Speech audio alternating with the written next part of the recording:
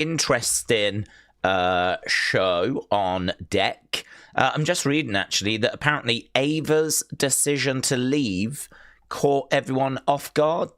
So it seems like Booker T has weighed in on Ava's unexpected departure.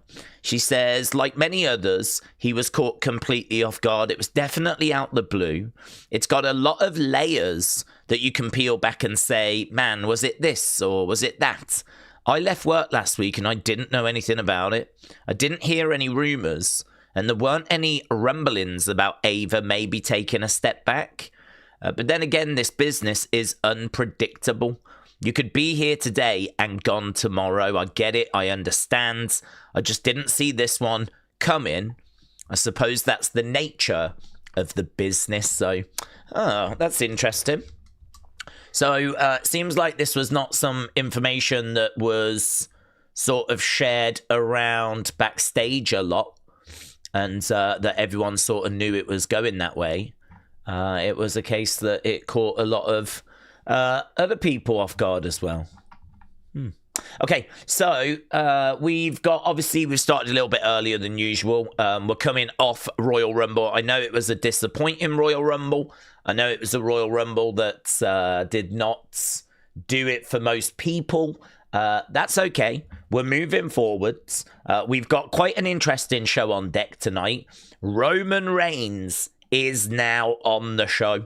And this is kind of interesting because at the weekend it was alluded that he was not going to be on the show.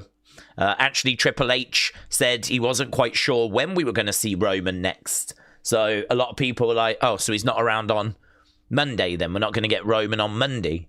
And then all of a sudden today, they've announced we're getting Roman Reigns on the show tonight. So we do have the Tribal Chief Roman Reigns.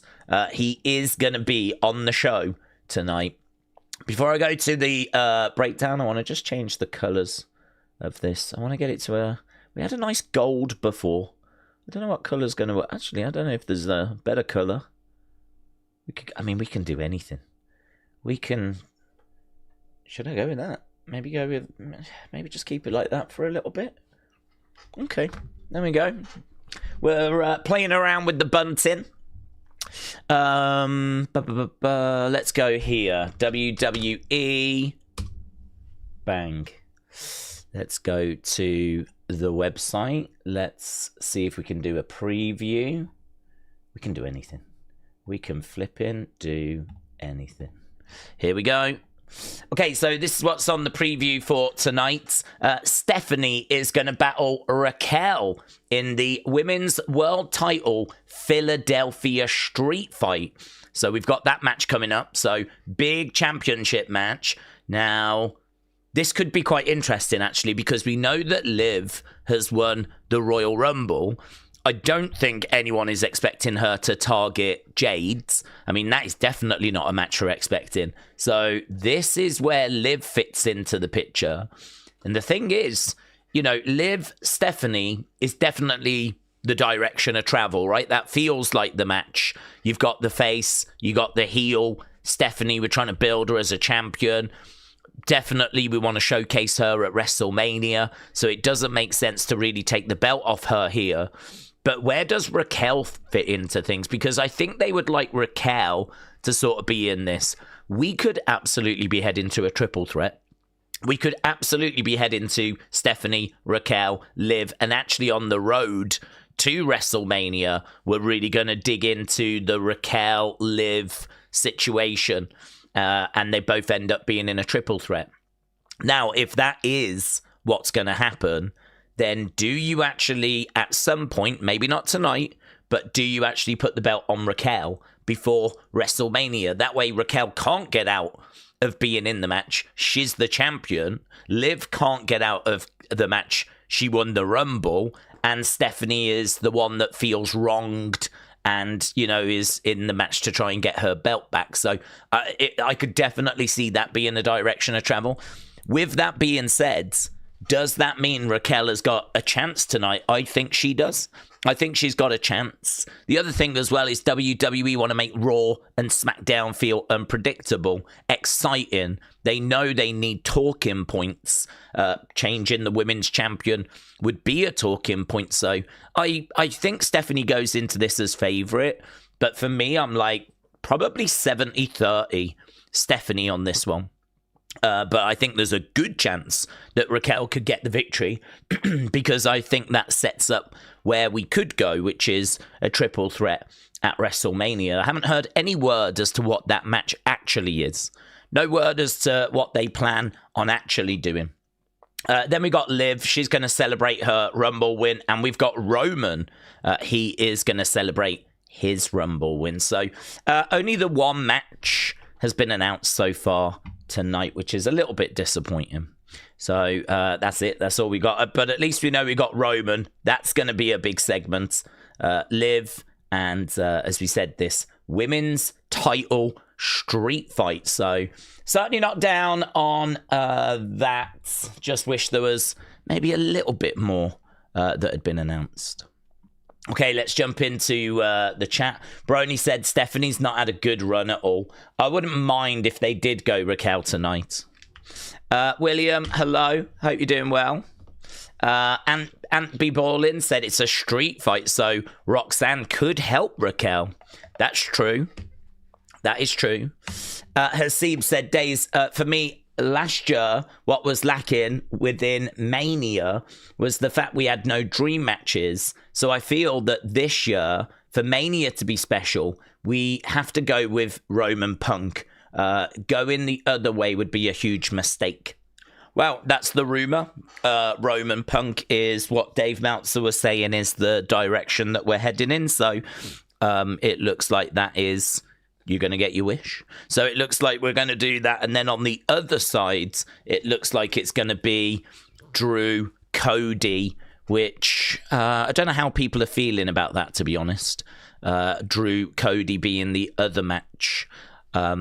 Jacob could get involved, but it doesn't seem like that's a certainty at this stage. J14, hello. Hope you're doing well.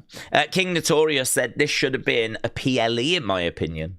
What, the Raquel match? Raquel and Stephanie. Yeah, I mean, it's hard, though, because, I mean, I sort of feel like for us that watch, we want these shows to be good as well. Like, we want Raw to be worth watching. We want SmackDown to be worth watching. So if it's worth watching, you got to put some good stuff on it. The only problem is, something like this street fight, you know it's going to be interrupted with a load of commercial breaks. If it wasn't for the commercials, I don't think people would care as to what show it was on, because a lot of us watch all of the shows. The only difference then is that Royal Rumble had like 20-odd thousand, 25,000 people in attendance. Tonight's probably going to be more like 11, 12. Something along those lines. I don't know where we are tonight, actually. We are in America. I want to say Philadelphia. I can't quite remember. We are back in America, though. Hence why, you know, we're back to this time. I can have a look. I glanced the other day. Yeah, Philadelphia. I was going to say, I wanted to know what time to do this stream. So I had a quick glance. I couldn't quite remember, but it is Philadelphia. So we're in Philadelphia tonight. On Friday, we're going to be in Charlotte, North Carolina. Next week's Raw is in Cleveland. Then we got Dallas. Then we got Memphis. Then we got Florida, Fort Lauderdale. Then we got Louisville. So, oh, God, it's so good, isn't it? We are just back in America. No faffing around. We're on the road to WrestleMania. Rumble is done. They always say the Rumble is the official start. I think you can say, you know, the start of 2026, personally. I mean, you can't tell me that Drew beating Cody is not a massive factor on the road to WrestleMania. Of course it is. Of course, it changed the Rumble. I mean, Cody was in the Rumble, and he wouldn't have been, right? Drew would have been. So, you know, it changed that. And so we're kind of heading in a different direction because of what went down in early January. But officially, we're on the road to WrestleMania right now. Triple A said, Daze, how are booking odds decided? How is it so accurate? Out of all the wrestlers, the two favourites, I get Braun, but I never understood how Roman was the favourite all of a sudden.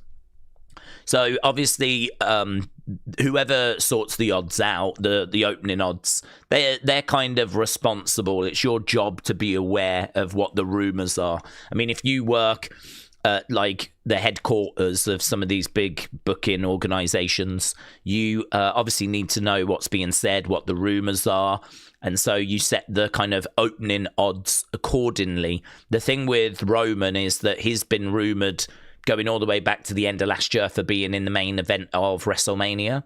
So I mean, as a starting point, that's a great starting point.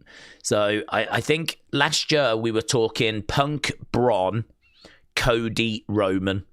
And that was at the end of last year.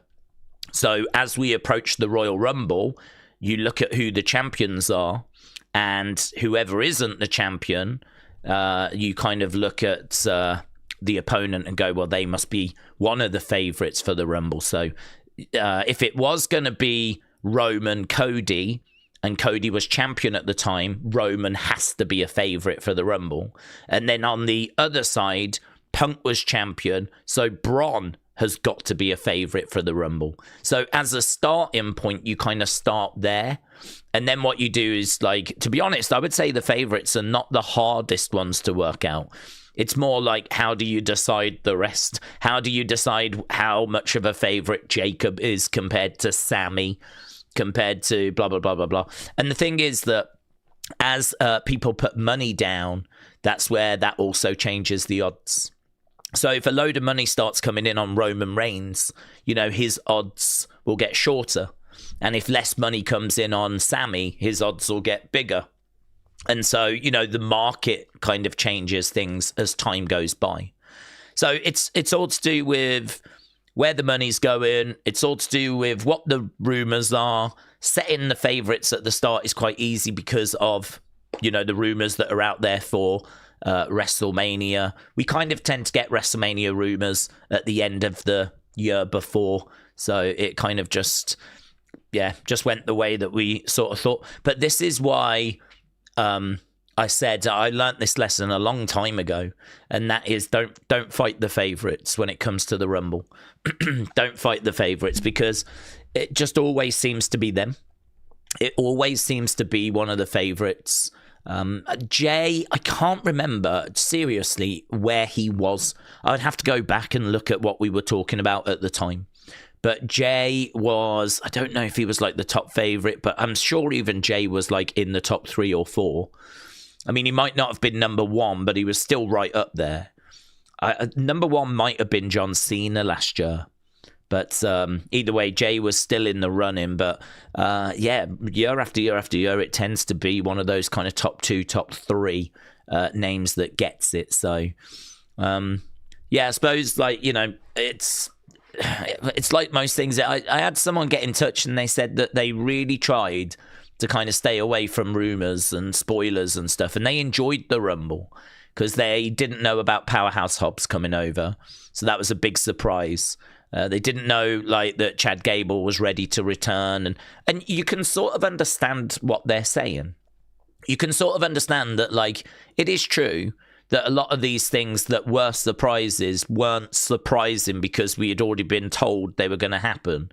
And that does ruin it, right? So it is true, actually, that the Rumble, in Triple H's mind, was probably a bit better than what we received it as. Because unfortunately for Triple H, a lot of those returns got spoiled. Like, we know. But saying that, I mean, Chad Gable's putting out footage of him training. Chad Gable's putting out footage of him, like, really lifting serious weights. I mean, you don't need Dave Meltzer to tell you that he's close to returning when there's flipping footage of him working out like a beast, looking absolutely shredded. So I don't know. I mean, you'd have to stay away from social media and wrestling in particular, full stop, really. Because even if someone doesn't tell you, like, that's going to happen, you can still see footage like that and go, well, I mean, surely he's coming back soon, you know?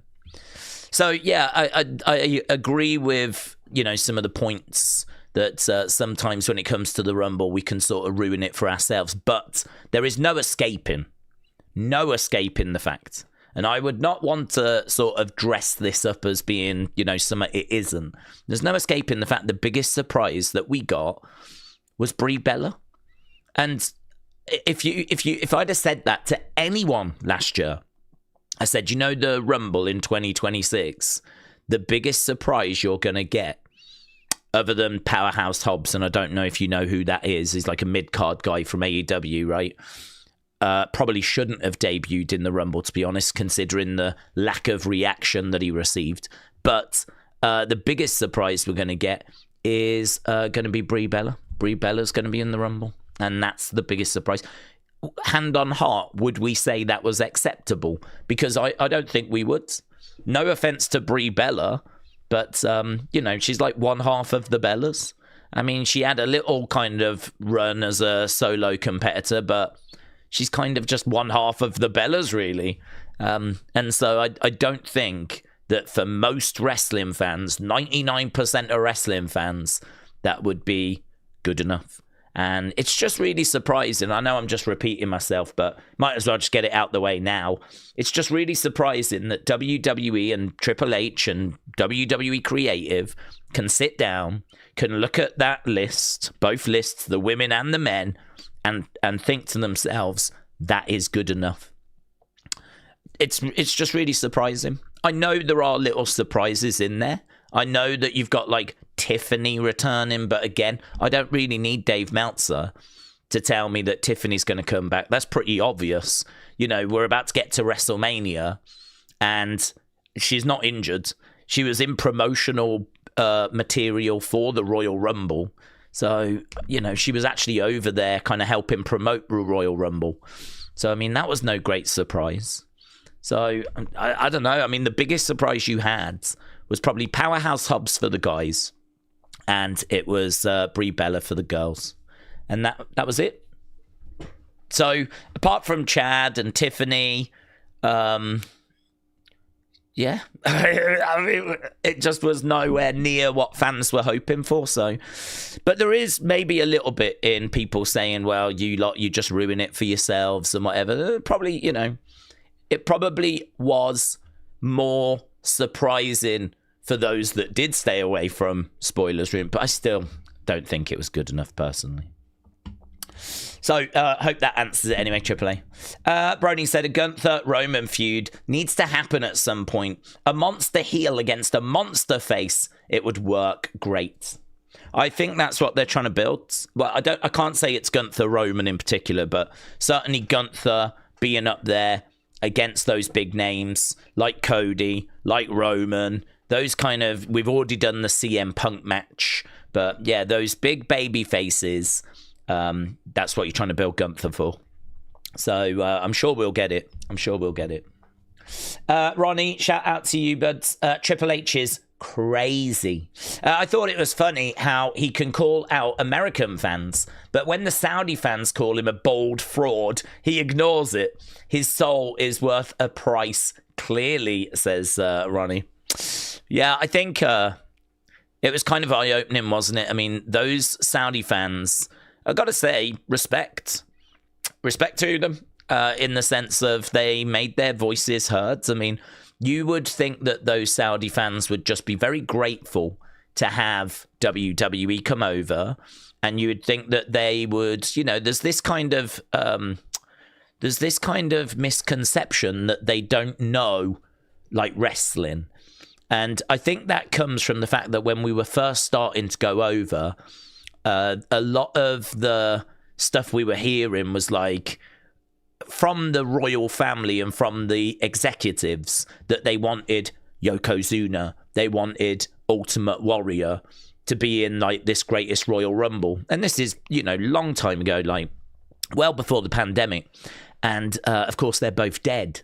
So you kind of go, they haven't got a flipping clue what the current product looks like. They haven't got a flipping clue like about wrestling.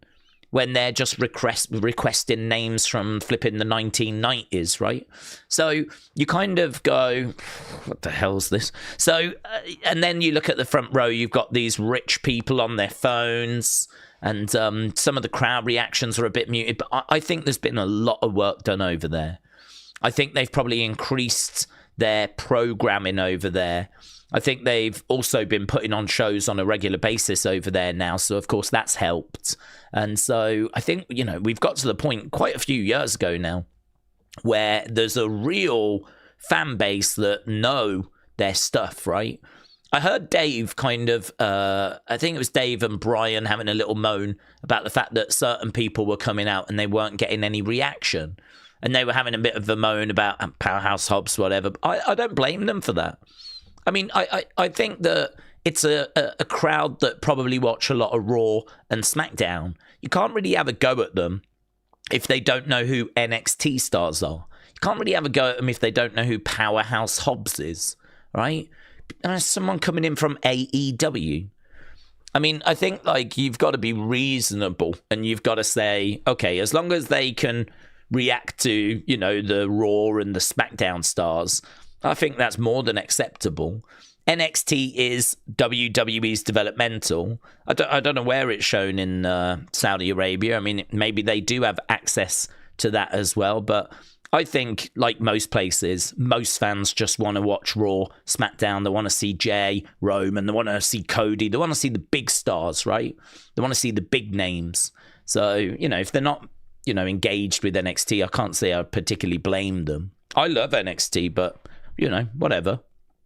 So I think for me, this was a crowd that did know its stuff and did know those bigger stars and did know the Raw and the SmackDown people. And fair play that they were disappointed that they didn't get Jericho and they were chanting Y2J at Triple H. And fair play that they were disappointed that there wasn't better surprises. So they were chanting "You effed up" to Triple H, right? Sending a message. I got to say, fair play to Roman Reigns as well, because not only is Triple H getting it from the fans, but as we looked at the other day in Unseen yesterday, and as we had conversations on the Rumble stream, he came out and said creatively, we have not kept up. He gave praise to Nick Khan and said WWE was in great hands from a business point of view. And he's talking about, the Netflix deal, ESPN deal. We might find those things frustrating, but they generate a lot of money for WWE. So brilliant, right? Great work. Yeah, I mean, they're doing really great stuff.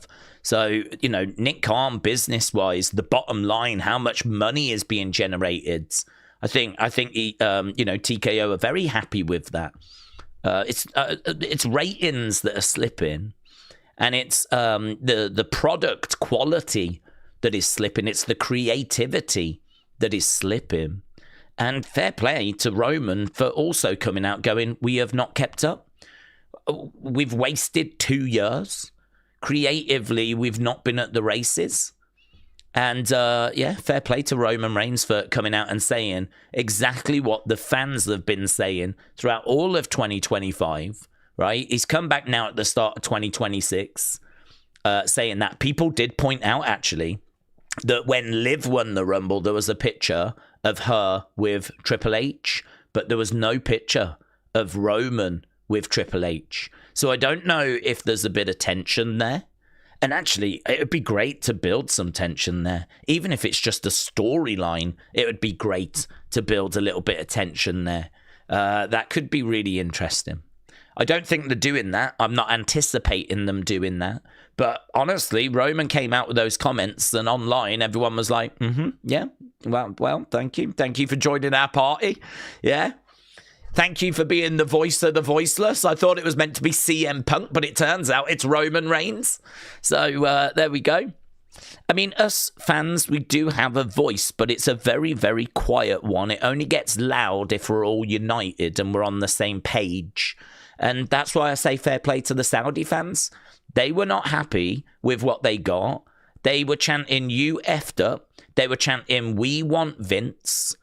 I mean, we don't want that. But they were chanting, "We want Vince." They were chanting, "You effed up." They were chanting Y2J. And that was going on the post show after the Royal Rumble when Triple H went out in front of the fans. He was getting all of that. And yeah, I mean, right now on Cage Match, and I know people don't care about Cage Match. I don't really care about Cage Match unless it is a PLE, because most other feedbacks are quite small. So unless it's got like, you know, a good few hundred feedbacks, I don't really feel like the number is that accurate, right? But on Royal Rumble, it's got, I mean, we can have a look together, actually. Rather than me tell you, we can have a look at it. And you can see the numbers for yourself. So I like Cage Match when it comes to PLEs. So here is Cage Match, right? You just go to Cage Match. If you go to the top, click on TV and pay-per-view. Okay, it brings you to this page. And this has got all the shows from all the different companies. And the one we're looking for was just a few days ago, so it's going to be near the top. It's right here, look, Royal Rumble. So if we click on Royal Rumble, then we've had 313 votes, which is not bad, honestly. I know it's not thousands and thousands, but once you start getting to this kind of level, it's enough of a sample size where you can actually understand if it was good or bad, right? Get a few more thousand, and yeah, it could move a little bit, but it ain't going to swing drastically. 300 is enough of a sample size to get a gauge as to how fans felt. And at the moment, 5.6 out of 10 for the Royal Rumble on Saturday. 5.6. And if we go down, we can see a couple of dark matches. So the Wyatt 6 beat the MFTs, took 10 minutes. That was Loomis and Gacy against Solo and Tamatonga. There was also Shinsuke and Motor City Machine Guns beat Grayson Waller and the New Day in 11 minutes. So those two matches were going on during the countdown show, but we didn't get shown those, which was a shame. But they did go down. Then we start with the Women's Rumble. That at the moment has got 6.15 out of 10, over 400 votes for that. Then we've got this Gunther AJ match, 8.5. 8.5. I think is very fair. That went 24 minutes, but it didn't feel like it to me. 24 minutes, that's quite a lengthy match. And obviously, you know, we spoke at length about this during Unseen. It seems like AJ Styles is done. And then on this one, look, Drew, Sammy, 6.4. I just feel sorry for them. I thought their match was probably better than that, actually. But I just think trying to follow that was a thankless task. Plus, no one seriously gave Sammy a chance. So you are watching a match that's got to follow an absolute banger, and then a match where Sammy just doesn't stand a chance in it, right? You might as well have done it as a main event of Raw. And no one was buying that Sammy was winning this thing. And I saw criticism because people are like, Sammy just got beaten down. There was very little moments in the match where it looked like Sammy even stood a chance of beating Drew. So, whatever. But I actually thought the action was not bad, honestly. But, yeah, nowhere near the level of the match that came before. That was the match of the night. I think everyone's in agreement on that. And then we get to the Men's Rumble, which at the moment has got over 400 votes and has got 4.7 out of 10. I mean, how do you mess up a Men's Rumble that bad? And the crazy thing is there were moments, you know? I mean, there was some nice moments between, like, Randy and Javon, where, you know, Javon was going for that cutter and Randy turned it into a RKO. And there was, you know, some decent entries. I like the El Grande moment. Obafemi looking as strong as he did at the beginning. They really wanted to make sure everyone saw him. They really wanted to make sure that everyone noticed Oba. So they didn't put him in the middle. They actually put him out at the start. And they did that sort of, you know, that come on down, I'll eliminate you and just work my way through you spot that we've seen a few times. Obafemi looked really good. Got to give him praise for the presentation of him. I will criticize the Iron Man, though, because the Iron Man turned out to be Javon, who lasted 40 minutes. First of all, I don't think that's enough time. But also, it was so kind of close to a few other people. I think like Oba did about 39. That actually, Javon is the Iron Man, but it doesn't really feel like that big of an achievement. You've actually sort of watered it down. I don't know that I came out of this feeling like anyone shone in that sort of Iron Man position. But technically it was Javon Evans. So a bit of a criticism to that. Plus also another criticism, Oba and Roman both eliminated 5 people. So they didn't even have one person get the most eliminations. It was tied between Oba and Roman. Like, couldn't you have worked it so that Oba just got 1 or 2 more than Roman? And so at least then Oba would have had most eliminations. Javon would have been a proper Iron Man. Roman won the Rumble. But instead it's a bit like Oba eliminated 5, which isn't that big of a number. Not when the record, I think, is like 13 or something. Same number as Roman. Iron Man was a bit... real lack of surprises, as we said, the biggest being probably Powerhouse Hobbs. So, yeah, I mean, the mystery person is obviously a massive talking point. That's one that people are going to want to get to. There's no word as to who that is, and there's plenty of speculation with Finn Balor, Adam Pearce, Jake Paul, Austin Theory, Seth Rollins, Steve Macklin from TNA. I'm trying to think if there's any others. Those are the big sort of names that I keep seeing. No, some people are like, he's wearing Adam Pearce's shoes, but the person doesn't look quite big enough to be Adam Pearce to me. But again, the person that gets revealed might not be the person that we saw, you know? So if they want to reveal it to be Adam Pearce, then that's fine. But the only thing I would say is that if Adam Pearce was going to start physically getting involved, even as a mass person, which I think you're going to see tonight from Paul Heyman. I think Heyman's going to accuse Adam Pearce of maybe not being the mass man, but certainly being behind it. I just sort of feel like that means Adam Pearce is going to have to wrestle. And apparently there's no word that he's going to wrestle. There's no word that he's going to actually step into the ring. So I don't think it's going to go that way. I think it's probably that Heyman's going to accuse Adam, but I think it's going to be revealed to be something completely different. I mean, honestly, the theories that people have had about Austin Theory secretly working with Seth could absolutely be the road we're going down. It could absolutely be that Heyman's going to blame Adam Pearce. He's going to say, you're behind this. And then, of course, when we get to the reveal, it's Austin Theory. It turns out it was actually someone from within the Vision, right? It had nothing to do with Adam Pearce, even though for like months he's been accused. They've made his life hell. And, FAFO, as Heyman keeps saying. And I think then it could be revealed that it is, someone that was not connected with Adam Pearce, and it might actually be someone internal. There is a thought that it could be Jake Paul as well. And the reason for that is because it sort of looks a little bit like Jake Paul. Plus, Jake, of course, got smashed by Anthony Joshua. And so certainly his boxing career is on hold. With WrestleMania around the corner, if Jake was going to come in and do something, he'd want to do it at WrestleMania. And so could it be that we're planting the seeds right now? Could it be that we're going to do some at Mania that's going to involve Jake? Jake also made some comments about how he had something pretty big coming up soon.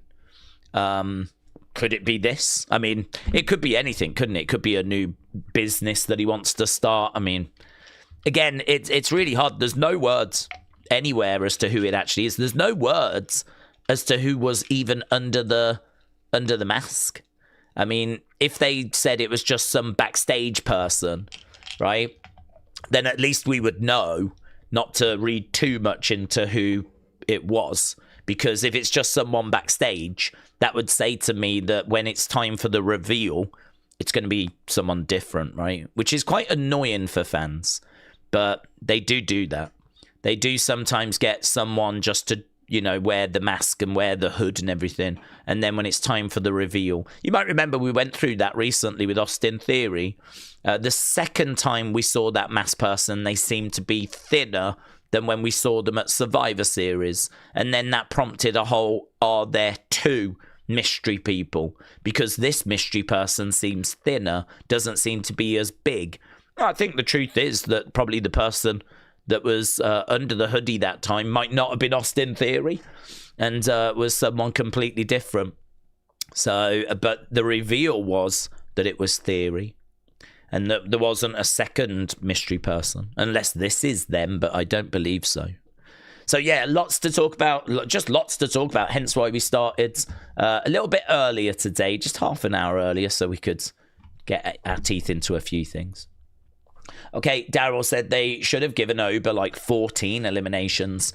He could have come out doing a promo saying how he's got a record and he's now the new beast. And then that brings out Lesnar. And then that could set up their WrestleMania match. Shining Wizard said it's weird that Pierce has made no noise about wanting to perform. But Aldis has and nothing is happening, said Shining Wizard. Phoenix said I could see Heyman behind it, considering Heyman can be loyal to two guys at once. Braun versus Brock, says Phoenix. Not JPEG said too late for karma. Awesome Kong to get payback against the Bella twins. She had a baby, didn't she, Awesome Kong? And I don't know when she last competed. I no word about her at all. She could be retired. I have absolutely no idea what she's doing. Let's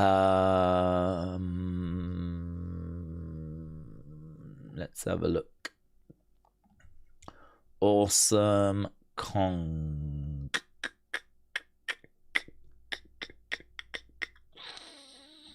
Is that the one?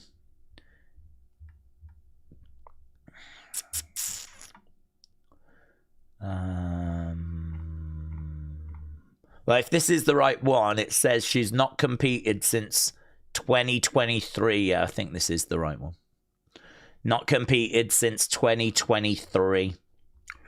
So, I mean, we're sat here in 2026 and got absolutely no idea what she's doing. She very well, I mean, she was over in AEW. She very well might have just called it a day. She very well might have called it quits. To be honest, I've not been keeping it. Once they get outside the WWE sort of bubble, not brilliant at keeping up with them, so don't know the latest on her. Aaron said, Daze, I want The Rock to come back. Imagine him being a part of a Roman Punk feud. Not wrestling, but just being with Roman and then setting up Roman Rock next year. Be great. I'd take that, buds. Days they added Penta Bronson. They've added El Grande Javon for a second time. Probably because Javon got injured in that first match. Matteo, thank you. Wonder why they didn't put that on the preview. Chris said, do we think Roman will win the World Heavyweight title in an attempt to elevate it and make it more comparable to the WWE title? Well, he could do. I sort of hope he doesn't, in a way. That's a really good question, actually, because you're right. If it is true that it's going to be him and Punk, and that is the latest rumor, then that would mean he's going for the World Heavyweight Championship. But I don't know. I sort of like the current setup of having a world title that does just feel like a step below the WWE Championship. If we are going to now work on changing that, then, well, okay, but then that means that the WWE title is going to start having people winning it that, I mean, we could have had Jay. I mean, Logan could get the WWE title. This might sound crazy, but Logan winning the World Heavyweight title, I can sort of deal with. I can sort of cope with it. It's a belt that's only been around a few years. It's a belt that we created because Roman was so dominant with the other championships, the Universal and the WWE, that we needed another belt. Like, just having Roman having the top titles and then being as inactive as what he was a problem. And so they created, and even when they announced it, they said as such. They said, like, we need another world champion, right? So they just created it out of thin air. It doesn't have the history of the previous World Heavyweight Championship. This is just basically a belt we plucked out of thin air. And I don't know, for me, we're still building the prestige of the World Heavyweight Championship. And I know, like, Punk having it is pretty good. And if we put it on Roman, that'll be really good. As you said, that will elevate it further if he has a good run with it. But I can sort of cope with someone like a Damian Priest carrying it or a Logan. But that WWE Championship that goes all the way back to the 1960s, that just is the belt. Like, it is the top prize in all of professional wrestling.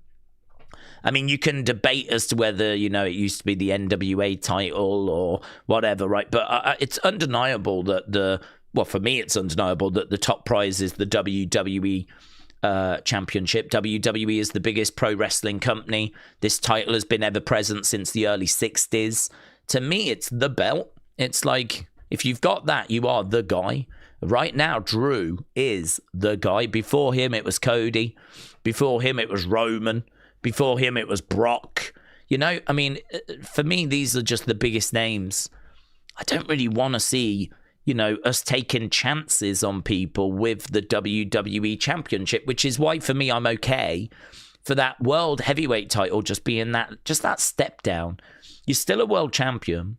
You still can be announced as being a WWE World Heavyweight Champion. Like, still adds to the tally. If Cena had won it, he would have won 17. If he comes back and wins it now, it'll be 18. So, I mean, it still massively counts, but it's still just that step below in prestige. I sort of like it that way, personally. So that would be my concern. If I was in the creative room, I would voice that concern. This is a belt that we can sort of try on some people, see how it fits, see how it looks, see if it works, before we give them the keys to the kingdom, which would be the WWE one. There's no going back then. So they could, and, perhaps in that creative room, they are having that conversation of these two world titles, for the sake of the business, should feel equal. Because if we headline a pay-per-view with the heavyweight championship, we want it to feel as big as if we headline with the WWE championship.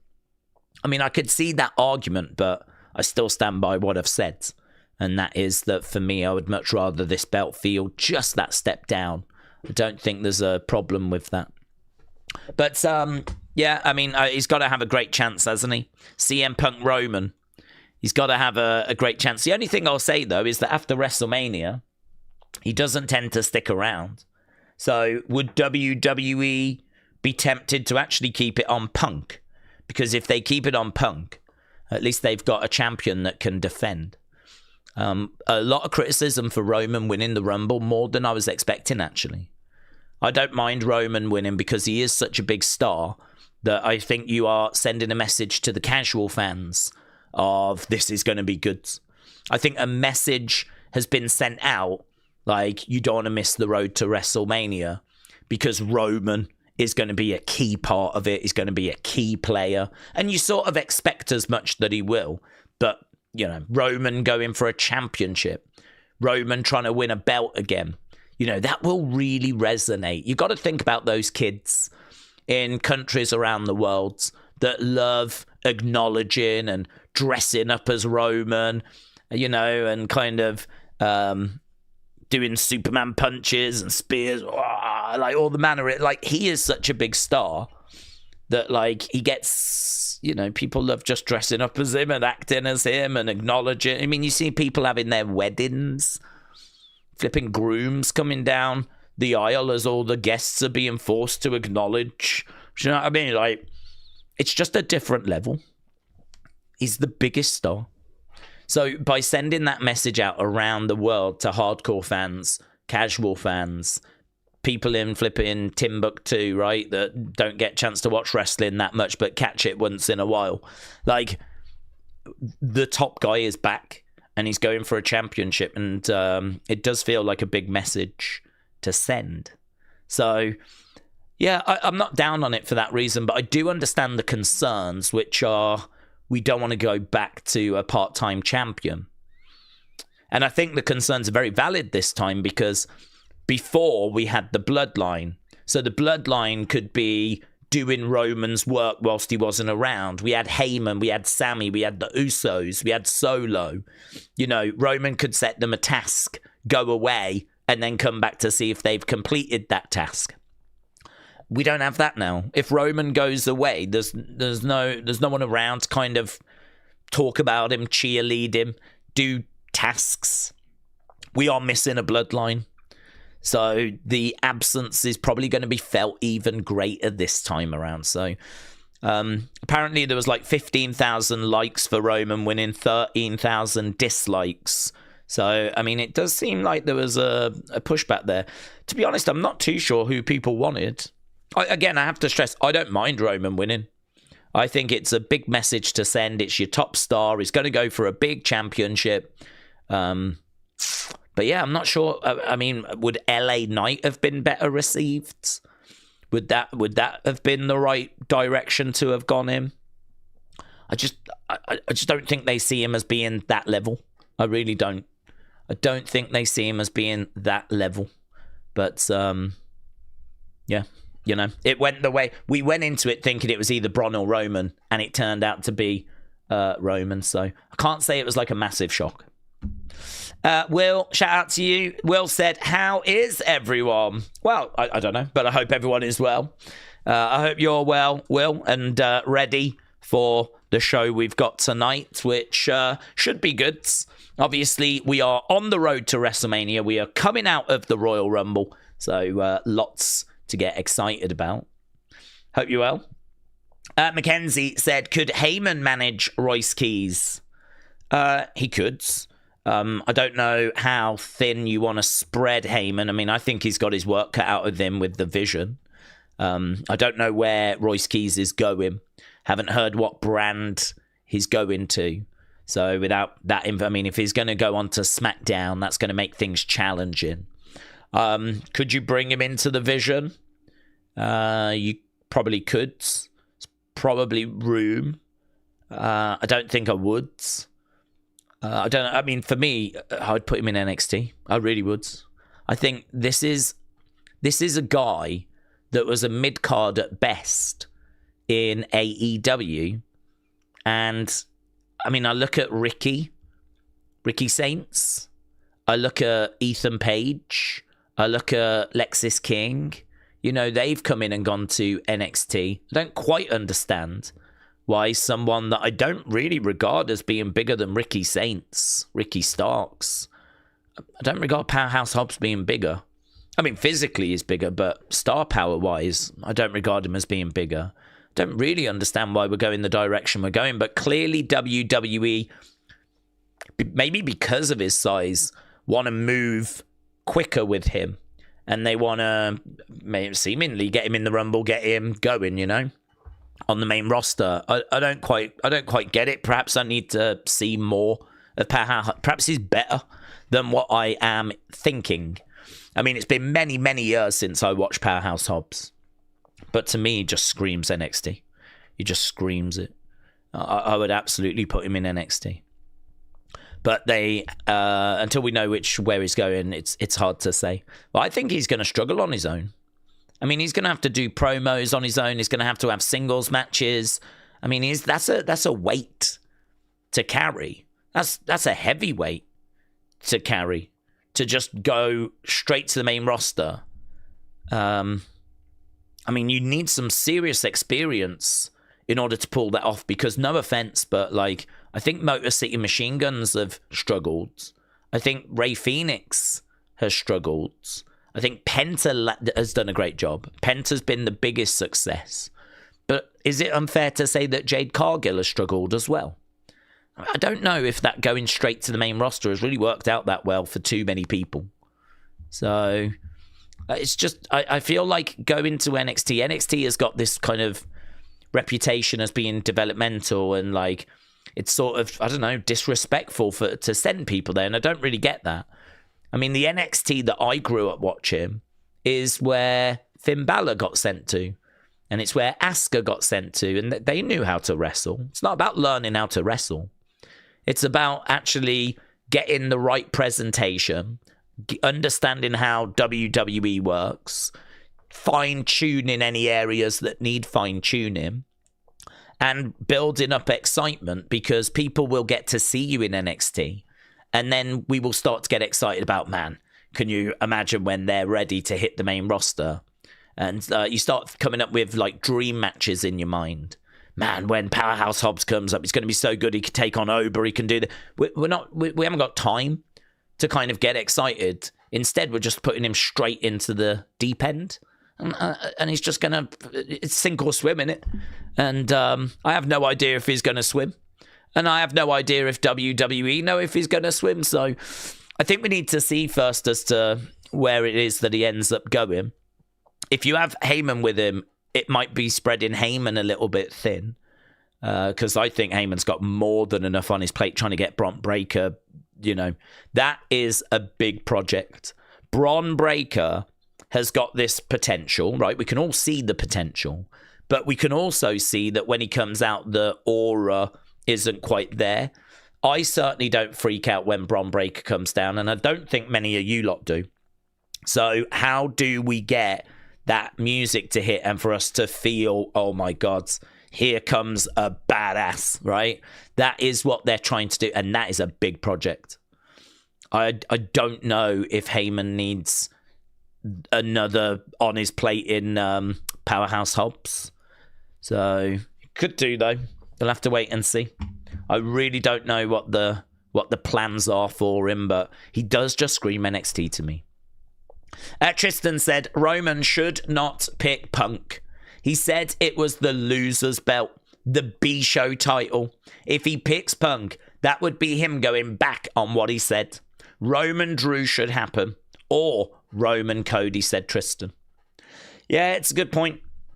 He did make those comments because obviously that belt was created as kind of a participation prize, as kind of a runners-up prize. It's a world title, but it was only created because Roman was so dominant that they were like, well, we need another world champion. The other world champ's not around as much and no one can get the belt off him, so let's create this one. The World Heavyweight Championship did not have the best of starts in this world.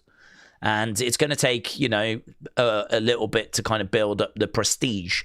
I think the fact that it was put on Jay and that didn't work, and the fact it was put on Damian Priest and that didn't work, you know, has not helped the aura of that championship, right? I also don't think Gunther's runs with it were really that good. Gunther's Intercontinental run was a lot better than his world title runs. So, you know, I think that it's a belt that feels that step below the WWE Championship to me. And you know, a great way of putting it is, you know, which belt is going to main event night 2 of WrestleMania. Always up to this point has felt like the WWE Championship would. And actually that has been proven by the fact it has. If you look at what opened night 1 in 2025, it was the World Heavyweight Championship. It was Gunther versus Jay. If you look at what opened night 2 of WrestleMania 40, it was the World Heavyweight Championship. It was Seth versus Drew. CM Punk on commentary. So, you know, we've got one belt that opens the show. We've got one belt that headlines the show. And the one that headlines is the WWE Championship. So these are, you know, but that might switch now. That might change now. If Roman's going to go after the World Heavyweight, this is why it was a really interesting comment earlier about could they use Roman to raise the prestige of the World Heavyweight Championship? And they absolutely could. I mean, Roman Reigns, CM Punk, that could absolutely close night 2. Still think it won't, though, actually. I don't know why. I've still got a feeling that it'll be night 1.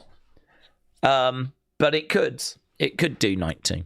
But you are right. Roman did make the comments of it being a B belt, whatever. But I suppose he'll say that he didn't mean that. He was just in a headspace where, you know, he was on top and he didn't want to acknowledge anyone else's accomplishments. You know, that belt has always been an important belt. And it's a belt that he's never won. And it's one that he wants to add to the collection. He needs to get back to the top. And what better way than by not only winning a world title, but taking it from CM Punk. So he could come out with something like that.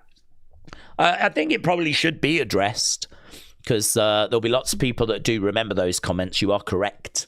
I think there is a way forward with it, though. But yeah, I mean, look, that's the rumor. I'm not down on the match, to be honest. I'm not down on Roman Punk. It was, do you remember, it was teased at Survivor Series. And when they were both in that shark cage, and got a really good reaction, actually. You know, when Roman put his hand on the thing to stop CM Punk from leaving that shark cage, and actually that got like 100 and some million views. Roman stopping Punk leaving the shark cage. That was enough of an indicator that people were interested in that match. They didn't do it at WrestleMania 41. They did a triple threat with Seth involved as well.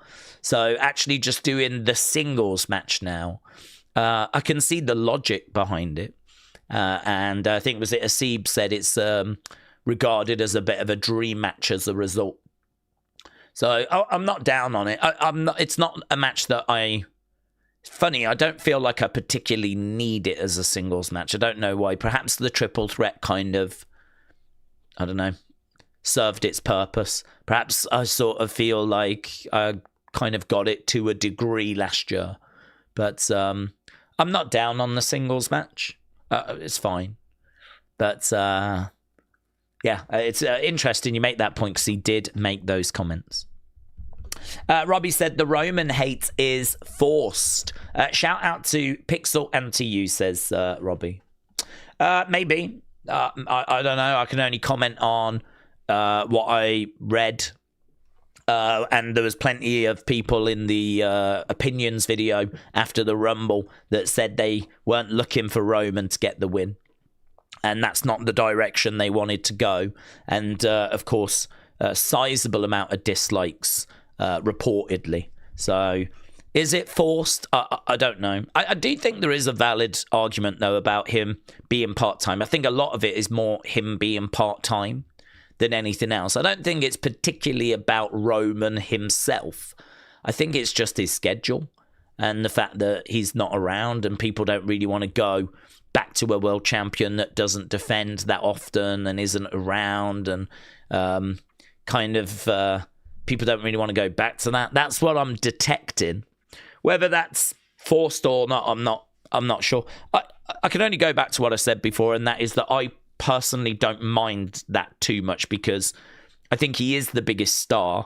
I think whenever he's around, it's special. I think that, the old argument is you put the belts on your biggest stars, and he is the biggest star. And I think as well as that, we've already got a second world championship. So lots of people out there say that you should only ever have one world champion. So if we've got one world championship that's kind of being ever present, being defended, and then the other world championship is on a part-time star, it's not the end of the world. It's not like we don't have any world championships around. We will have at least one, and then the other one will be defended every few months or something like that. And it will also be on the biggest star in the industry. And, it's like putting the belt back on Hogan in the 80s. It's like putting the belt on flipping Stone Cold in the Attitude Era. It's like putting the belt on Cena in the Ruthless Aggression 2010s, So for me, I don't have like any strong feelings on it.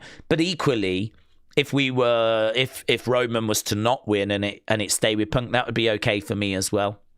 I don't really have a direction that I'm particularly, connected with. I don't really care, is my honest answer. I don't really mind which way we go. So it's just sort of interesting seeing what people are saying about it and seeing what people think. So I think AEW fans started a stigma because they don't want to be seen as an NXT level promotion, says King Malho.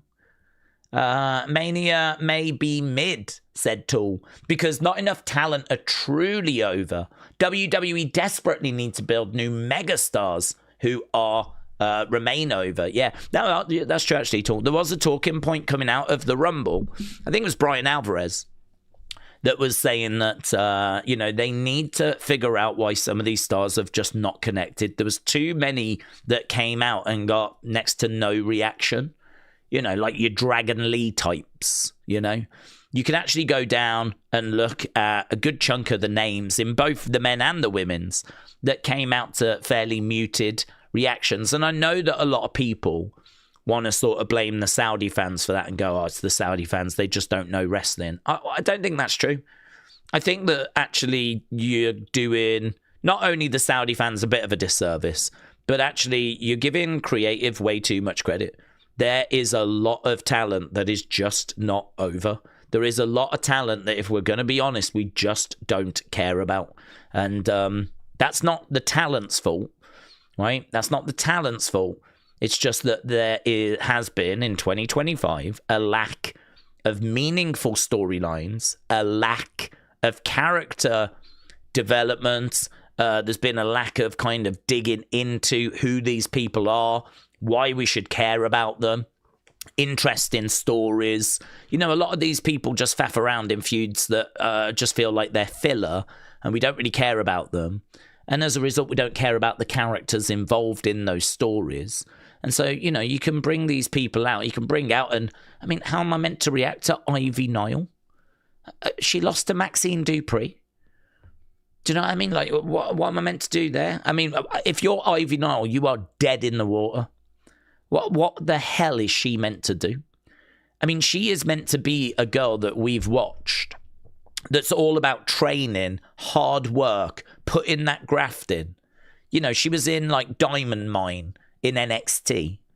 And, she's all about, like, hanging around the creeds. I mean, Ivy is just absolutely jacked. She's not the biggest of girls, but, she's got size, she's got muscle because, I mean, she just works out. She loves working out. She loves fitness. And every time you see her, like, she's, it's all about, like, fitness, resistance bands. Footage online is her doing weights. I mean, but you've done nothing with her but feed her to Maxine. Maxine got a win over her. Maxine, I think's only intercontinental title victory was over Ivy Nile. Ivy Nile is dead in the water. What the flip are you meant to? And it's not even that Ivy Nile is a jobber. It's not like we see her jobbing out week in, week out. Is it? We just don't see her. We just don't see her. And when we do, she's losing to Maxine. And, no offense to Maxine, but Maxine in my mind and in a lot of people's minds is NXT level. It's a girl that, is not very good in the ring. She's made improvements and she's got better, but we still can't say she's main roster level. She's someone that for me should be in NXT, and I think she probably would agree, to be honest. If you was to ask her and say, the level you're at now, are you should you be on the main roster or should you be in NXT? I mean, we've just had Julia, Jordan Grace, Stephanie, Roxanne. We've just had those girls come out of NXT. All of them are ahead of Maxine. And those were the girls that were in NXT. Right now, JC Jane, Kendall Gray, these girls are ahead of Maxine. So, I don't know, man. They do have a real problem. They've got lots of problems, actually. They've got lots of problems. And so they've got to try and flipping work this out. Honestly. You're right. I mean, you are right. They need to get more people over. They are working hard with Gunther. We got to give them credit for that. Let's try and find something we can give them credit for. They've done good work with Dominic Mysterio. They've done good work with Gunther. They're trying really hard with Bron Breakker. It might not be working, but there is a real attempt there. So going to give them their flowers on that. They can't do much with Jacob. He's been getting a couple of injuries. So it's been a bit stop-start for Jacob, but I'm sure he'll get there. I've got high hopes that Ober's going to work. I mean, you've really got to stuff it up to mess up Ober's aura. Listen, maybe they're going to, but I don't think they will. I think that one will be okay. They have... Who else have they kind of brought through that has been good? Tiffany had moments, but I think she just ran out of steam. Jade hasn't looked good. I don't know if that's creative's fault, though. Stephanie has been a mixed bag, to be honest. Still waiting for those kind of really good banger matches on the main roster. She can do it. We just haven't seen it yet. I don't know that she's had the right opponents. Actually, tonight could be really good for her. Tonight could be really good for Stephanie, because I think a street fight against Raquel, I mean, with weapons and the kind of fun spots you can put in, it could be a really good match. So tonight could be really good for her. So I can't give them praise for putting a belt on Stephanie quickly, because I don't think that that's not good creative in my mind. You've got to back it up with really good matches and promos, and I think Stephanie's been a bit of a mixed bag to this point. But yeah, okay, there's a few names there that we can give them praise for. But you are right, we've got to find a way of getting more people over. There's the hate that Triple H has got since the Cena match online and the post-show. How do we think Triple H is feeling? He's getting booed in front of his eyes. He can't avoid it. I'm sure it hurts that people want him out. I think Triple H will be feeling a little bit of pressure, but not too bad, actually. Because I think Triple H has sort of... First of all, I don't think he worries too much about what the internet is saying, right?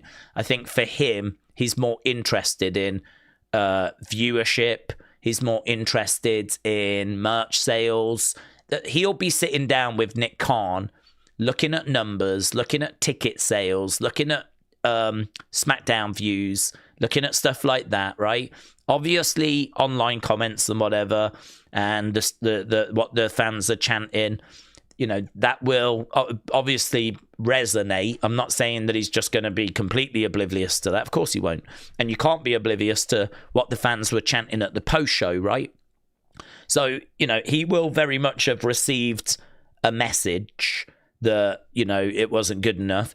And I don't know if he looks at things like cage match, or I don't know where he goes to just get a look at, you know, does he look at, say, what Dave Meltzer says? Does he look at what PW Insider say? Does he look at 411 Mania?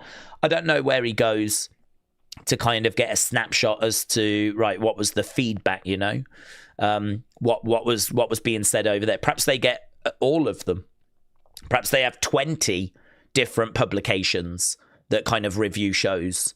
ESPN and all these different Bleacher Reports, Sports Illustrated. Perhaps they get all the grades, and they kind of, on Monday morning or Tuesday, whenever it is, they sit down and do a meeting, creative meeting, they just go down what everyone said. That would actually be a really good thing, I think, because it's just another indicator, isn't it? Ticket sales, merch sales, online views, you know, expressions, impressions, whatever. All of that are really good indicators as to how the business is doing. But maybe if you just get the top 20 credible companies that do reviews of shows, perhaps that could also give you an indicator as to like how it was received, right? Maybe they do that. Maybe they don't. I have no idea, right? But I think that he's going to use all of that to get a big picture.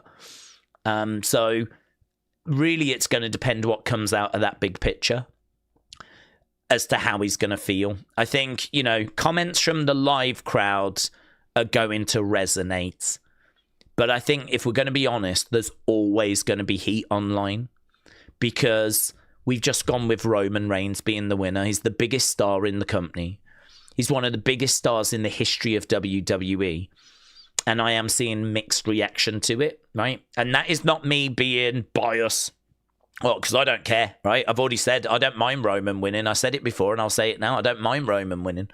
But because he is the biggest star, and it is sending a message that WrestleMania is going to be a big deal. So I don't mind. But I can't ignore the fact that I saw a message that claimed there was 15,000 likes, 13,000 dislikes. right? That makes it close to 50-50 in reaction, in response. I can't ignore the fact that when I did an opinions video, there was plenty of comments from people saying they didn't like Roman winning, right? There was people that said they did, and there was people that said they didn't.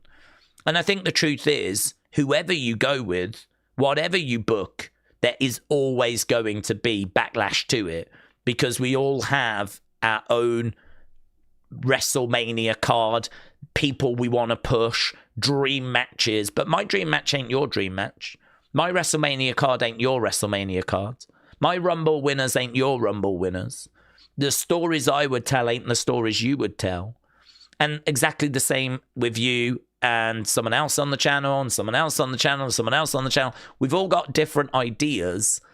And so when we get given something that we wouldn't have done, or we go down a road we wouldn't have gone down, or we go down a road we hate, as a result, you're going to get that backlash online.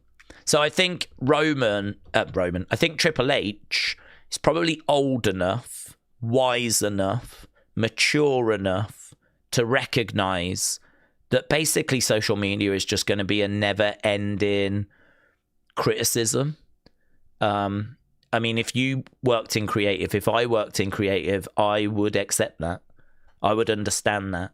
I think the truth is potentially very little to maybe even nothing that you could book that would please everyone. I don't know that you can get 100% of people on board. I mean, even Bloodline didn't get 100%. It got a high percentage. I mean, it was definitely more people on board than not, but there was plenty of criticism around for Roman and Bloodline. There's people in this community that can't stand Roman, didn't like the Bloodline, was quite happy when it was done, felt it was being dragged out. Don't forget, I mean, again, history can sort of paper over things, but there was a lot of criticism of Roman winning his matches thanks to outside interference. There was lots of people saying, this is boring. Roman just retains because Usos interfere, Solo interferes, this is just repetitive. Like, we know what's going to happen. Roman's going to retain, and it's going to be thanks to the Bloodline. And, for a lot of matches, it was that. And it was only the big matches where you kind of thought, well, I don't think they're going to do that here again, because we do that a lot. So how is this one going to go? And so, but most of the time, even the big matches, like look at WrestleMania 39. I mean, Cody didn't get it because of Solo, and look at Drew at Clash at the Castle. That was the debut on the main roster of Solo. I mean, Drew had to take out the Usos before Clash at the Castle so that they wouldn't be a factor in the match. And then, of course, Solo makes his main roster debut and costs Drew. I mean, we've been doing watch-alongs throughout that whole period. And so we've seen the highs, the lows, the criticisms and all of that. The big picture is financially, it was a massive success. Viewership, it was a massive success. Merch, it was a massive success. Everyone enjoyed watching the story unfold. But it would not be a fair reflection to say that it was just like without criticism. No, there was criticism. Even during the Bloodline run, there was criticism. So it goes back to my original point of I don't think you can really book anything that's going to be criticism free. So I do have a degree of sympathy for Triple H. I do have a degree of sympathy for creative. I would be willing to give them that, right? But I can't defend a lot of what I saw in 2025. And I think it's extra annoying when you can actually say before they do something, that's not the right thing to do. And then it's proven to not be the right thing to do. I'll give you some examples. I didn't think it was the right thing to do, and I said this before the Rumble. It's not the right thing to put Powerhouse Hobbs in on his own. If you have him go out there, people ain't going to know who he is. And the reaction he got was muted. People didn't know who he was. They had him come out at the Rumble, and he got no reaction. People didn't know who it was. And so you had like commentary having to try and go, this is the hottest free agent. Everything we thought they would do and say. But, I mean, he didn't look like a star out there to me. He got lost in the crowds. We were way more focused on what Oba had done earlier in the match. Powerhouse Hobbs was just there. He was just there. It was just a way of bringing him onto the show, but I don't think the Rumble was the right place to do it. And I can't say he's come out of it as like a big star.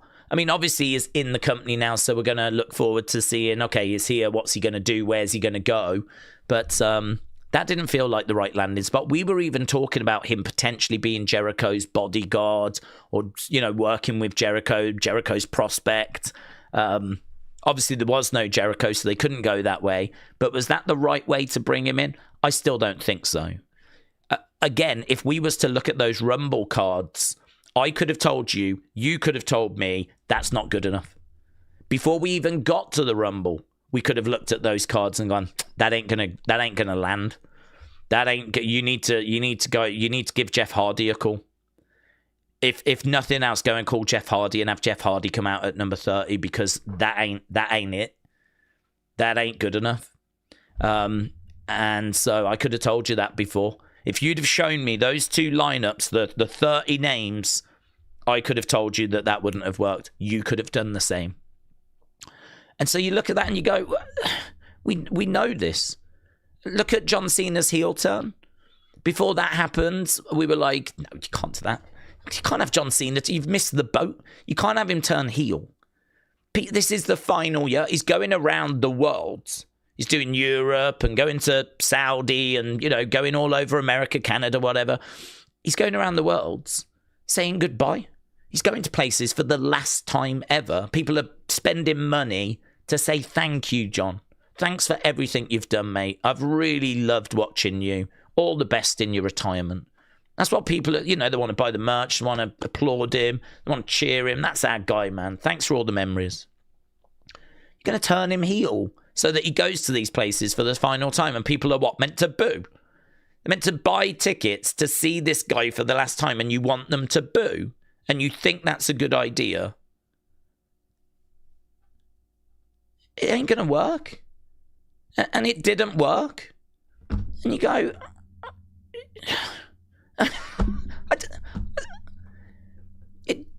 It's honestly, when it comes to this, I don't understand.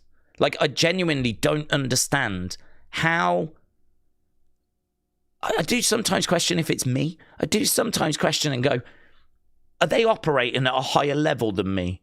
Is it that this is what I see, but they see that, but they are just thinking several steps ahead and they think they can do this, and it will work or something? Like, I don't know. I can't answer it. The only thing I can say is if you show me that Rumble lineup, it ain't going to work. You tell me about a John Cena heel turn in his last year, it ain't going to work. You tell me that John Cena's going to tap out in his last match, I will tell you people are going to have issues with that. And we can see this coming. And it's not even hard.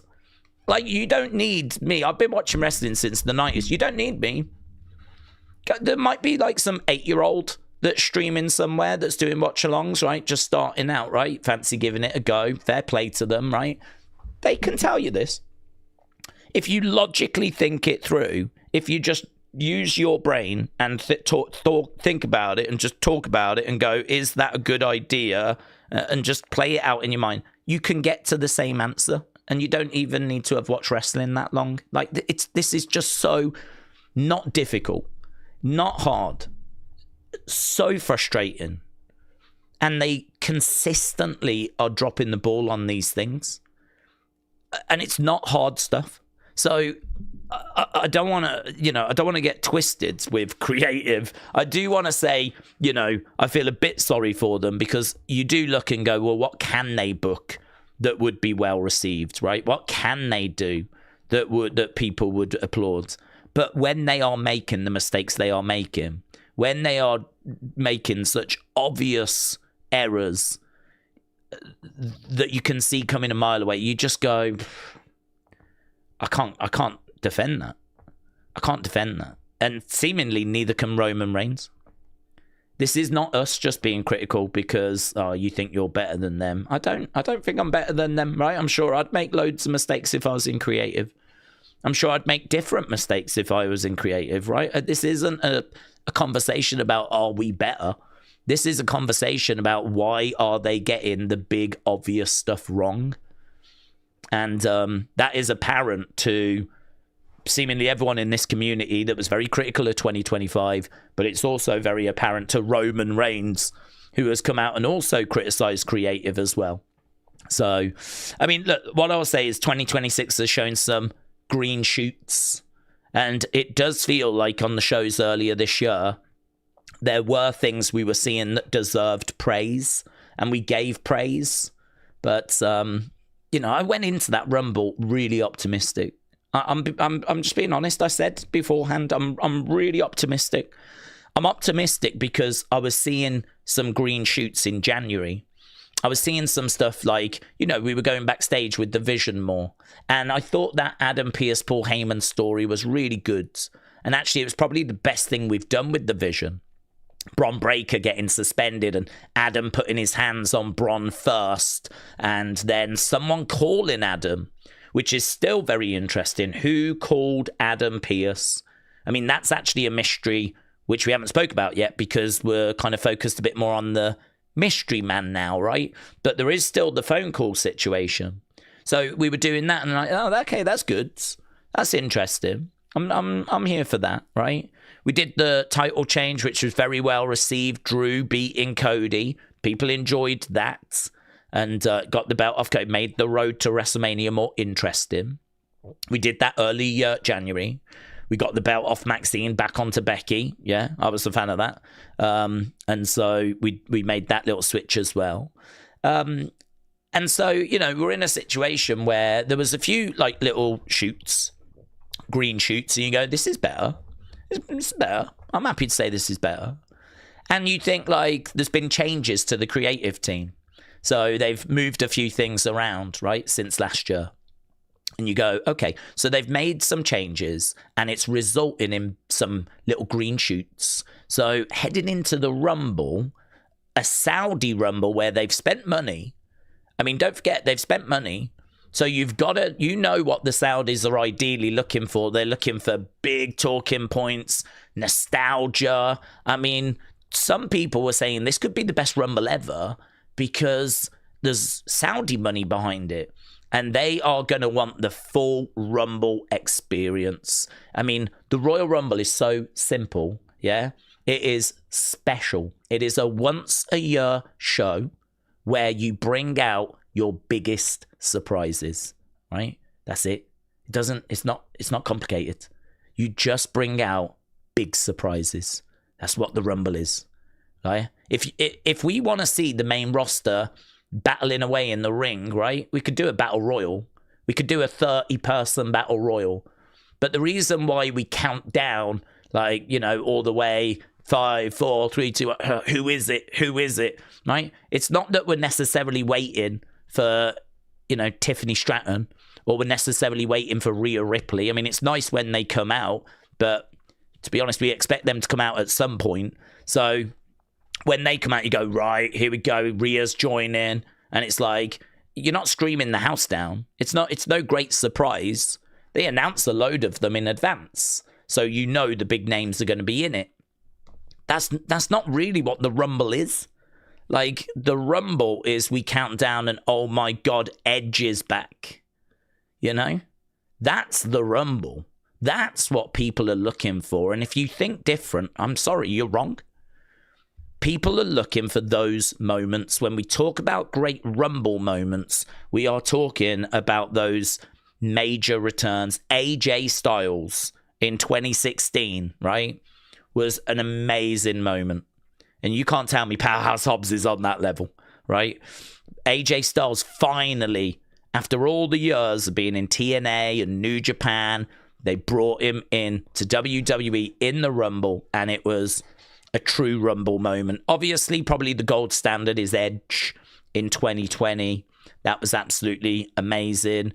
Ronda coming out after the Rumble was amazing as well. We wondered if she was going to be in the Rumble, and then she came walking out after Asuka had just won it.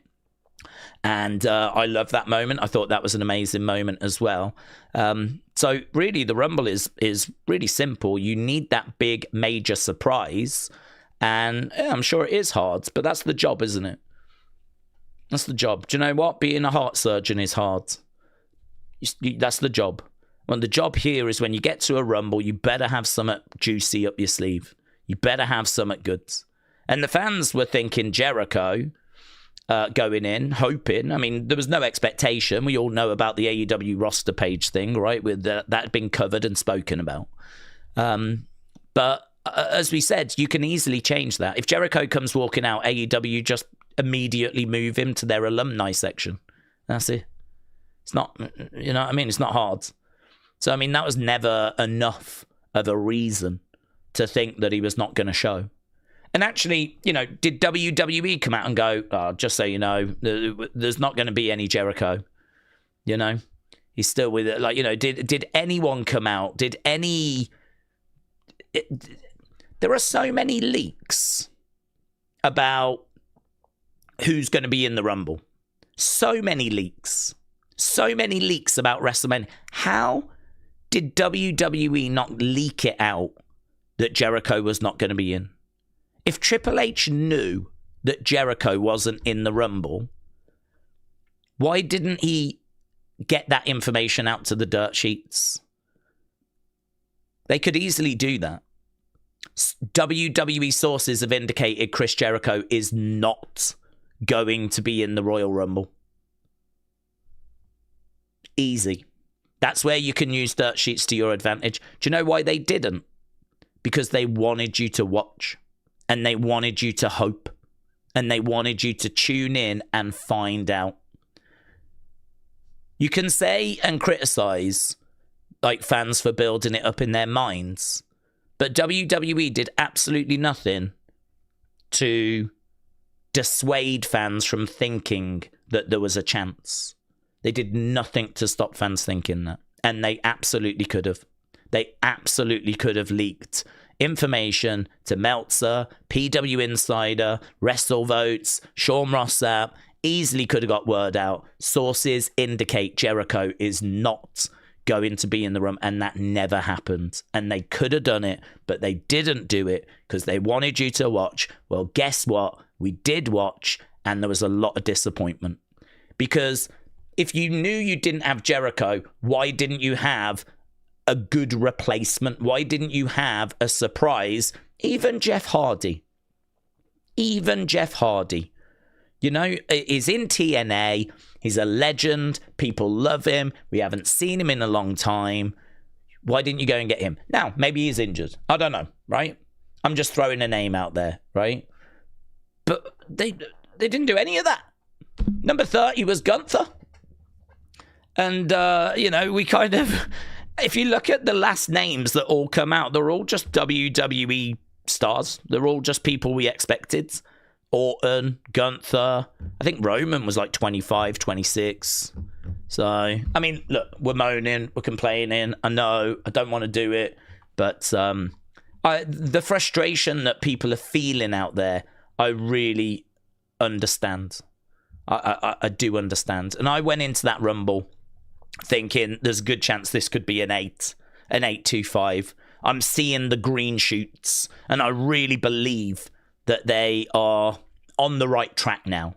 And I think you just sent a really bad message to the world. You know, if my brother was to ask me, shall I watch the Rumble? My honest answer would be no. If my brother was to say to me, I haven't seen the Rumble this year, is it worth watching? I would honestly say no.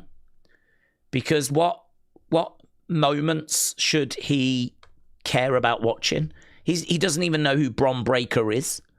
So some mystery person attacking Bron Breakker ain't going to mean shiz to him. It ain't going to mean shiz. Powerhouse Hobbs coming in means absolutely nothing. It means nothing. Most of us don't know who he is. I mean, I've only seen him a handful of times in AEW. Chad Gable returning as El Grande. And I'm not being funny. These are the biggest surprises. This is what you got. I don't know, man. I'm going to shut up because otherwise we'll just keep going. But I get it. If you was frustrated, I get it. If you enjoyed the Rumble, though, yeah, great. I mean, if you enjoyed the Rumble, you're winning. Do you know what I mean? Great. I'm not going to say you're wrong for enjoying it. I want people to enjoy WWE because I love WWE. So if you enjoyed it, job done. Sit there, be happy, have a smile on your face, have a coffee. Do you know what I mean? Treat yourself to a donut. That's great. But for those of you that struggled, I really understand. Iron Sentinel, shout out to you, my friends. Let's see what Iron Sentinel has got to say. Do we think the Rumble would have been better? Okay, here we go. If green shirt guy had got his rightful seat on the camera side. Very good. Very good. I think almost certainly. I think everything I've just said is irrelevant. You're absolutely right. It's all about where green shirt guy was seated. And if he was in his rightful place, this would have been a killer show, man. It would have been a killer show. So, yeah, that was quite funny, actually. I don't know if you saw the footage, and I don't like giving Logan credit because, well, it just goes against my my nature. But I did see footage of him going up to green shirt guy and saying, "Oh, you couldn't afford your usual seats, could you? You've been, you know, someone's paid more money. You're broke, are you now?" Something like this going off on him. I think green shirt guy was like, "Well, you know, I mean, there was not really much he could say, right?" I mean, I'd turn around and go, "Shut up, you scammer," or something like that. But you know, green shirt guy is a nice guy. And so he was like, "Yeah, I couldn't afford it, whatever." So that was pretty fun seeing him go off on green shirt guy. But yeah, he was still in the front row, but he was just sat on the opposite side. So yeah, even he couldn't outbid the Saudis and get his usual spot. But he was still getting mobbed by the fans, wasn't he? We looked at that footage in Unseen where people were like, "Can I get a picture? Will you sign this?" and all that kind of stuff. So yeah, he's a popular boy, that guy. All for wearing a green smiley shirt at shows for like flipping, I don't know when he first started, 12 years ago, something like this. It's been a long time now. WrestleBuzz said 3 years. Shout out to you, Daze. WrestleBuzz, shout out to you, buds. Appreciate it. Always try and retweet your preview things if I can get to them. So, yeah, shout out to you, buds. 3 years, man. That takes us back to, what, 2023? See, I mean, that's kind of peak Bloodline, isn't it? I think that's when a lot of people found the channel, actually. People find the channel at different points. We had a lot of people join us for the Fun House. That was a big moment in the history of the channel. We really loved Bray's work with the Funhouse. People joined us during the pandemic as people were indoors. After that, probably White Rabbit was a big thing, and Nightbird was a massive thing as well, of course. And Bloodline, you know, that really brought a lot of people back. So I mean, it's been a great few years, actually, and I think that's probably why 2025 and the Rumble the past weekend have like annoyed people so much, because you know, we have eaten so well. It has been so good, and it's just kind of hit a bit of a bumpy patch. Carl, shout out to you, buds. Said, Dave, shout out to you. I've never been so confused watching a Rumble. Why feed Ray and Rusev to Ober like they're jobbers? Lesnar's no-selling of Ilya. I've seen a lot of criticism of that, actually. The Ilya-Lesnar bit. Funny, but Ilya put a message out saying it was his favourite moment. I think it's his favourite moment because it's finally him facing a top star like Lesnar, you know. Lesnar, he's the pinnacle, really, along with Roman.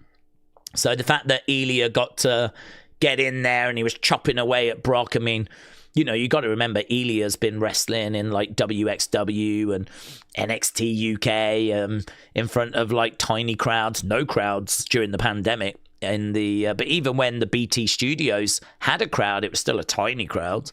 So, I mean, you know, Ilya's been on this journey.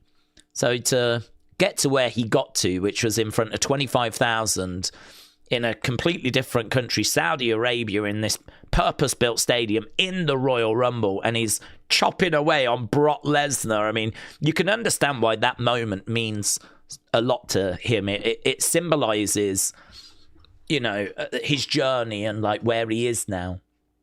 Take that away, though, right? and just look at it as the fact that Brock wasn't selling the chops and then immediately grabs Ilya and eliminates him. I agree with you. Quite disappointing that Brock couldn't bring himself to sell some chops for Ilya, you know.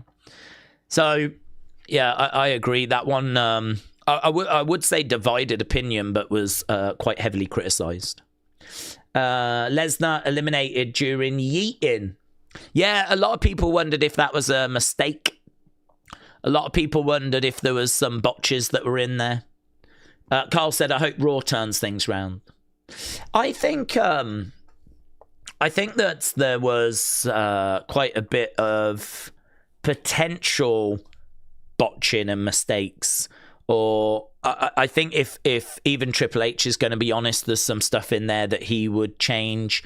I won't be shocked if we see WWE Unreal and there is some backstage drama with some of those spots. Most notably, Lesnar getting eliminated during the yeeting thing. I felt like the men's Rumble was quick. It felt to me like, the whole thing was done in under an hour. So I think it was like 90-second intervals. And to be honest, I can't remember when we've done 2 minutes and 90 seconds. I don't know. I will put my hands up and say I can't give you the history of that. I genuinely don't know what it is each year. Last year, it might have been 90 seconds as well, and we might have done that for the past 20-odd years. That's not something that I've ever massively paid attention to. I know that it has varied, but this year it just felt so quick. It really felt quick. And maybe part of it was because not only was I updating the chat as to kind of who was coming out, but I was also trying to save images for the breakdown video afterwards, right? And so, by the time not only of us in who's come out, update the thing, do that, see what the chat's reaction is, go back, I felt like I was then going back to the next person coming out. So the bulk of the men's Rumble to me, I was obviously keeping an eye on it, but it felt like a blur. It just really felt so fast to me. A lot of those moments never got a chance to really land. And maybe that's, partly my fault for trying to do too much rather than just sit here and watching it, But all the key moments I still saw. And, but it just felt like something would happen, then we'd quickly move on from it. Nothing really had chance to breathe. Like, a lot of the stuff just didn't get chance to land because it would happen and then bang, we'd be on to either a countdown or something else would go on. And it was just, I don't know, it's just a flipping blur. The whole thing, it shook out on Cage Match at like 4 points something out of 10. That would say to me that that's just not right. It's just not right. And I know people might look at that and say it's the surprise thing, but, well, that played a massive part, but I think even with that, you're right. The no-selling and Brock getting eliminated during yeeting and all of this. Yeah. And why did Roman smash Jay? I don't quite get that either. Roman, the presentation of Jay was really strange.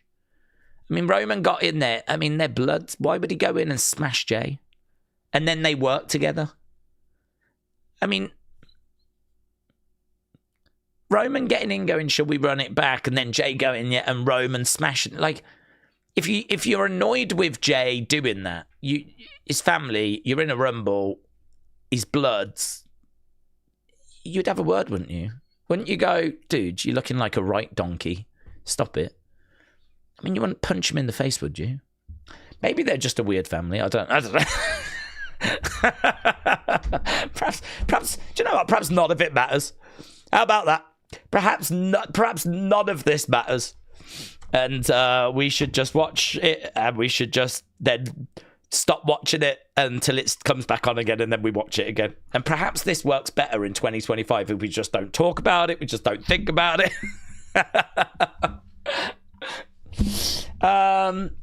It was Roman testing Jay, says Mayor Pete. It was a great moment. It didn't make any sense to me. What was the test? I'm going to punch you in the face. Can you take it? Tony said, Daze, I know that Triple H is not used to making creative decisions in WWE, but here on Wednesdays, we do it all the time. I would have had Cody lose the Rumble, feel frustrated, and return back to AEW. Well, I bet he is thinking about returning back to AEW because every time that crowd is not totally with him, you can see that there's sort of like a lump in his throat. I mean, he has got a bit of a problem, Cody. It's a strength and a weakness that he wears his heart on his sleeve. It's a strength because when things are, like, you know, going his way and he's winning the championship and he's bursting into tears or he's talking about his dad, like that's the real connection with the audience. You know, we all feel those moments. But, like, when the crowd are not with him or they're chanting, no, we don't want you to win the Rumble, and he's got to sort of do that kind of a movement, you know. Oh, you know, you can see it physically hurts him. It stings him. Oh, my God. You know, this isn't the reaction I want.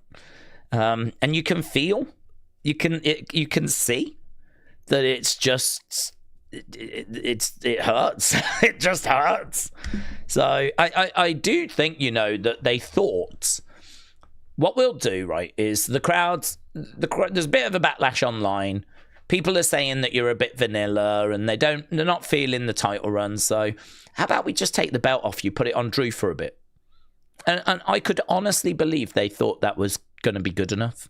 And Drew kind of let the cat out the bag a little on that, you know. He made a comment the other day and he said, I've been told that Cody is better when he's chasing. Well, it's bad news for him because I'm better when I'm champ, right? And that says to me that someone has said to Drew, Cody is better when he's chasing. And that might be Triple H. It could be someone in creative that told him that. And I wonder if that was their thought process. Let's get the belt off Cody, because it's always better when Cody's chasing and the fans all get back on board with him. But the miscalculation that they've made is that he is vanilla and his character has not evolved. And people just don't find his character to be interesting. And I think the kids do. I mean, the kids are always going to love what he represents. You know, that's their guy. They're loyal to a fault. But we know that adults are more fickle. I mean, yeah, we'll support you finishing the story. But, you know, if you're not going to evolve as a character, if you're just going to stay the same that you are, and certainly the big criticism I have more than that is the creative that he had lack of. I mean, just there's been no stories for him to get his teeth into. But as a result of that and, you know, staying kind of the same as he was, I think, to be honest, there's a percentage of people that have just, I'm bored of Cody. And the thing is, you can take the belt off him, but that ain't going to change the fact that they're bored of him. You've took the belt off him, and all you've done is you've now made someone that people out there are bored of. You've made him not champion. That's all you've done. You haven't created a demand for him to win the Rumble. You haven't created a demand for him to be in the main event of WrestleMania. Yeah, you know, there's plenty of people out there now where if you go, oh, it's going to be Drew Cody, but Cody's going to go in as challenger. There's plenty of people out there that are like, nah, I'm not interested in that. So you haven't actually fixed the problem. All you've done is you've took a guy that people are a bit tired of and a bit bored of and thinks vanilla. You've just took the belt off him. That's all you've done. So they've got a problem there that they can fix. Have we got any confidence that they're going to fix it and that they can actually make Cody edgier and more interesting before WrestleMania? They've got a few months and plenty of TV time, but creatively, have they got the ability to make him more interesting and actually get the crowds a bit more on his side? Live crowds actually in America haven't been a problem. The concern is, though, that we did see a little bit of backlash on the European tour, and we all heard the reaction on Friday when he was talking about winning the Rumble and the crowd was saying no, right? That was a problem. That was like, oh. He got a great reaction when he came out. It's not that people are just like hating him, but they're just not interested really in him winning the Rumble and going on to win the championship. That is where the internet, large portion of the internet is at, and that is where a lot of the smart fans are at, and that's what we saw on SmackDown. That no one is denying there is an issue. It's just, how are they going to resolve it, right? And it'll get to the point where they're going to have to turn him heel. And I just think that would be a real shame. I just think that is the nuclear option. That's the easy option. That's the lazy option. I always think heel turns, face turns, it's so easy. It's too easy. It's too lazy. You're not actually doing any work. There's nothing clever about a heel turn or a face turn. They happen all the time. And it's just lazy. Sometimes you've got no other option. Sometimes you've got yourself into a situation where, it's gone on too long and you've got to do it. I mean, the Roman, when they turned Roman, it was probably the right thing to do. And maybe Cody, turning him heel would be the right thing to do right now. But for me, I'm still very much in the camp of, I think it can be saved, but you've just got to be really creative about it. You've got to make that character more interesting, put him into some more interesting situations. And I don't know, we'll have to see if they're going to do that. I'm not interested in a part-timer winning, says Corey, when I feel like there are others that were more deserving. Tyrone said, do we think we get a return tonight? We could do. I mean, there are rumours of a return like in Dominic, who's not been away too long. I don't know that we've seen him in 2026 yet. But he is someone that could come back. He got injured by Ray, didn't he? I think was that December? I can't remember when that was exactly. But there are rumours that he is ready to return very soon. So you could get Dominic. And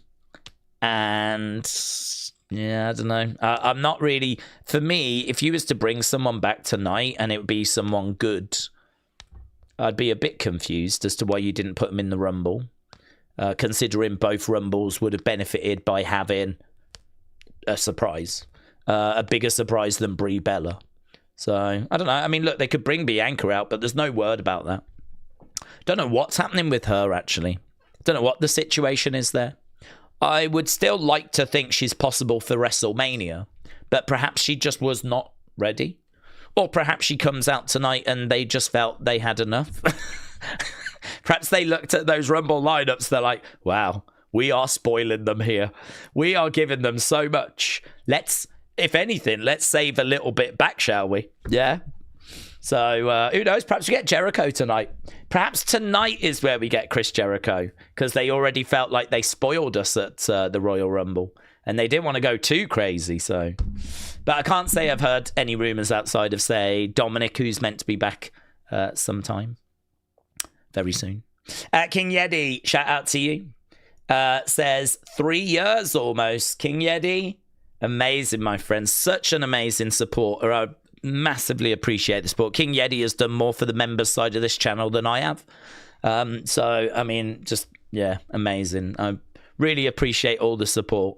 And, yeah, 3 years are crazy. Again, like, it's crazy that WrestleBuzz, King Yeti, both found us like 3 years ago. It can't be a coincidence that that's when, like, Bloodline is popping off and it's at its height, you know? And the fact that you guys have stuck around 3 years says that we must be doing something right. I'm very, very grateful for everyone that joins us. A big thank you to everyone that joined us for the Rumble stream. But not only that, the people that left likes as well. Because that always seems to make a difference for those bigger streams. I really wouldn't ask for it otherwise. I don't ask for it here, and I don't ask for it on SmackDown, and, you know, we just chat. But for those big streams, you know, we'll probably ask for it for, say, I don't know, Elimination Chamber next. WrestleMania. They just seem to help. So yeah, big thank you to everyone that joined us, shared their thoughts. I know I don't get to everyone. That's why I try to do opinions videos, so that I can read what you thought about the shows afterwards. So I do the opinion videos, and we'll do one of those for tonight.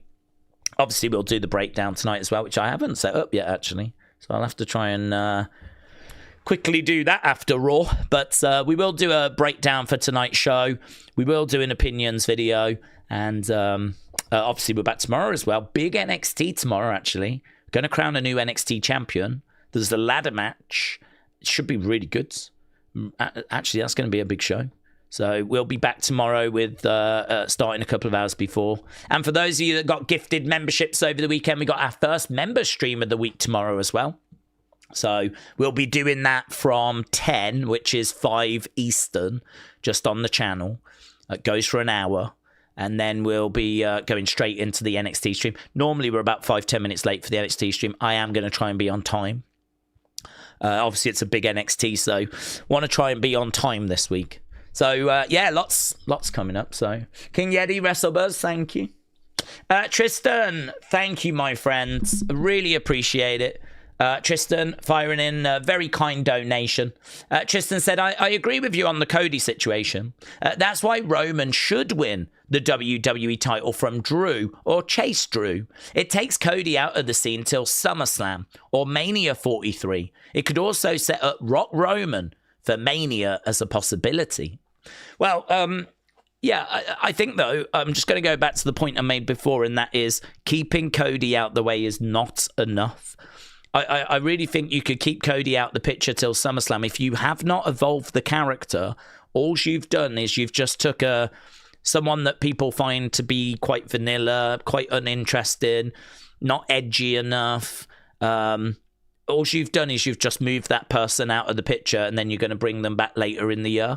Like, I feel like the work, there's hard work that needs to be done there. It's easy to sort of move someone out of the firing line, move someone out of the title picture, and then just bring them back. Like, that's easy. That's easy. But and it's easy to just go bang, heel turn, right? That's easy. Okay, they got to start being moody, and you got to change the music, whatever. So, there's a bit of work that's involved, but by and large, it's an easy thing to do. You just have a word with Cody and say, right, your relationship with the fans now is you can't stand them. You're going to go off on them. They turn their backs on you. You're going to turn your back on them.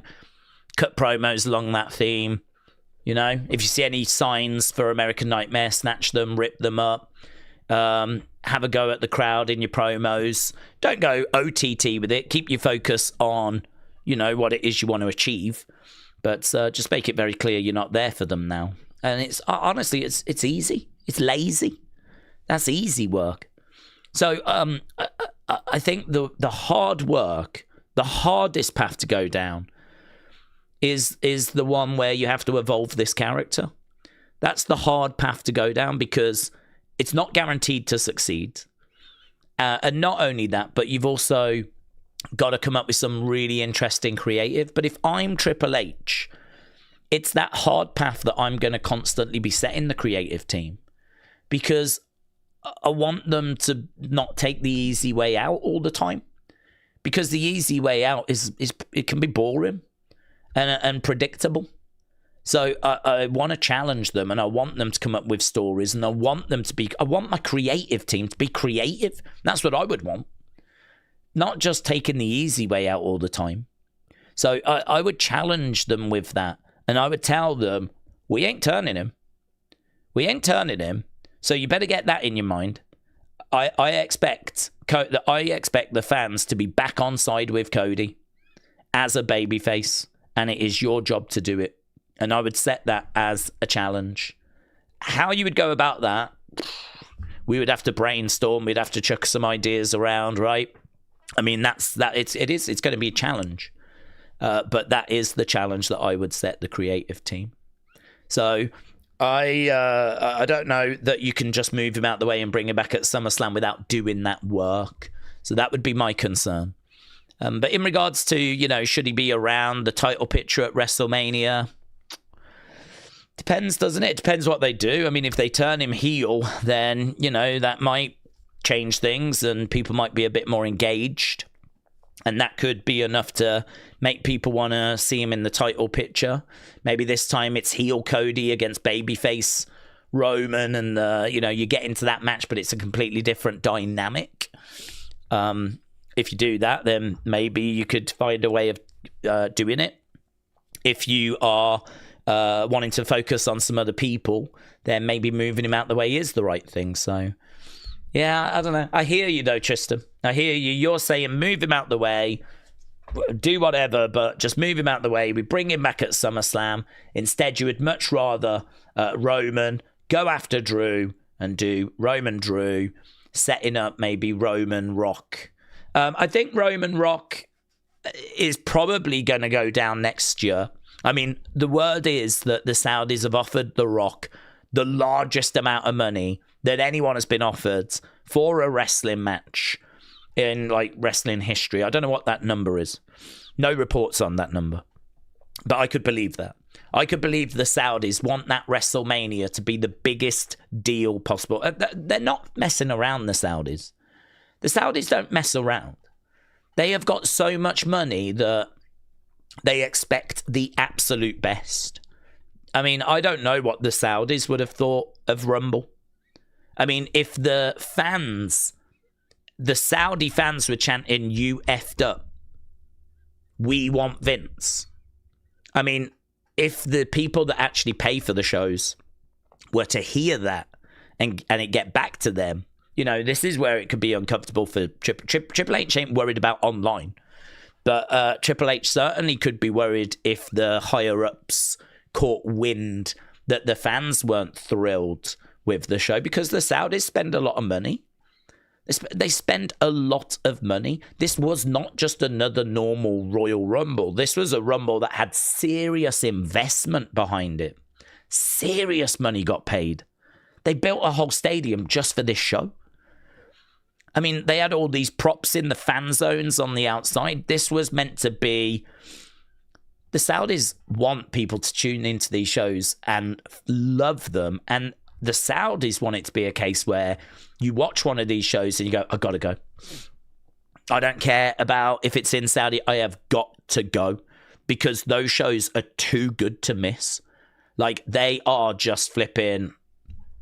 This isn't just WrestleMania. It's the greatest WrestleMania I have ever seen. That wasn't just the Rumble. It's the greatest Rumble I have ever seen. That's what the Saudis want, because they want you to just have to go.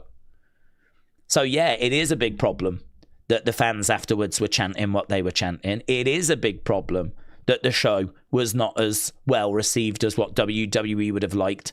They should have known that, though, by looking at the lineups beforehand. And so I think next year they're going to want that WrestleMania to be the greatest WrestleMania ever, right? The Saudis are spending serious money, and you should be able to deliver. If they're going to give like a load of money to WWE, of course they're going to expect every star and every bell and whistle that you've got, right? I mean, God only knows how much they spent on the fireworks afterwards. It felt like I was sat here for like 10 minutes watching fireworks. I feel like the Rumble was the warm-up for the firework display at the end. There was so many fireworks going off. So it was like flipping New Year's Eve. So, yeah, apparently The Rock's been offered serious money. So if we are going to get to Rock Rome, and I don't think it's this year, I think it'll be next year when it's in Saudi Arabia. And they could very much get that over the line. They've spoke to him early. I mean, this rumour was like a good month or so ago. So, I mean, they've spoken to him over a year in advance. They know what his schedule's like with his filming and all of that stuff. They know how hard it is to get ready for a WrestleMania. But I think even The Rock wants to do at least one more match. I don't think The Rock's mentally done. He's not made any noise about retiring, has he? He's not said that he's retired. He's not said that he'll never return to the ring. I think actually I've heard the opposite, that in his mind, he's got at least one more match. So maybe next year is it. Maybe next year it is going to be The Rock's farewell final match, and it could be against Roman Reigns. So I think there is a really good chance that we end up getting it. WSW said, "I'm a first-time watcher. I believe all of creative is getting stale." WSW1219, welcome, my friends. We always love, obviously, new people joining us, sharing their thoughts. I'm going to tell you now, and I do say this on a regular basis, I'm not very good when it comes to someone asking a question and me giving a quick answer. And the reason is that I have to sort of think back through rumours and things that I've seen and try and put together an answer that is based on rumors and facts and historical stuff. And it takes me a while of kind of exploring that and finding where we need to go to get the answer. So I'm not very good at like blah, blah, blah, blah, blah, blah, right? If you've watched this channel, even for one stream, you'll know I talk a lot, right?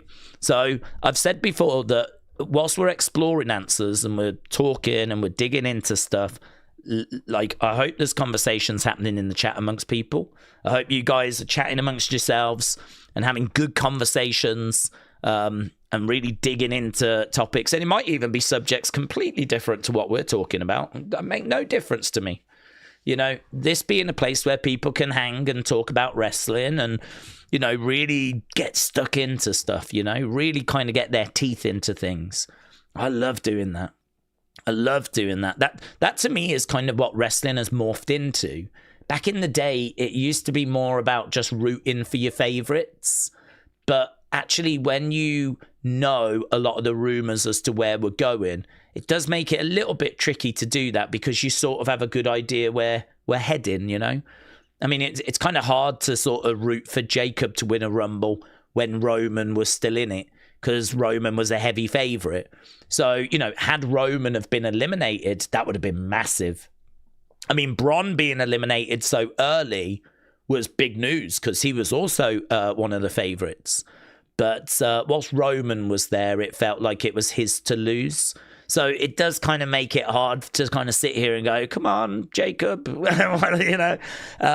So I think the way that wrestling has sort of changed for me is we seem to have now an idea as to where things are sort of going. We don't know how we're going to get there, but we've got an idea as to where we're going, just like we're talking about with WrestleMania.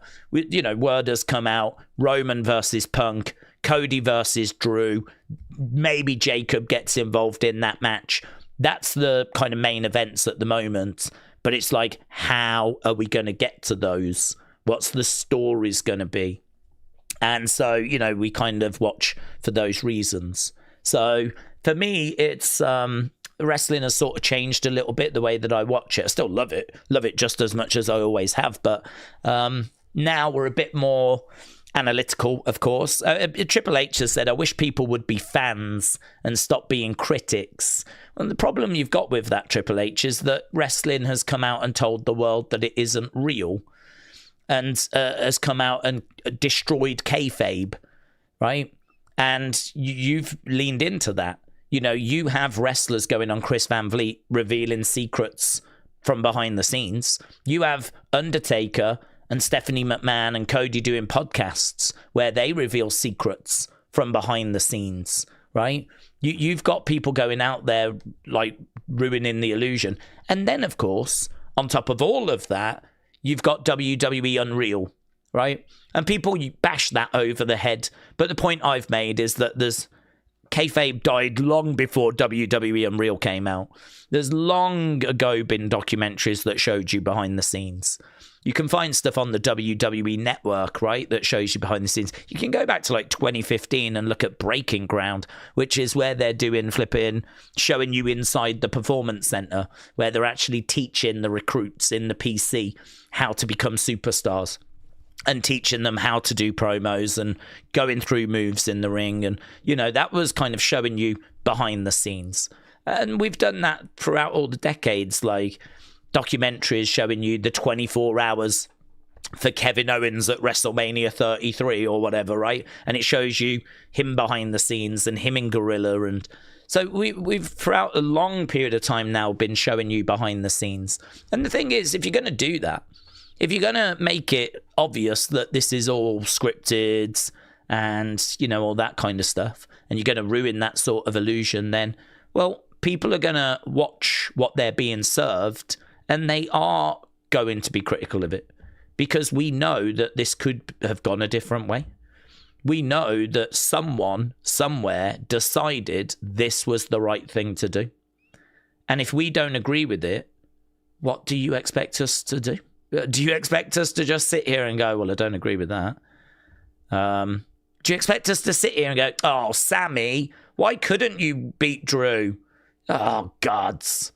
Sammy, why have you let yourself down? We know that someone decided that Sammy was not going to win.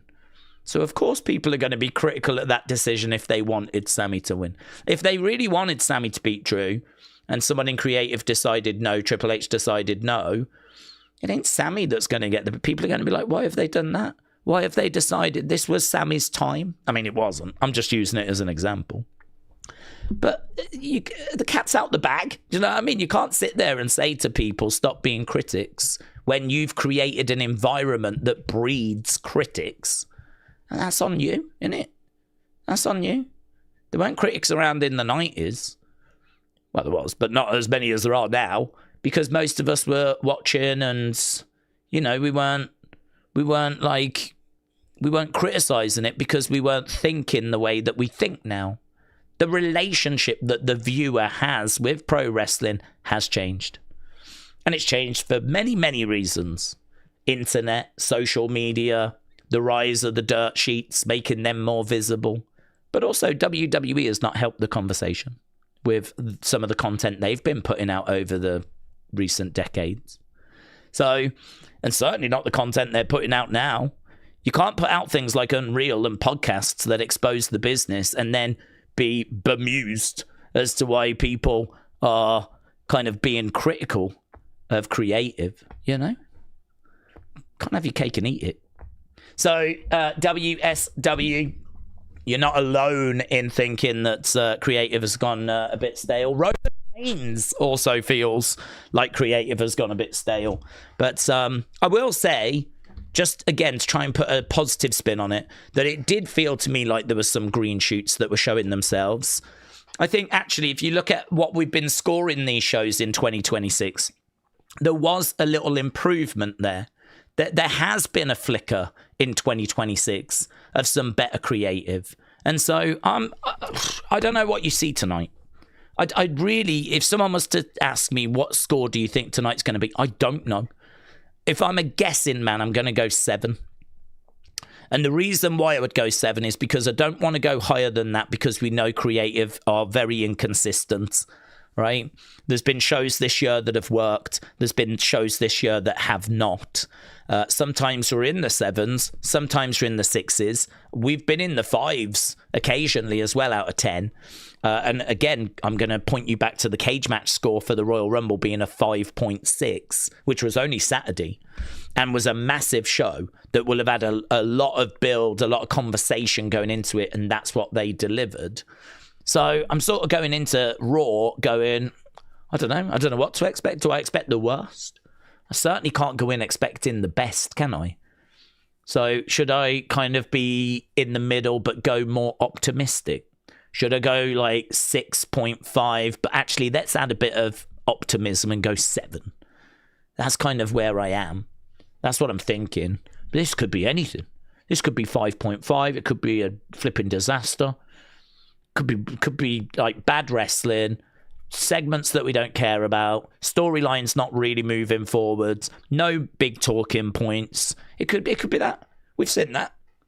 So we could be in the 5s. Or it could be that this is going to be flipping, okay, you didn't like the Rumble. How about this? How about this? You want to chant at me that I suck and you want Vince back. How about you watch this show? And this could be Triple H roaring back with a big statement. It could be great. Street Fight could be amazing. Roman could come out and have something to really say. We could start some new angle. We could maybe bring someone back. You know, Triple H could have got on that plane from Saudi, read the Raw script, and think to himself, this has got to be improved, man. The backlash to Rumble is serious. This has got to be improved. He rip it up, start again. I don't know. I honestly do not know what to expect tonight, but I'm going to go into it with optimism, because why not? Why not, eh? Days, if Bianca still is not ready to return, then knowing that Tiffy's title run was far better than Jade's, could we get Tiffany to win the Chamber and then do Jade Tiffany at Mania? We could. The only thing I would say is that that's a feud we've already seen Obviously, they battled quite a bit last year, so to do that at Mania would feel a little bit stale to me. It's a match that I've seen quite a few times. It's, as a result, a match I personally don't care for. I'm hoping Tiffany's going to come back revitalized. I really felt like she ran out of steam. I don't know if she was carrying any injury or if she was getting tired. I don't know if the road had kind of took it out of her. I don't know if she'd just shown everything that was in the bag of tricks and there was just nothing left to show. I mean, that is the problem, really, when you are someone that has only got like a few years experience. I think she's only like 3, maybe 4 years at most in the business. Her rise has been absolutely meteoric. I mean, she has just absolutely shot up through the ranks, which is to be applauded, but also there is an issue, which, as I said, is that you don't have the experience to, you know, show us something new when you kind of need to. So I need to see Tiffany first. I need to see what she is coming back with. Her character needs developing. It needs more depth. Coming out going, what time is it? What time is it? Do you know what I mean? Like, that was it. That was about as far as we went with Tiffany. I didn't feel like there was much more below that. So we've got to give this character some depth. We've got to evolve this character a little bit. She, you know, I need to see some really fun matches out of her. I don't know. I don't know if she slowed down or lost a bit of confidence, or maybe it was just because she was working with Jade and that just does not bring the best out in Tiffany. It could be that. It could be that the opponents that she was working in, they were just not bringing the best out in her. But there was a lot of Tiffany matches after WrestleMania last year that just did not deliver for me. Could you find the odd example? Exception? Maybe. Maybe. But I'm talking big picture. And I'm just being honest that after I thought her feud with Charlotte was the best build going into Mania. And I think a lot would agree because it was real and we knew it was real. They did not like each other and we knew it. They did not like each other and it felt like it could go off track at any time. It felt like, just like the promo had, a couple of the promos actually had sort of not gone quite to plan. You just didn't know, man. If one of them caught the other one during the match and busted their nose or what, and it was a bit too snug, you know, how would the other one give a receipt and could this thing spiral? And it was good. I was into it. But I feel like everything that followed, I mean, I don't know. I don't know if that was like a real... Perhaps that was a real bad experience for Tiffany. Perhaps that like took some joy out of it, and perhaps there was a lack of joy in her work after that. I don't know. I can't quite put my finger on it. Without being backstage and knowing what was going on, I can't put my finger on it. But all I can say is that run felt like it really ran out of steam. So we went with Jade. That was okay. I didn't hate it. I know Jade's limited, but we know that Logan was limited when he first came in, and they were able to get great matches out of him, right? Because WWE, when it comes to celebrity matches, that what they do is they find out what you can do and they construct the matches around that. So if you can do a crossbody to the outside, well, guess what? We're going to do a match that's going to be pretty simple, and we'll do a crossbody to the outside, and we'll do that halfway through because people will be like, wow, fair play. Did you see that? Wasn't expecting them to be able to do that, so we'll drop that in there. And then later on, like, let's work on you doing a superplex from the corner, right?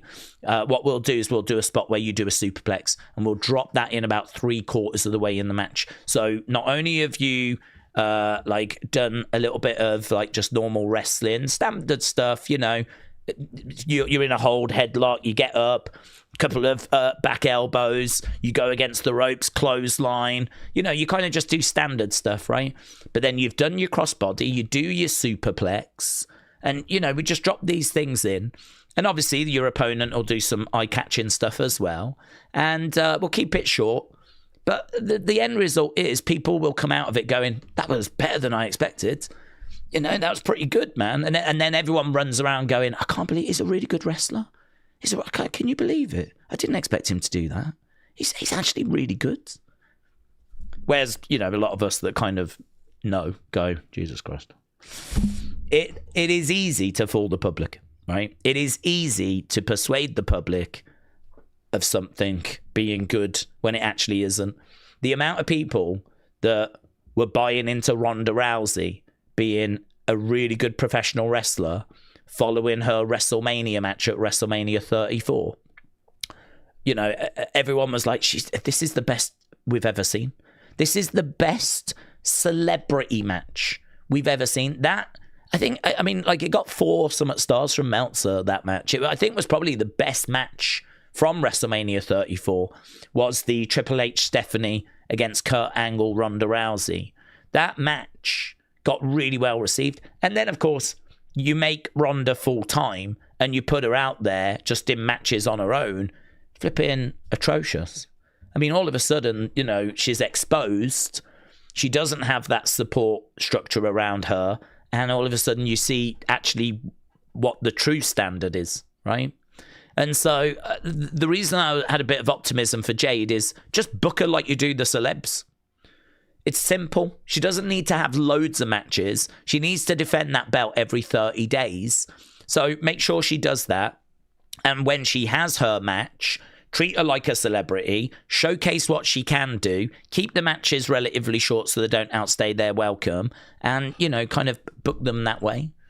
But for some reason, they just, I don't know, even the matches still have not been very impressive. And actually, she hasn't really defended that often. I think there's plenty of criticism that she's not even been defending that frequently. So there's criticism on that as well. So we know Jade is limited. I think she is someone that wants to improve, though. She did reach out to Booker T not long ago and say, I'll take you up on an offer. Because he was like, she's $1 billion. She's got the look. I really think we can do something there. She's athletic. You know, I think we can do something. And she was like, let's go. I'm interested. I do think she's someone that wants to improve. I think she's someone that should be in NXT. I long thought she should have gone straight to NXT. She's another one that we've rushed to the main roster, and none of us know why. I don't know why he does this. I don't know why he bypasses NXT.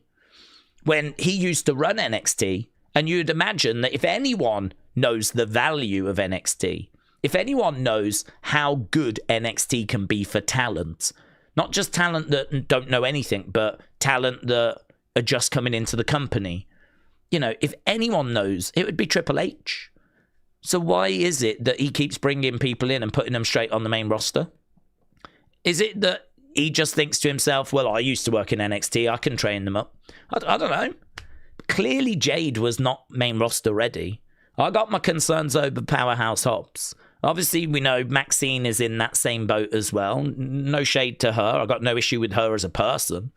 But, you know, you've got to be a brave person to tell me that she is not NXT level and that she's good enough to be on the main roster. I mean, I just don't get it. I don't understand. So, yeah, I don't know. I don't know what you do with the whole Tiffany Jade situation. I think the truth is they want to do Bianca Jade because there's a history there. And I also think Bianca is a better wrestler than Tiffany. And they are confident that Bianca is probably someone that can get as good a match out of Jade as anyone's going to get out of Jade. So that, I think, is the match they want. If they can't do it, well then, yeah, you're going to have to look at an alternative, aren't you? I think, honestly, for me, I would probably go Charlotte. Because as much as people want to criticize Charlotte, I've seen plenty of fantastic Charlotte matches over the years. Her in-ring is not appreciated. It's underappreciated. I think people like hating on Charlotte. I don't quite understand why. I think it might have something to do with like the fact that she's Ric Flair's daughter and people think she's only in because of that. I don't know. Or people just find her annoying. I don't know. I can't quite put my finger on it. I don't share in the Charlotte hate. I actually think she's one of the greatest women's wrestlers that WWE has ever had. She's very athletic. Her matches with Rhea were fantastic. Her matches with Becky were fantastic. She was the person that got the best out of Ronda when Ronda was in WWE. Granted, a lot of that was street fights using kendo sticks, whatever, but their Survivor Series match where they were just beating the hell out of each other was Ronda's best work. I mean, she's had great matches with Sasha back in the day as well. But it's not even that it was at a certain time period. I mean, you know, her matches with Rhea were quite recent, and they were great. I think it got a bit too personal with Tiffany. I don't think it really worked with the WrestleMania match last year. It probably could have. But rather than sitting down and being on the same page, I don't think they quite went into that on the same page. And I think it showed in the match. But yeah, I think Charlotte would get the best out of Jade. Charlotte Jades. I can't say that it would be a banger, but what I can say is that Charlotte would be one of the names that I think would get the best out of her. I can't say that Tiffany would. So that's my honest answer. Tiffany has got a bright future, and she is definitely someone that WWE should be showcasing. But she's also someone that really is still putting it together, still learning. She's still new. She's only like 3-4 years in the business. And as I said, I feel like we saw everything she had to show. So it's okay for her to sort of, you know, kind of do a few feuds, maybe carry a mid-card belt for a while. Like, that's fine. You could do Tiffany Chelsea. That could be fun. Tiffany against Chelsea, move down to the mid-card for a little bit. And I would be okay with that. But I don't know. I don't know what their plans are. You are right. If it is not going to be Bianca, yeah, Tiffany could be in the running. David said Triple H skips NXT so that he can take the credit over HBK. Maybe you're right, Butts. Maybe you're right. I would really honestly like to think, because the relationship the fans have with Triple H has really changed, because Triple H was really well respected when he ran Black and Gold. If you go back to the 2010s, Black and Gold NXT was seen as the best promotion in the world. In fact, Aleister Black came out not long ago and said he regarded it as the best in the world at that time. The stuff they were doing between 2014, 2019, that sort of 4-5 year periods, just before the pandemic, was just incredible. Some of the storytelling, the character development, like it was the show to watch. And if you ever get a chance to go back and sort of dig into that time period, I really, really recommend it. I mean, look at the talent that you're working with. Finn Balor, when he was younger and he had the demon and it was all exciting, you know, amazing. We had Aleister Black when he first came in. We had Kevin Owens, fresh from the Indies. We had Sami Zayn, Johnny Gargano, Tommaso Ciampa when they first came in, you know, and they were hungry. I mean, they're hungry now. Johnny's still hungry now, but, you know, I mean, there's a lot more miles on the clock now. So, you know, they were a bit fresher when they first arrived. Bayley, Asuka, Charlotte, Sasha, Becky. You know, we had such great talent. Some of the biggest names that are around right now were in NXT 10 years ago. And it was so good. I mean, I remember, as I said, going in 2016 to watch them in the UK. They came to the UK NXT. And I went to a show in 2016 in Bournemouth. And I was watching Shinsuke, Asuka, Samoa Joe, Finn Balor, FTR. Like, I was watching all of these stars in like a smallish venue in Bournemouth competing in NXT, and it was magic. It was just magic. So amazing. And Triple H was in charge then. And a lot of people were desperate for him to run the main roster. A lot of people were like, God, they were watching the main roster and, you know, rematches and just boring matches that didn't really have much reason for being. There's a lot of people looking back at Vince's time remembering the good moments, but to be honest, I don't think those people watch shows week in, week out. I mean, there are a lot of mid episodes. I would probably say the vast majority were mid episodes under Vince. When Vince got it right, it was historic. But, you know, that was not the majority of the time. There was plenty of, like, Roman having dog food tipped over him, like we saw in 2019, or again 2019. Do you remember Liv interrupting that wedding of Lana and was it Bobby? And she came down and she said that she opposed the wedding because she had feelings for someone, and everyone thought it was Bobby, but it turned out to be she had feelings for Lana. And so we were like, she's a lesbian? And it was like, what? And it was just bonkers. I mean, we've said before, like, the McMahons had to come out on one episode and say to the fans, we know we're letting you down. We know that we're not giving you what you're looking for at the moment. We're going to do better. They came out and said that on one of the shows. So the idea that, like, Vince is God's gift to creative or whatever, I mean, would he be better than what we're having right now? I don't know, because I don't know what Vince would be doing. But what I can say is that he certainly did not get it right. And all these people making out like he's God's gift to creative just are either new to wrestling, or they are just not remembering what it was really like, because it was not all roses, sunshine and roses back when he was in charge.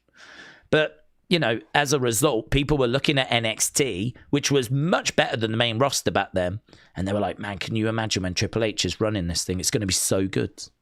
And now here he is in charge, and people are obviously very, very critical of it. So I think that part of the truth is, and it's, you know, maybe a bit of an uncomfortable truth, but part of the truth is that it's really hard to actually do creative for the main roster. There's a lot of moving parts. There's a lot that can go wrong. And I think it is actually quite challenging.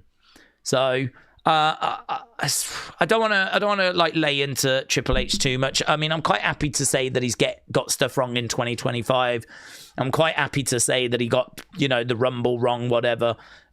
You know, Roman's come out and said, you know, been critical of creative, as we said. But yeah, I'd like for him to turn it around.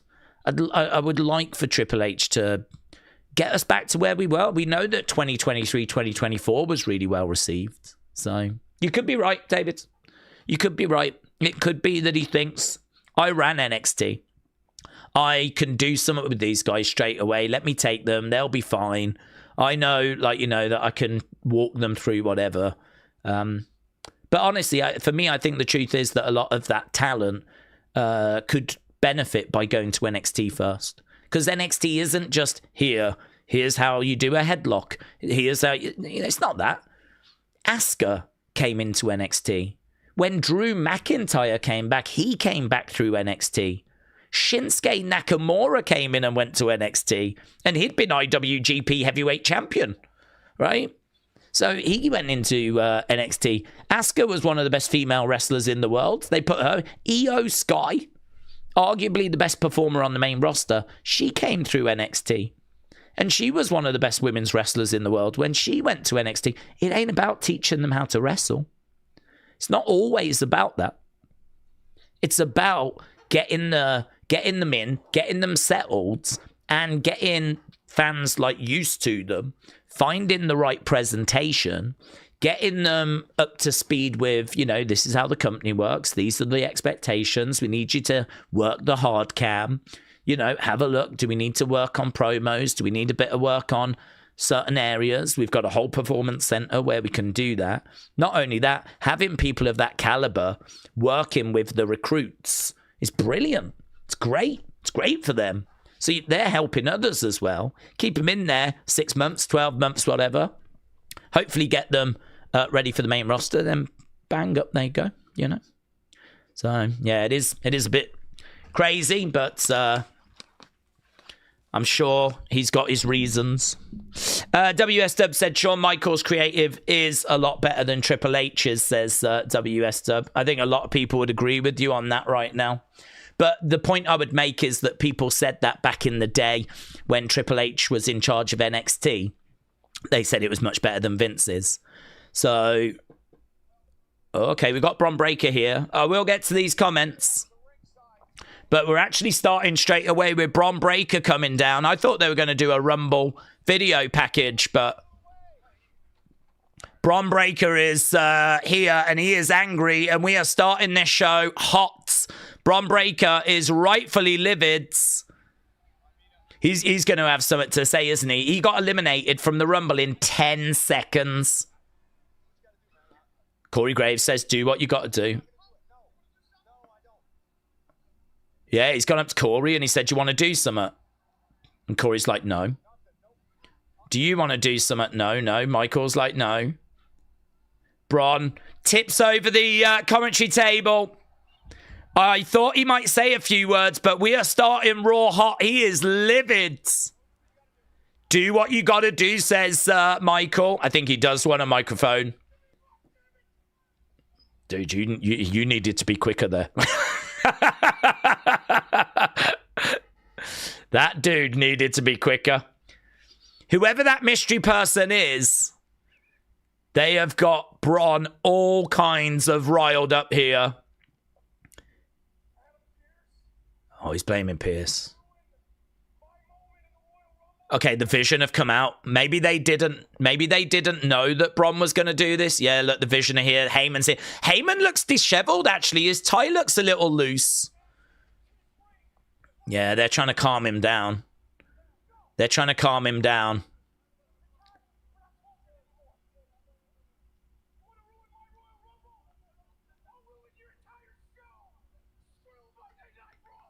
Okay, I love this. That is great. Is snapped. Is snapped. You want to ruin my Rumble? I'm going to ruin your whole show. This is great presentation for Braun, actually. Yeah, look, even Heyman's got something to say here. Yeah.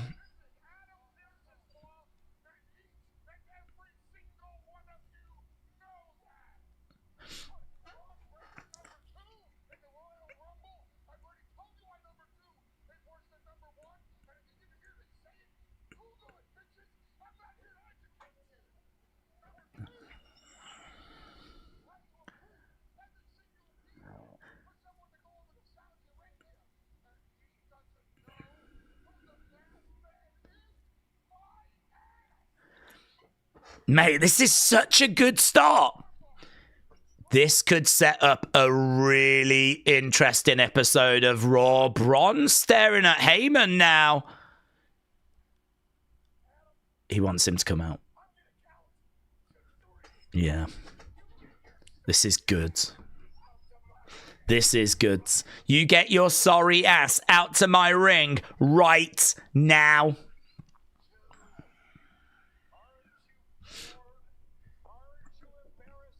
Aren't you bored? Aren't you embarrassed?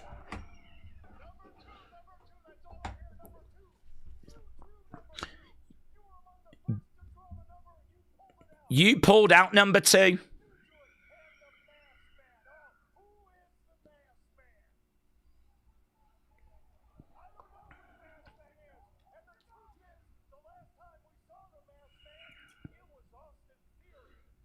Oh, that's good, isn't it? Last time we saw a masked man, it was Austin Theory. That's good by Adam Pearce to say that. Bron Breakker immediately turns around and he goes, you could hear Bronson go, it's not him. Come on, you know it's not him. But it's good that Theory's been named already. Bron Breakker jumps out of the ring. He's trying to get at Adam Pearce. We've got security. Bronson trying to stop him. LA Knight is coming out. Maybe not the best time for LA Knight. I mean, right now, Bron Breakker is absolutely livid. We got all... Oh! That was good by LA Knight. LA Knight in the ring. LA Knight is attacking the Vision in the ring. I was going to say, LA Knight's come walking out now, and you got all the Vision. But actually, LA Knight attacking them in the ring with a chair. Commentary table has been trashed. Yeah, really good open. Really good open to Raw. Bron Breakker just doesn't know what to do, man. I feel like someone's getting speared. What are we doing, says Bron Breakker.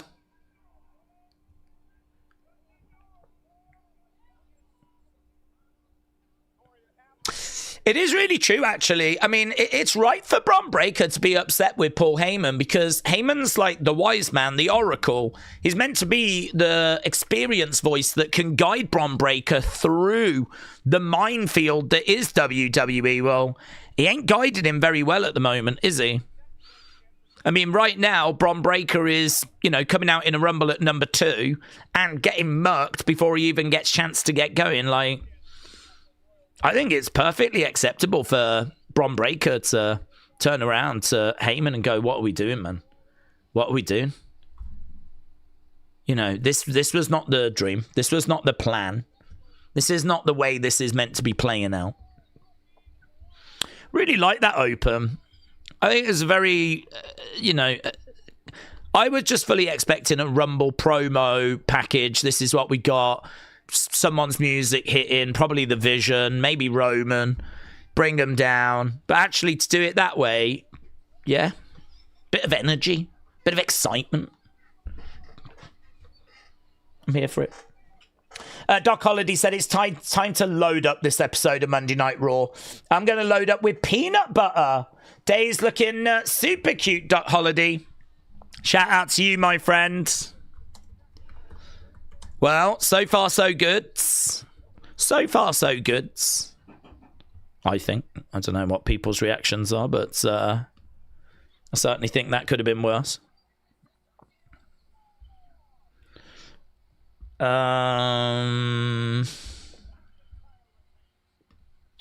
Okay. King Notorious said a tip for the tip jar. Thank you, my friends. I really appreciate it. But I hope you got something from the Rumble. I mean, to be honest, I know we've been very critical of it, but a lot of scores were still around that sort of 6-7 range. It's just, we sort of was hoping that it was going to be in the 8s and it was going to live up to the expectation of a Royal Rumble. But I hope you still got something from it, my friend, and really appreciate the support. So shout out to you. Shout out to everyone that's joining us. We got a big episode of Monday Night Raw ahead of us. This is WWE following up on the Rumble, setting up that road to WrestleMania. And we are just seeing a shot of AJ Styles when he lost, of course. And then, of course, the Men's Rumble. Brandon said, I wonder how much of the booking is TKO putting pressure on Triple H to sell tickets with big names rather than pushing young guys. I don't think there's much of that, to be honest with you. I don't think TKO really know what they're doing. That TKO board is largely made up of ex-WWE board members who were, I want to say, like CEOs of NFL teams and CEOs of TV networks. And then you've got like the Endeavor people that, have come over from like MMA and stuff like that. The bottom line is there's not really too many people on that board that really know what they're talking about. There's not really too many people on there that really know about wrestling. So I think there definitely is pressure on having... I think there is definitely pressure on having, ticket sales and good views. But I think if WWE can achieve that through a mixture of established names and young talent, that would be more than acceptable. And actually, I think if they were to say about the fact that we need to bring young stars through because we're going to lose this person soon, we're going to lose this person soon, I think TKO would understand that as well. So, I don't know. I don't personally think there's too much in that. I mean, there's going to be pressure from TKO for ratings, good ticket sales. So, yeah, I mean, this is why you can't just completely abandon Roman and Cody. But to be honest, I don't think you ever would. I mean, we never have, historically. We never just abandoned Hulk Hogan. We never abandoned John Cena. So why would we now abandon CM Punk or abandon Roman Reigns? You wouldn't do that because it takes so long to build these people. You've had to invest so much time building them that now, just like with most things in wrestling, you get as much out of them as you can. But we know that main event scene is aging. We know that there is a desire and a need for like new talent to be brought through. So, yeah, You know, for me, it is a balancing act, and maybe that balance hasn't been quite right. But if we look at what they're doing with Bron Breakker and we look at what they're doing with Gunther, and obviously bringing Ober in as well, I think he's got a real bright future. I think he'll be quickly in that main event scene. Jacob looks like he's going to be in the mix as well. So, yeah, I think there is a blend there. To be honest, the bigger criticism isn't so much about them not bringing talent through. It's about them not doing it successfully. They are clearly giving Bron Breakker a lot of TV time. But it's not very often we see him being presented as good as what we just saw. The same with Gunther, you know. Again, I was having a chat with someone the other day about Gunther tapping out. And for me, that was a big mistake because we are still trying to build him. So even though he lost to Jay and lost the world title to Jay, why did we have to have him tapping out at WrestleMania? To me, he had already lost the title and lost at WrestleMania. I mean, losing at Mania in front of the eyes of the world on the biggest show, right? The biggest stage. That's embarrassing. Losing the world title is embarrassing if you're Gunther. Gunther's meant to be the ring general. Losing the match, losing the title, losing at Mania, it was enough. He did not need to tap as well. That just added insult to injury, and he is still paying the price for that. Even up to today, people are quite happy to remind him you tapped out.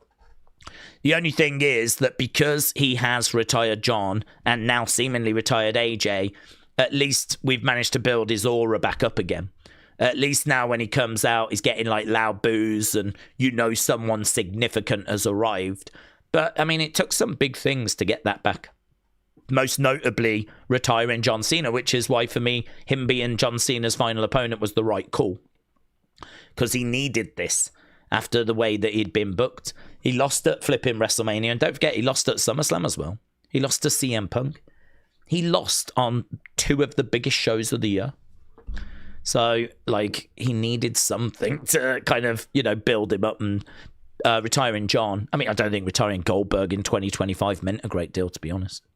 Javon has made his way down, by the way. So, yeah, I don't know. It's an interesting comment. I don't know. I don't know that there will be pressure from TKO, but I think the pressure is more they look at the numbers and they'll want the numbers to improve if they're down. So the pressure is there more so than we want you to use these people specifically. David said, Raw Philly Mass Man is Joey Styles. Oh my God, says Davids. Did an AI Daze take out Braun at the Royal Rumble, says David. No, I'd be too lazy to do that. Even an AI version of me, David, would be too lazy to do that. Will the El Grandes have more members than the NWO? Well, I don't think the new El Grande is going to join this El Grande because the new El Grande seems to be kind of anti this El Grande. We've got like OG El Grande and this El Grande. We've got Chad El Grande and Ludwig El Grande. However you want to name them, call them, is up to you. But it doesn't seem like the two El Grandes are on the same page at the moment. In fact, we might even see the other El Grande getting involved in this match. So he could end up costing El Grande the match here. We are just about to come back from our first commercial break. So we've got El Grande against Javon. This is going to be our opening match. Obviously, we had this match the other week, but Javon sadly got hurt and the match had to end early. Javon lasted 40 minutes 51 in his Rumble debut, making him the Iron Man, which, as we said, is probably not long enough for that to be impressive. Liam, shout out to you, my friends. Appreciate the support. And Randy firing in a membership. Gifted membership. Shout out to you, buds. Okay, Jay Lee said maybe Heyman is purposefully guiding Breakker wrong. Maybe Heyman and Theory are working on behalf. Heyman joined Breakker out of fear, not planning, said Jay Lee. Well, that's interesting. That's interesting. I like that. That'd be an interesting direction to go. I think what I would want to do, though, if that is the story, is I would want Bron Breakker to Really, that drop kick was beautiful. I would want Bron Breakker. Javon takes El Grande over. Yeah, I would want drop kick there by Javon. Javon flips over, lands on his feet. So, yeah, El Grande in the corner. Javon charges in, goes in the corner. Shot coming in there by El Grande as Javon goes to the outside. Yeah, I would like to see Bron really intimidating Heyman more then. Because then if it is revealed that he's been secretly working with the Masked Man or working with Theory or whatever, then I would like for it to hit quite as hard as he can. And actually, if he's been getting bullied, being intimidated by Bron Breakker, that'll just carry a little extra weight for me. Chop coming in. We're on the outside here. But I like that, Jaylee. You could have something there. Right now, we got Javon. He's about to go over into the ring steps, but he goes over the ring steps. Obviously, we got Ryo and Bravo on the outsides. Javon gets in the ring.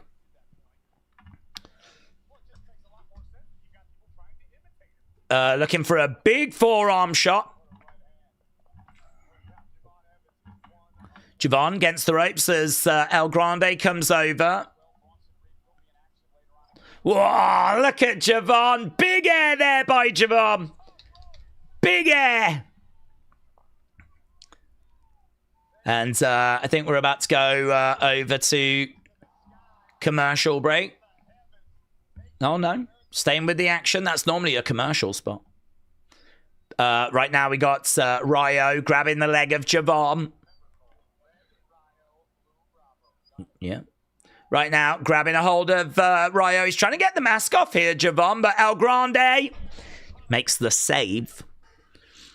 So a couple of Javon specials is what we've had so far as El Grande picks up Javon. He's got him on his shoulder, going to drive him into the ring posts as Javon Evans goes down.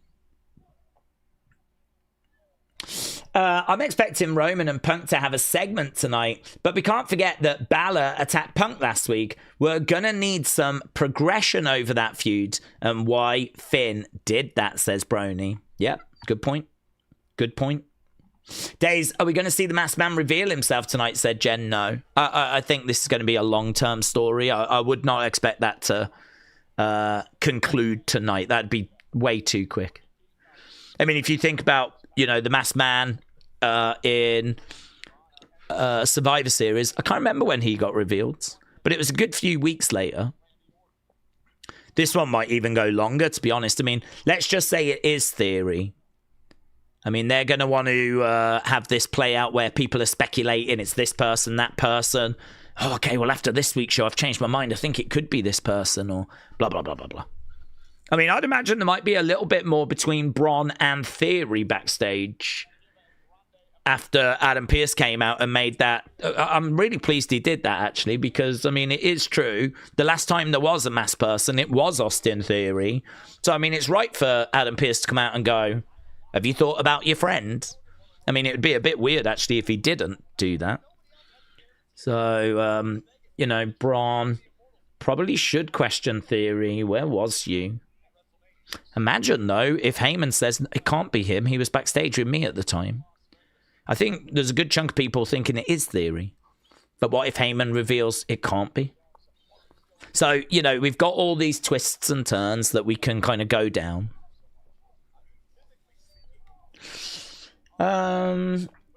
Javon is seriously taped neck and shoulder. It's concerning for someone that's new, says Phoenix.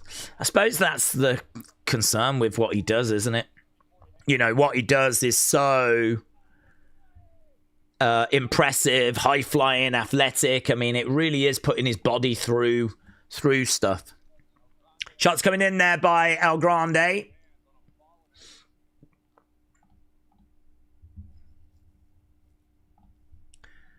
El Grande is keeping Javon down at the moment, keeping him grounded.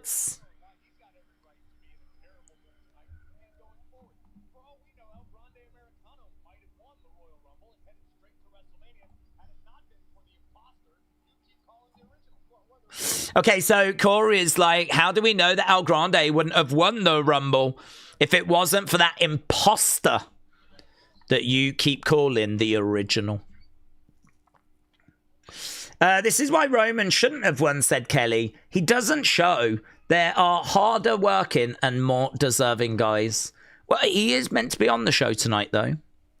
I mean, I hear you because a lot of people share that sentiment. There's a lot of people that feel that way. As we said, there's like 15,000 people that liked him winning the Rumble, and then 13,000 that didn't on YouTube, according to the thumbs up, thumbs down. So it is definitely one that has divided opinion, but I think a lot would divide opinion. Okay, Javon is firing back. There's a kick coming in. Going for the cover here, El Grande, and shoulder up there by Javon.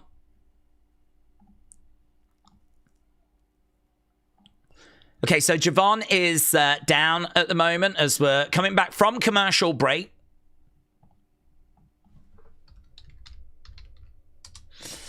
It's probably Lizard season, which is making it special. Daze Heyman was with Braun at the time, so he couldn't say that he was with Theory. Yeah, but I'm just using an example. I mean, if he was backstage with Theory, and Theory was in Gorilla, and he was not wearing a black hoodie or anything, and then literally moments later, someone out there is attacking wearing a black hoodie and black... I mean, like, does that cast some doubt that it would be Theory? Could Bronson say he was with Theory? You get my point. Prince says he's not going to be there week in, week out, though.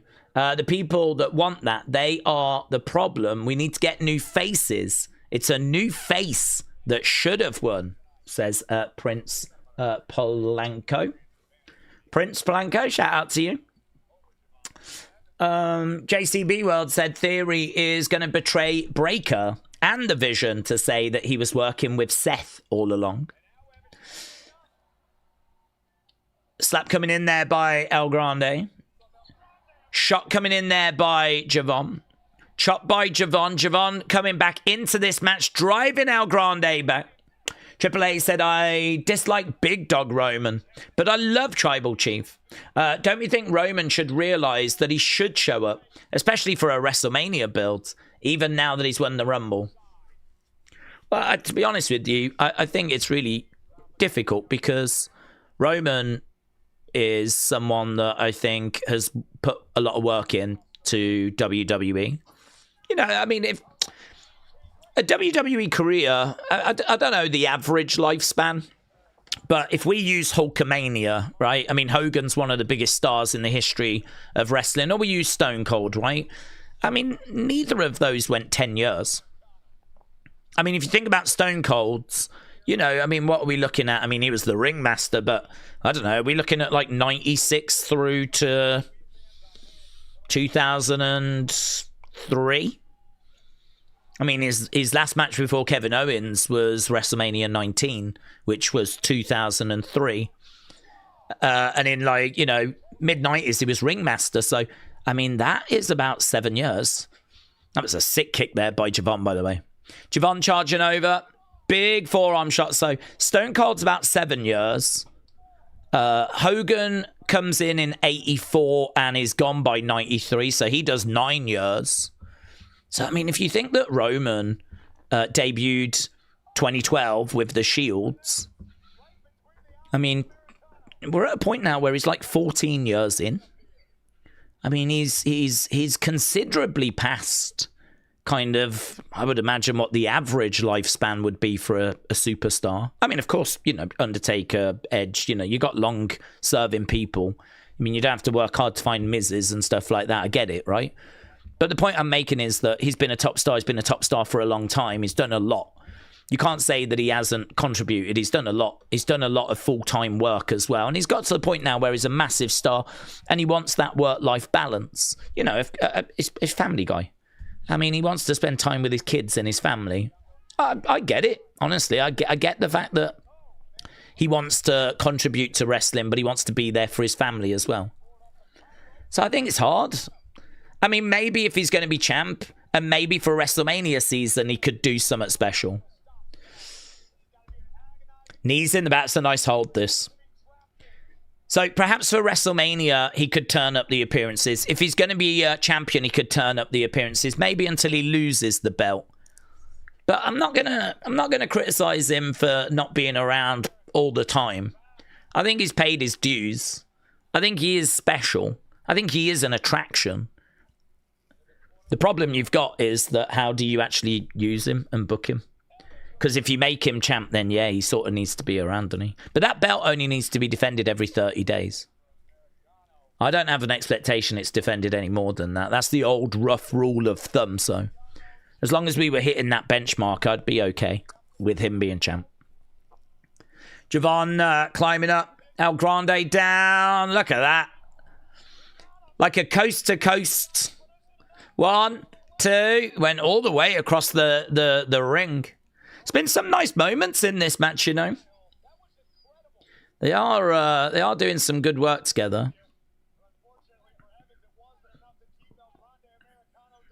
Javon is climbing up. We got Ryo trying to distract. That's probably going to allow Bravo to get involved, and he does.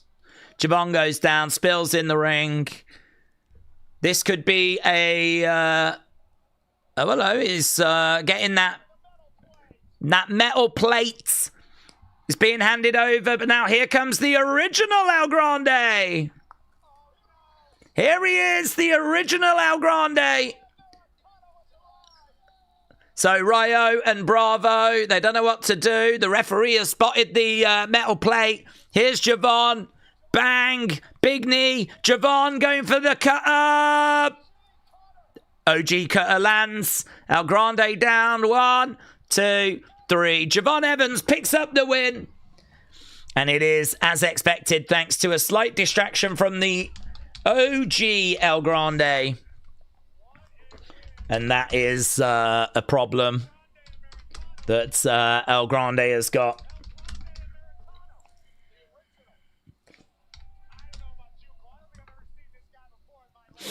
Corey said, I don't know about you, but I don't think I've seen this guy before in my life. He's got muscles in places most people don't have places. So, yeah.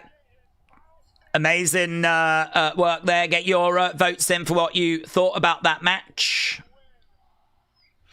People really impressed with some of the stuff, some of the action.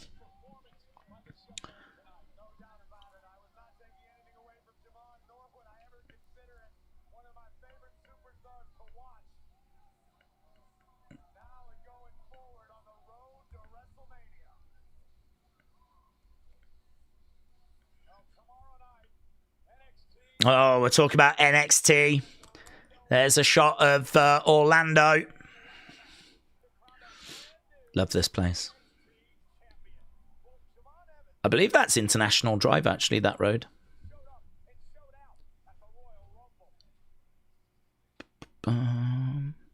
Nice. So many matches nowadays feel like Sunday Night Heat standard, says Alan. Daze, Roman is more special than Seth, and Seth can beat his body up all year. Roman chills with his kids for 9 months, shows up for work. I have to say, I'm good, don't want to work. I don't know. Are we being critical of him not showing? Are we saying that those that put the work in are the ones that... I mean, I get it. I really do. I do think, though, that... and, you know, Seth has had success. He won the world title last year. And it was injury that took that away from him. In fact, I mean, if you look at last year, it was Seth's year. He won the main event of night 1 of WrestleMania. He then went on to form the Vision.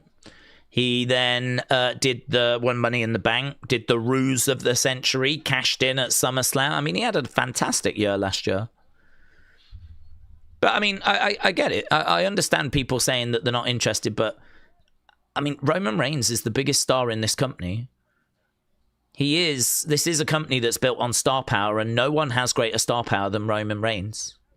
So it is kind of hard to make an argument that just because he's part-time, we shouldn't be using him in big matches, because he's the biggest star.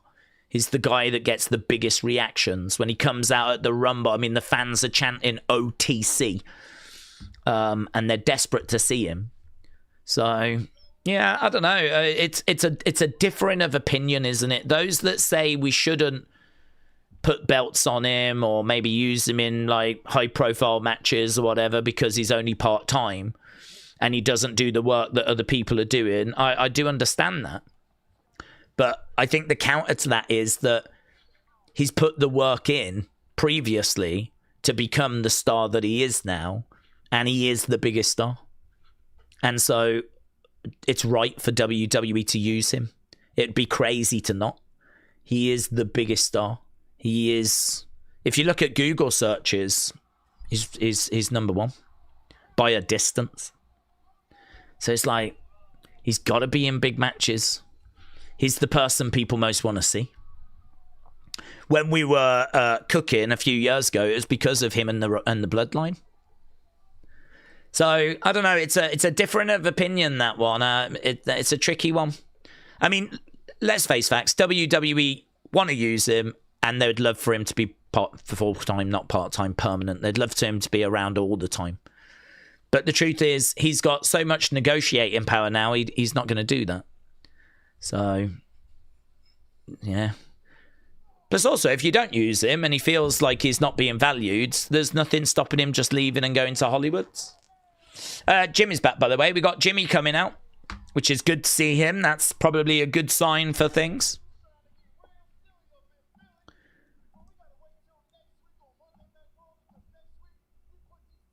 Otis and Tozawa in it. Usos Alpha Academy next week.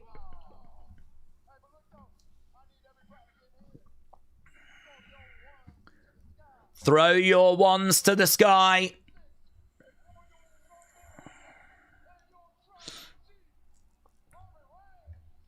So, we love you. We're proud of you, Roman. That's not during commercial, is it? Because that, oh my God, that is during commercial. Wow. That will get a bit of criticism, I would imagine. There's plenty of people that want to know what's happening with Big Jim. So Jim is back. I didn't know we were at commercial. Jimmy is back.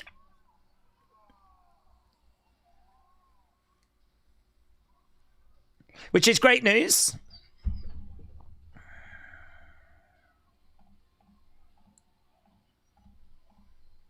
That is great news. That fills me with confidence that things are okay in his world. There's been no update on that, actually. I don't know what the situation is. Some people thought that Naomi might have had the baby, but it's no words. Okay, Javon El Grande, let's get the score. We are at commercial. And, they're just eating away, dancing away, celebrating away. They're in the crowds. And we're about to go back to the show. Not much was said, just that next week they're defending the championship. 62, 28.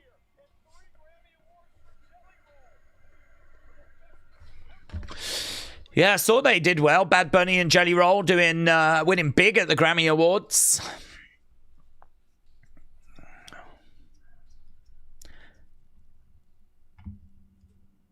Who's coming out now? Oh! Wow! Did not expect this. Oh my God! Oh, that's so good. There'd been word that AJ wasn't expected to be on this show. His music hits and here's Gunther. Oh my God. He came out doing this and everything. Do this, Gunther. Do this. That's what you need to do. And then bang, it changes over to his music. Mate, there was a great pop then. And it's even got Career Killer on the screen next to his name. Oh, so good. So good. Look at the reaction of people. Ah. That's good. That is good. It's been a while since we've seen one of those fake outs.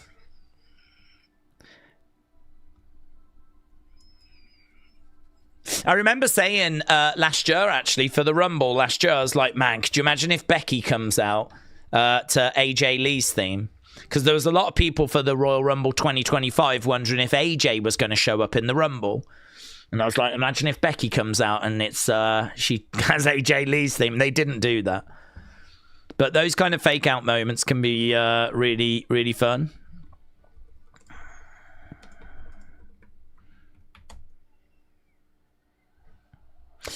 David said, all Gunther needed was a hoodie. Brilliant. It was done really well, wasn't it? It was done really, really well. Okay, Boozer. F you, Gunther chants. F you, Gunther chants are ringing around. F you, Gunther. Okay, good 96 for that first match, by the way. Kelly said AJ deserved better than retiring in Saudi. Do you agree? Well, I do, yes. But I think it was his choice, to be honest. It seems like he said to Triple H, I'm done. I just can't keep going on. And I think he just wanted to get to the next big show. So I don't know why it wasn't Survivor Series. I wonder it was because he felt like maybe John's retirement was maybe around that time. It was only a few weeks after Survivor Series. But I am surprised that he didn't get through to WrestleMania. I really don't know why we didn't do that. I still don't know why we didn't do that. But it seems like AJ was the one that decided, I just can't. I'm done. And decided Royal Rumble was the place. So, and that is what he said to Shinsuke as well, wasn't it? He said, Rumble, I'm done. So I do agree. But I don't know how much we can blame WWE for that one. Just like Bill Goldberg. Just like John Cena. AJ Styles.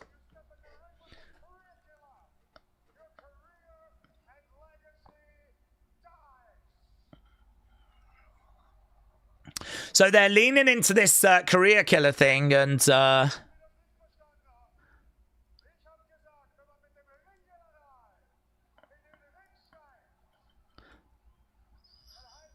okay, is this Dragon Lee? Dragon Lee's coming down.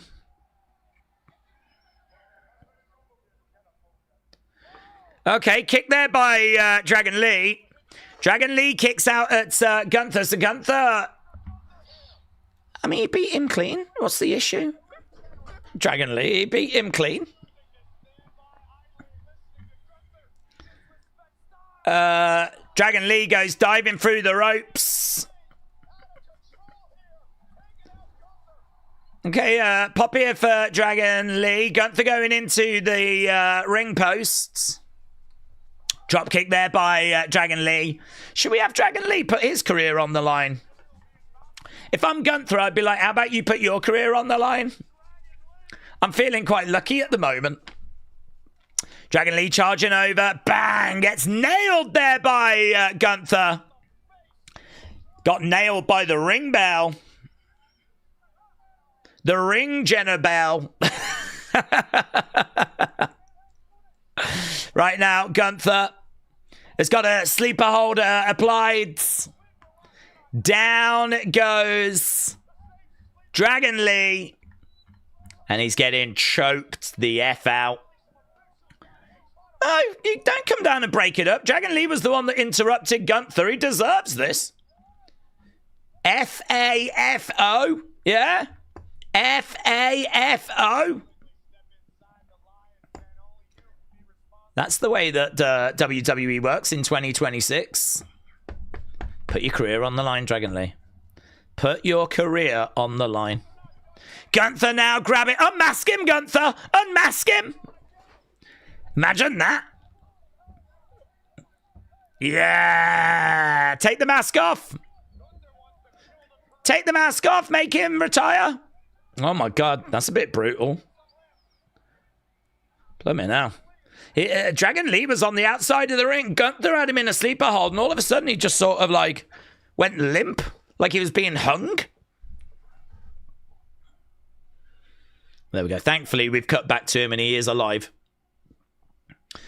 Dragon Lee is down. Steal his wife, Gunther. Steal his wife. She's probably in the crowds.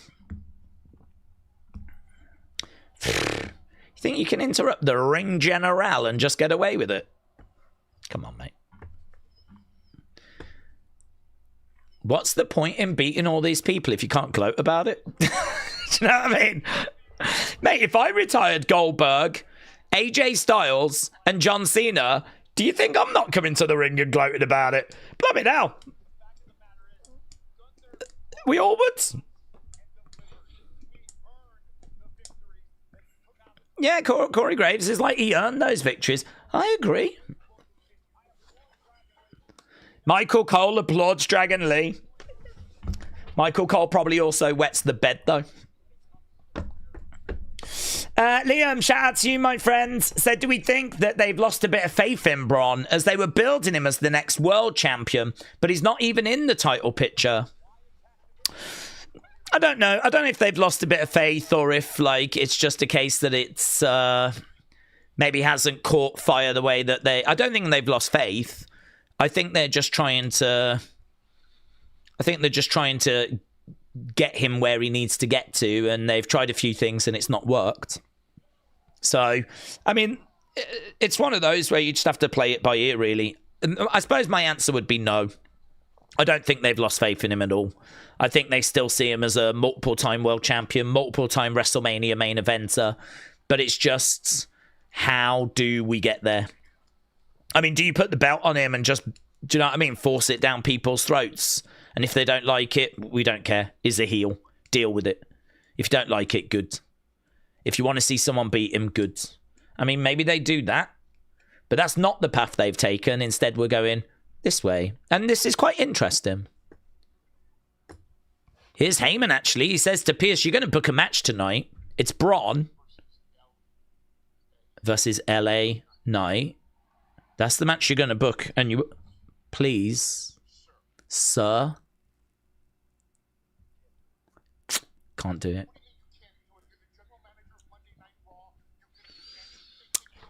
Can't do it. Can't be done. I got him out the building.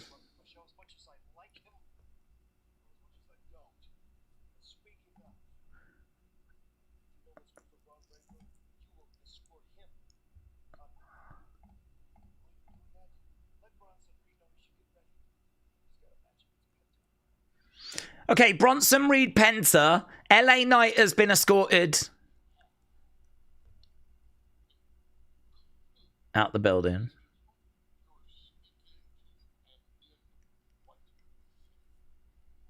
Do you know who you're speaking to? And also, in what city? EC Dub. FAFO, says Adam. It's good, this. Okay. I like it. I like it. Adam Pearce standing his grounds. Heyman standing his grounds. It feels like Heyman would eat Adam Pearce alive, but at the moment they're presenting them as being quite worthy adversaries, and I'm kind of into it, actually. I really like this episode so far. Oh, here's Maxine.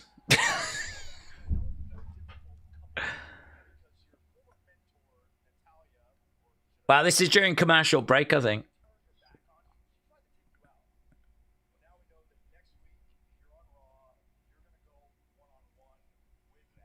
Okay, Maxine against Natalia next week.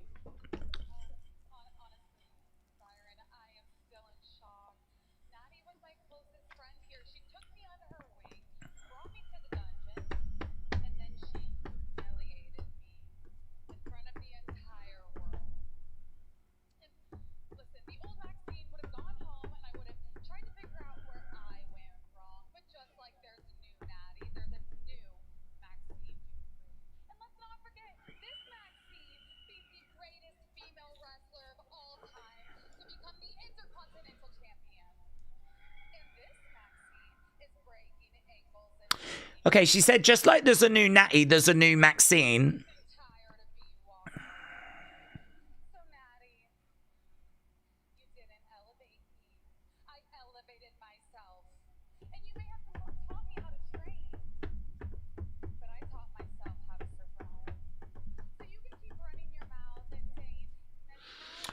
Okay, so we're going to get these two next week.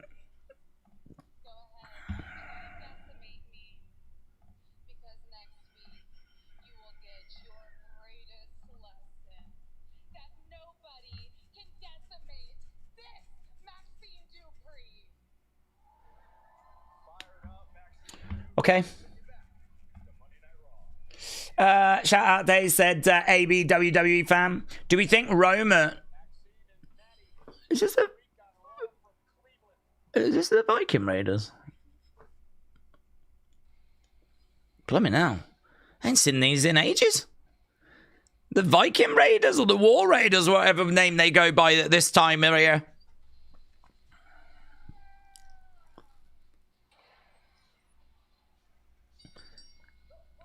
Where have these come from? I wasn't expecting these. Okay, do we think Roman should go after a world title or a WWE championship? Are we thinking Cody somehow wins it back at Mania? Well, the latest rumor is it's going to be Roman versus Punk, which is surely going to be for the World Heavyweight Championship, and Drew Cody with maybe Jacob being inserted. So, yes, it does feel like both Cody and Roman are going to go after titles at WrestleMania. Alfie said, I've not been keeping up with WWE. I know that Austin joined the Vision, and I don't believe it's working. Is there a chance that he could be the Masked Man again? Sorry if that is dumb. No, it's not dumb. It's a theory that people had before the Masked Man even arrived. And it's a theory that we've discussed about how Theory could be secretly working for Seth. It's not a theory that I particularly gravitated towards, although my position on that has... softened, of course, because I think there is a great chance he could be the Masked Man. But the reason why I didn't gravitate towards it before was because we know he was meant to join the Vision all along.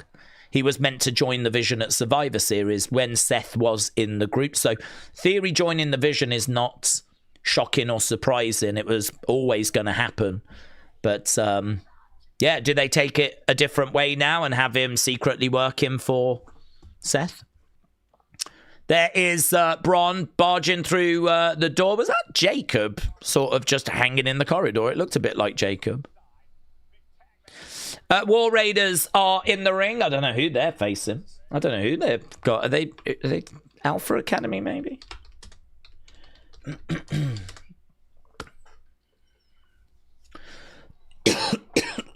Is it Oba?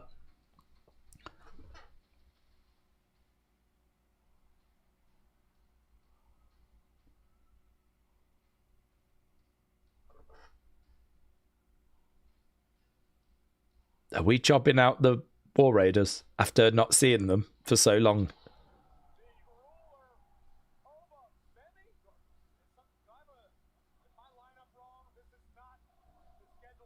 This is not the scheduled opponent. You die tonight, says Oba. Guys, I think what's happening is we've decided that we're going to feed the War Raiders to Oba in a handicap match. I mean, there's two ways of looking at this. It's either, oh my God, what are we doing? This is horrific for the War Raiders. Or it's, oh my God, this is going to help build Oba up because him destroying this tag team.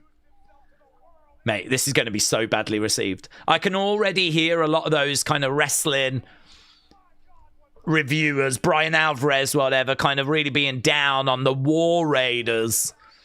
A really credible tag team. One of the great tag teams, actually, just being jobbed out and fed to Oba Femi. I don't know, man. How do you look at it? Do you look at it as like, this is great for Oba? Or do you look at it as like, this sucks for War Raiders? Or perhaps both things are true. In fact, we didn't even get a match. We didn't even get a match. I don't know what this is.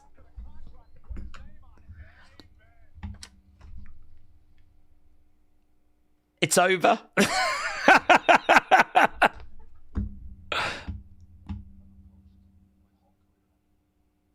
I don't know how to make of that. I really don't know. Part of me hates it. Part of me likes it. I don't know.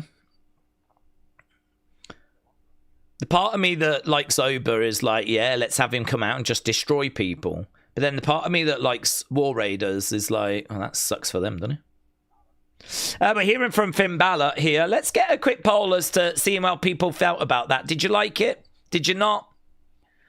I think both opinions are very valid.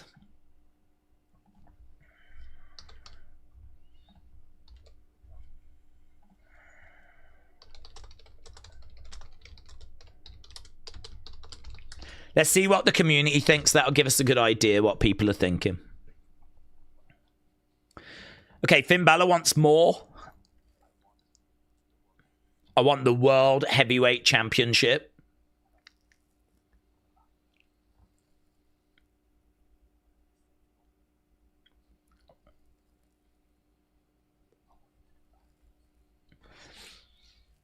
I don't think I'm a bad guy, but at this stage, I'm willing to do bad things.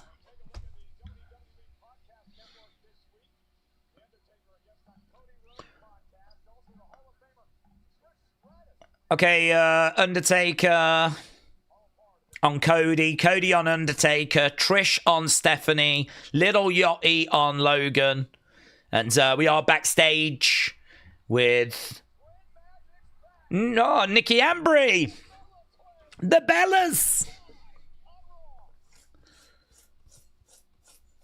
There we go.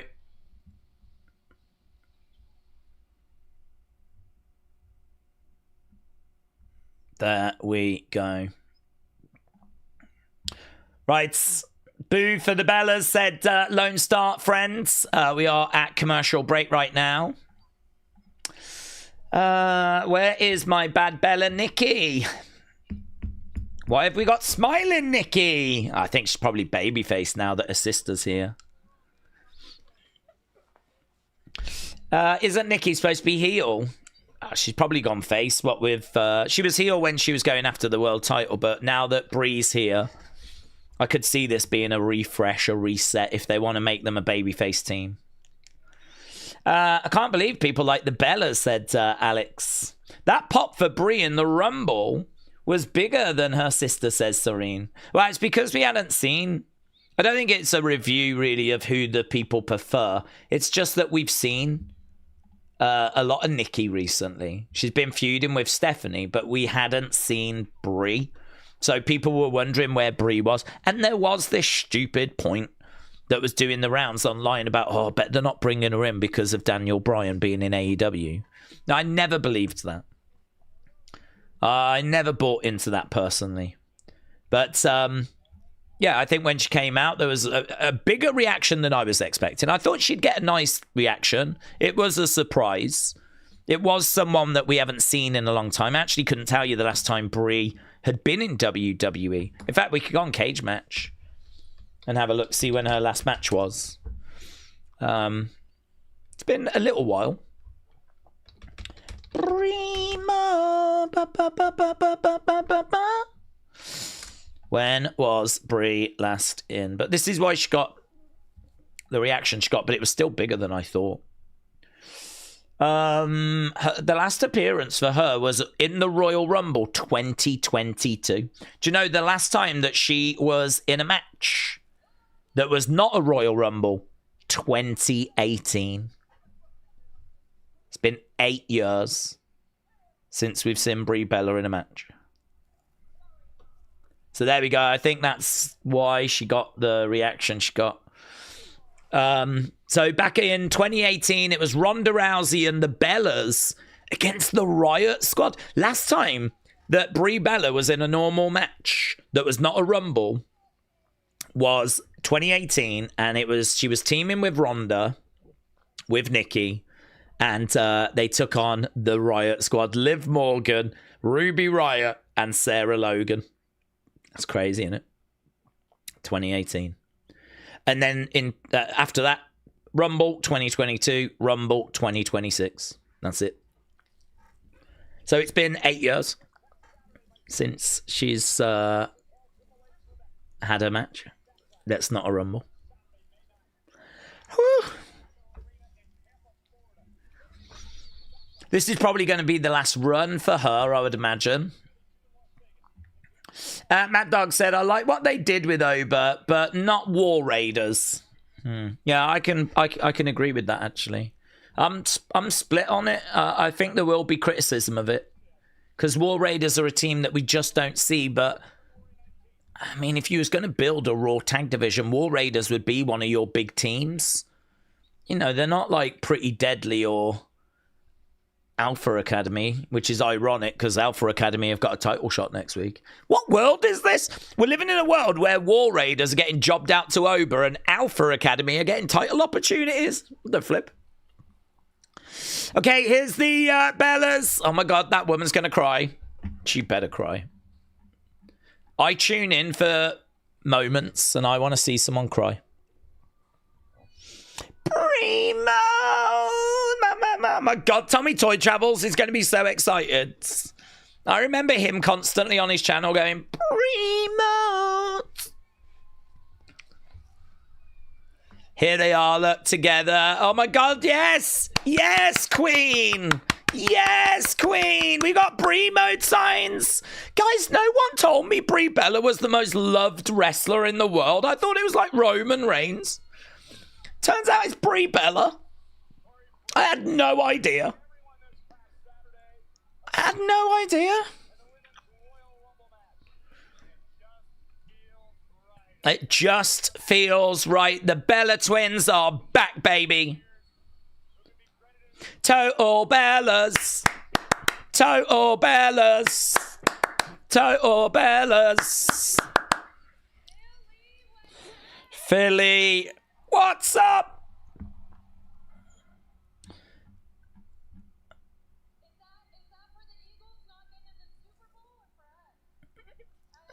Oh. Oh, well, are they booing? Are there boos now?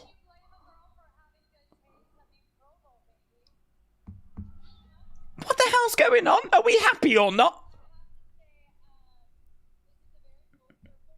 This is a full circle moment.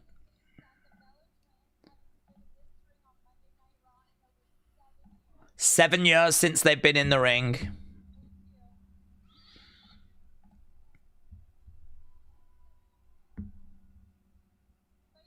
I think we've got a slight welcome back chant.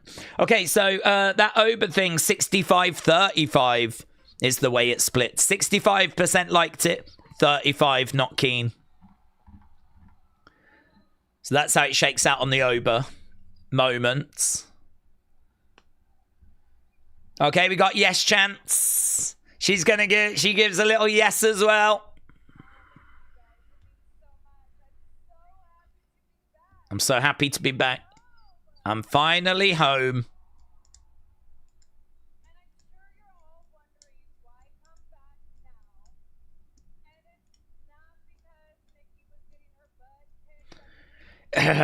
It's not because Nikki was getting her butt kicked every week.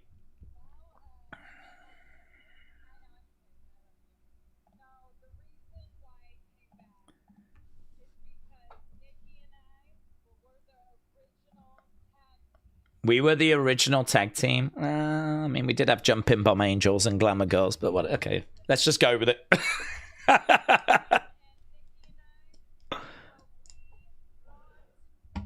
We want in. We want in.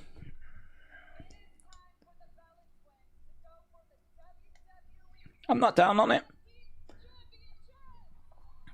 I'm not down on them going for the tag titles. I think the Bellas should at least get them once. The Bellas want tag team golds.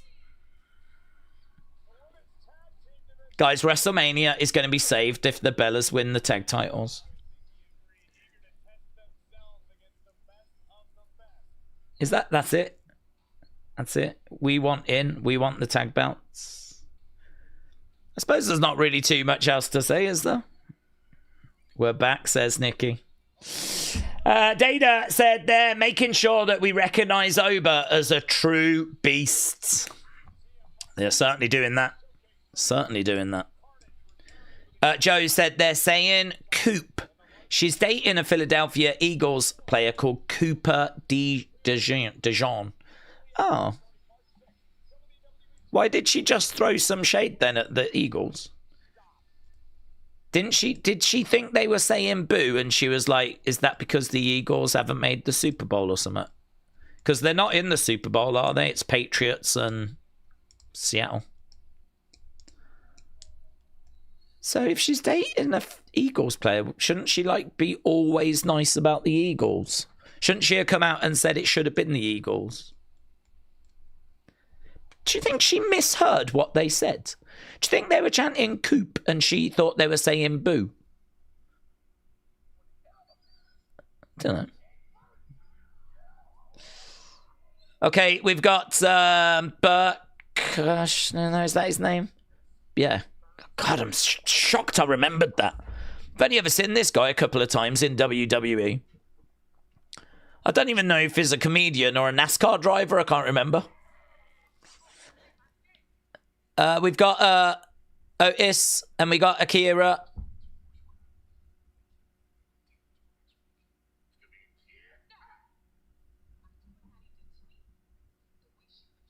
Okay, we got Maxine.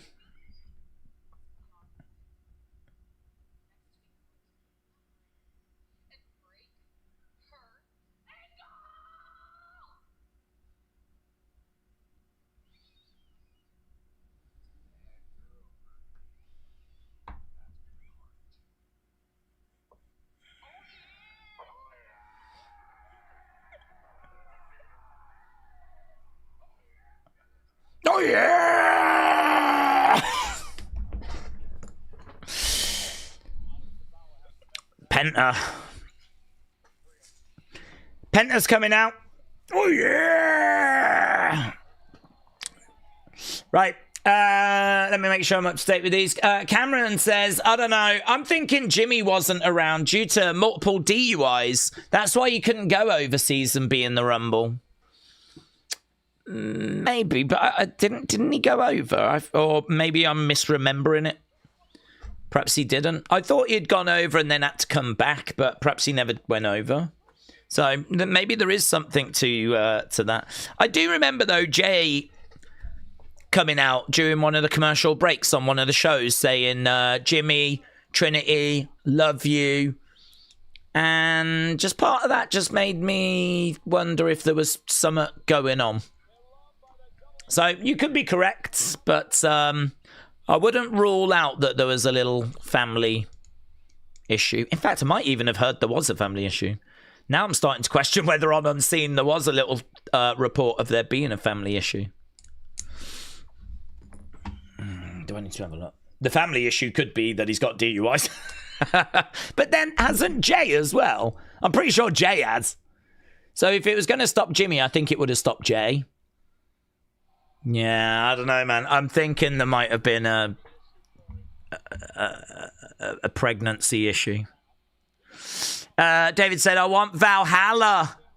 Shaved or unshaved legs.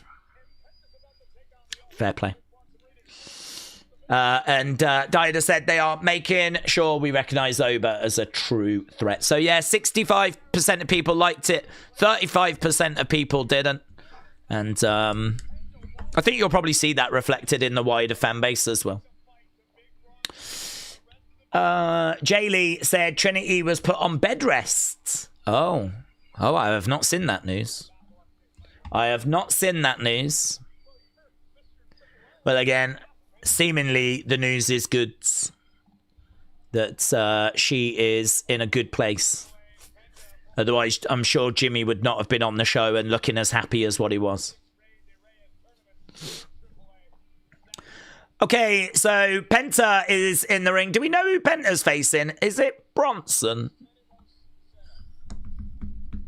I think it's Bronson, is it?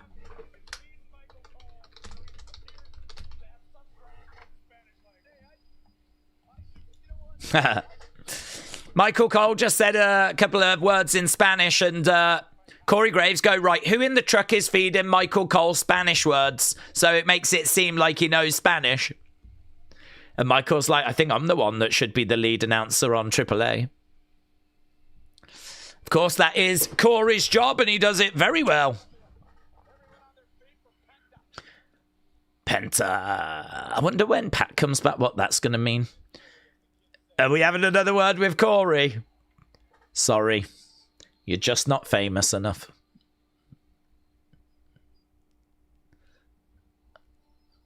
Okay, here is Big Bronson Reed. Big Bronson Reed. Hello, James. Days breaking news. Takahashi is going to leave New Japan. Is he coming to WWE? That is my question. That's not great news for New Japan again, is it? That's another one of their top stars that's leaving.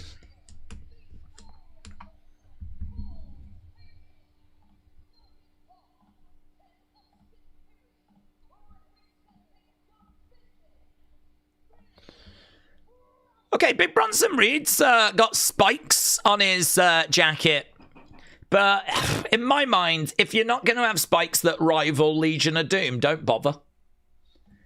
Don't flipping bother, because you just look like Baby Shark. WWE World.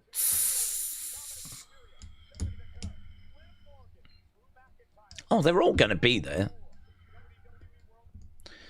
So we got shots of WWE Worlds. It's my dream to go to WWE Worlds.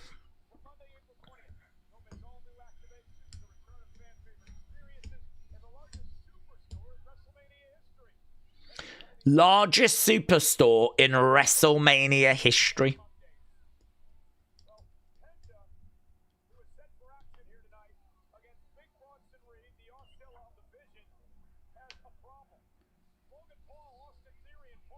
Oh, Penta has got a problem. I was like, why? What's his problem? But it's the fact that Vision are on the outside of the ring. But that's okay. I'm sure we could get Ray coming down, maybe. There's enough luchadors around to flipping out Penta if he needs help. You can put all the spikes on the jacket you want, but it's not going to make you look like a big bowling ball. Not look like a big bowling ball baby, said Foxy Light. Is that how we see him? A big bowling ball baby? Bronson has got Penta against the ropes. Sign in the crowd said Prime tastes bad. Yeah, cook him. This crowd is cooking Logan Paul tonight. Take that, Logan. Prime tastes bad. It's about $80 a person to go to WWE World. I wanted to go last year, but it was just too expensive, said Bishop. Well, I mean, it'd be fine for me because I'd go to that and I wouldn't go to Mania because I'd want to sit here and stream it with you guys. So, but obviously, you know, I don't need to. There's nothing to stream really from WWE World apart from the Slammies. I just wouldn't go at that time. But they don't show anything. It's a shame actually because they do a lot of panels, and they could put those panels on YouTube, but they don't. That'd be interesting. Just a live stream. Imagine if we had just like a 10-hour live stream from WWE World on the YouTube channel. Kathy Kelly could host it. Pete Rosenberg. Just cycle through every hour a different, you know, Jackie Redmonds, Mr. Stone, Robert Stone, Byron Saxton. You just cycle through like all these different hosts. And they just do an hour each.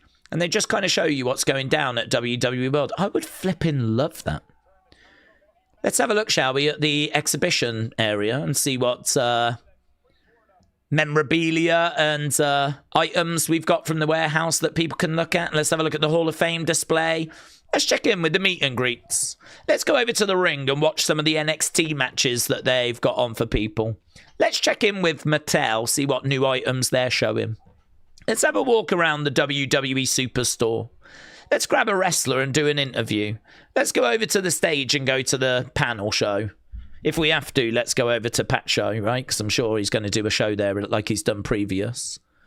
I just feel like let's have a chat with some of the fans. What are you excited for WrestleMania? Like, you could easily do 3, 4, 5 hours live stream from WWE Worlds, which I think would be fascinating. But we're not allowed to have good things. That's what we've learned. We're not allowed to have good things. Shot coming in there by Penta. We are at commercial break. Daze, have we ever done a stream without one of those hat things? Not to my knowledge. I've done videos without them. You can see there's pictures of me without it. I mean, the hat thing is not a big deal to me. The hat thing is quite simple. I've said all from the beginning. I used to go to work, and when I went to work, I used to get up early, obviously, get ready, do my hair. Ooh.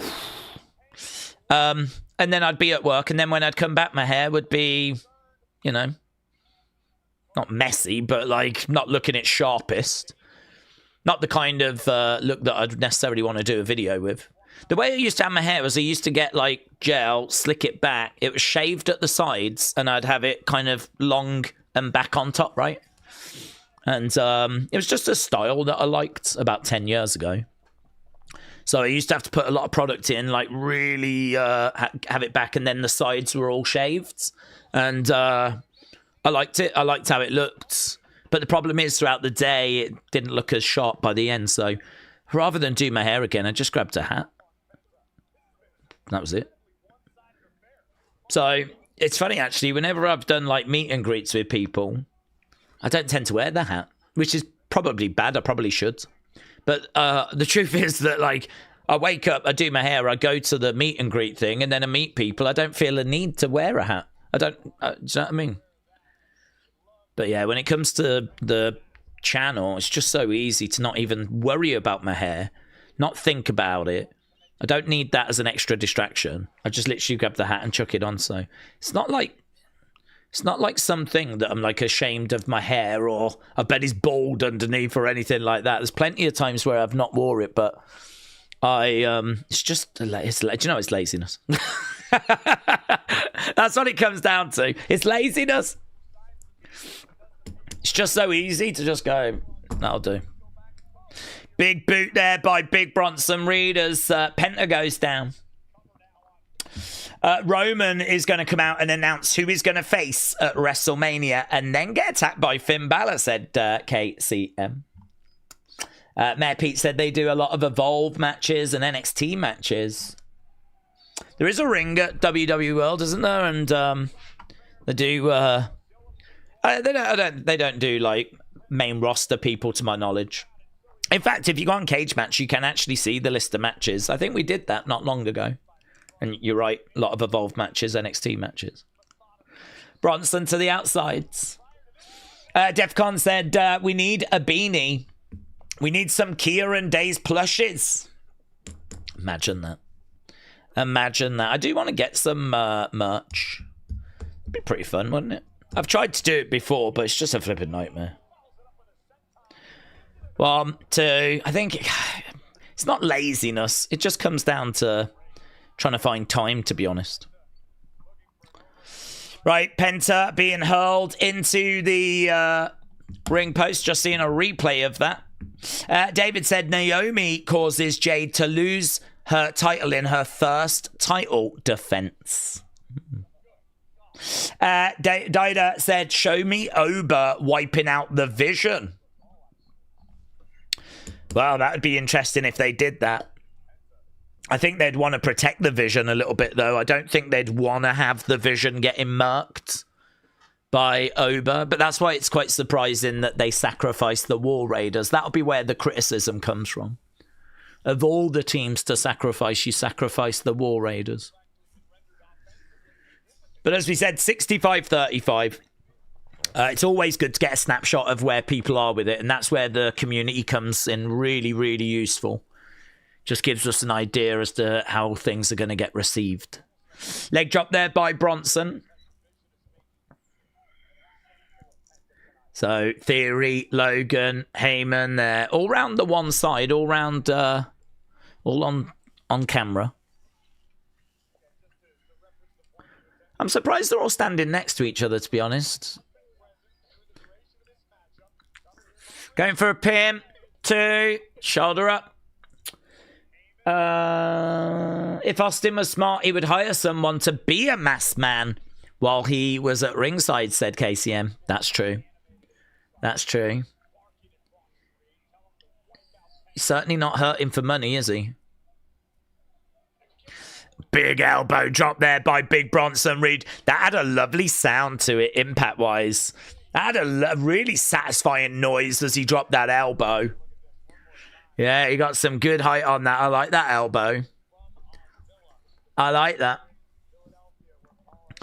Sent on there by Big Bronson Reed as Penta moves out the way. Bam Bam Bigelow getting a mention. Penta down. Bronson down. This is our second match. We're not really counting the Ober beat down, whatever that was.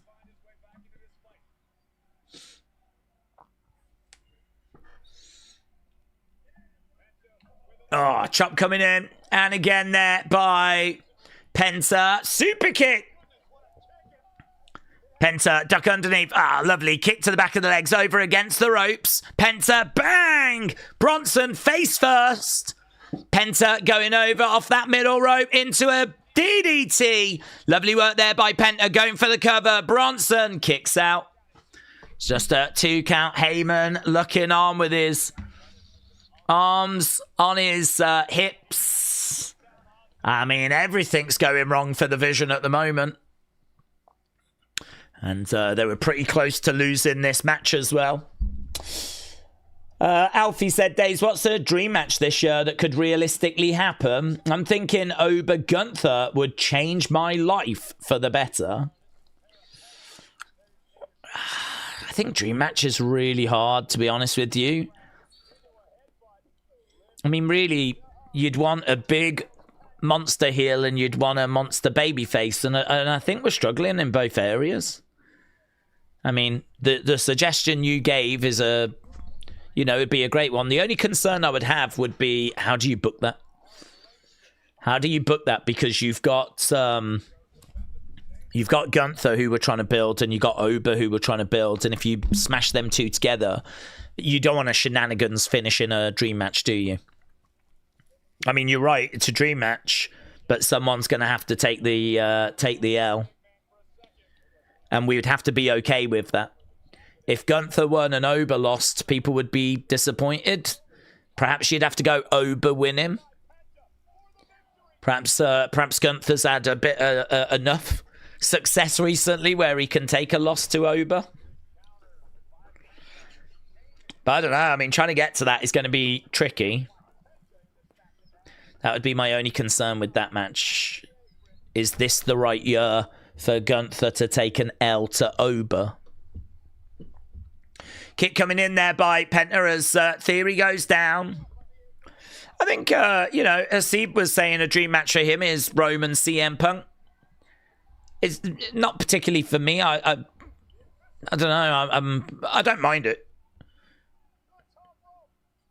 Penta up, crossbody. Penta lands on Logan, lands on Theory. Penta is in there on the shoulders. Bang, gets driven down. Okay, Tsunami, yeah. Heyman just called for it. He called for it. Big Bronson Reed is climbing up. Tsunami! He's going for the cover, but we don't have a ref. Heyman on the outside. Tsunami just connected. No referee around, though. I don't know what happened to the ref, though. I didn't see what happened to the ref. Bronson is grabbing a chair. So we don't have a referee. Bronson's going to have fun with weaponry. There's a big cheer going on. From behind, LA Knight. BFT onto the chair. Onto the chair. He's got new merch. LA Knight. He's got a shirt that says Chosen. There's Theory, Logan trying to chase after LA Knight. He's going through the crowds. Bronson is down. Referee is back in. Is Bronson going to get counted out? Heyman's coming round. We got a real problem. Heyman's trying to tell him what went down. We're up to 3. I love how fast the refs count when it's going to be a count out. 5, 6. Look how quick this is. 7, 8, 9, 10. There we go. Blooming hell. I mean, even Heyman's like, what you doing? What you doing? Mate, this is a conspiracy. If he wants to claim that Adam Pearce made that referee count fast, he could definitely do that. Paul Heyman could have a real good case that that was a fast count out. Because I've seen count outs when people are on the outside and it's like, 1, 2. This boomer was like, 1, 2, 3, 4.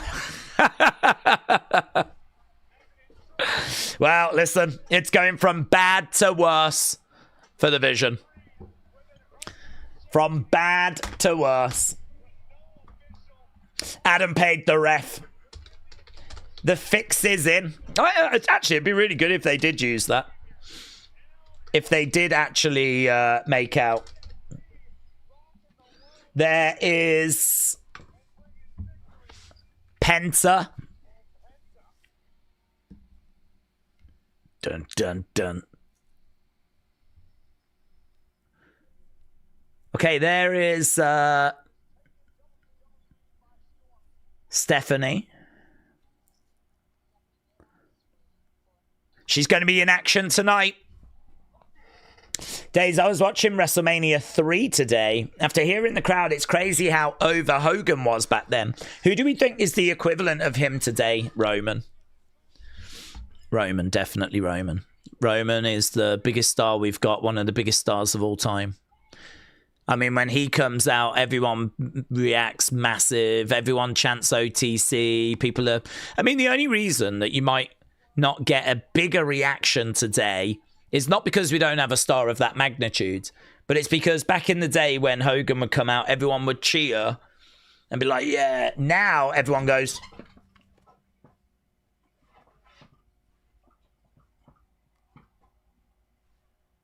like this, you know? So it ain't got nothing to do with him not being one of the biggest stars of all time. It's probably got a lot more with people just wanting to flip and capture moments on their phones. Here's Liv. Girls love Dominic Mysterio. Is that what her shirt says? Is it hot girls, maybe, love Dominic Mysterio? Guys, I'm a hot girl. And I do actually love Dominic Mysterio. I don't even know if that's what it says. I just saw it say girls love Mysterio. There's Bravo, El Grande. Oh, there's Ryo. I couldn't see Ryo. We got all of the Los Americanos. The original El Grande.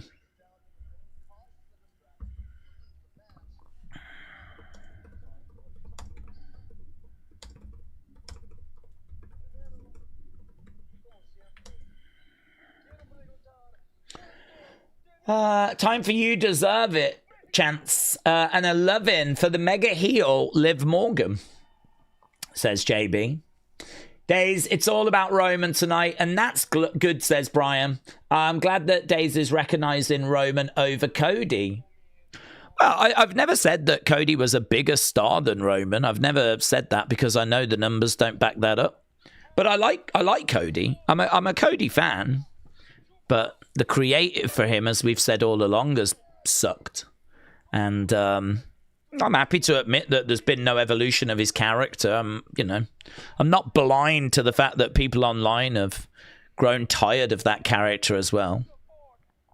Hasn't quite bled into the arena. If Cody was to come out now, he'd get a great reaction. But how long is it until it really starts to bleed into the arenas? We've already had a few glimpses of some reactions that he would not be hoping for.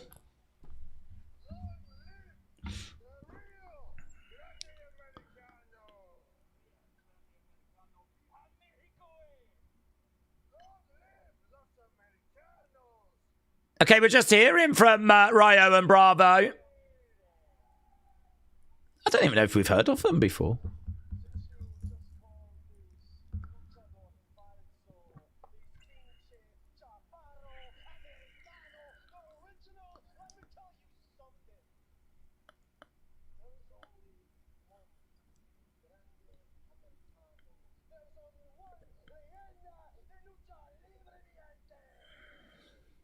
There's only one El Grande Americano.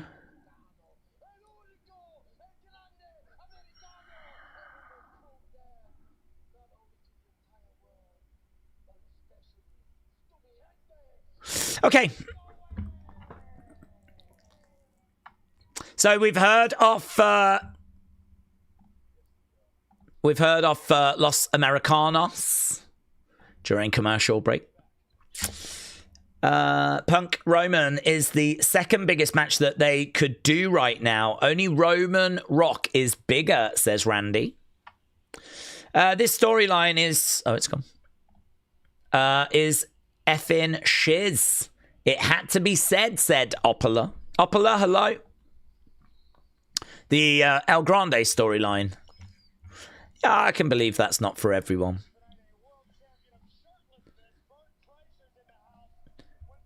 Okay, there's Bert is being shown and he's taking his shirt off again.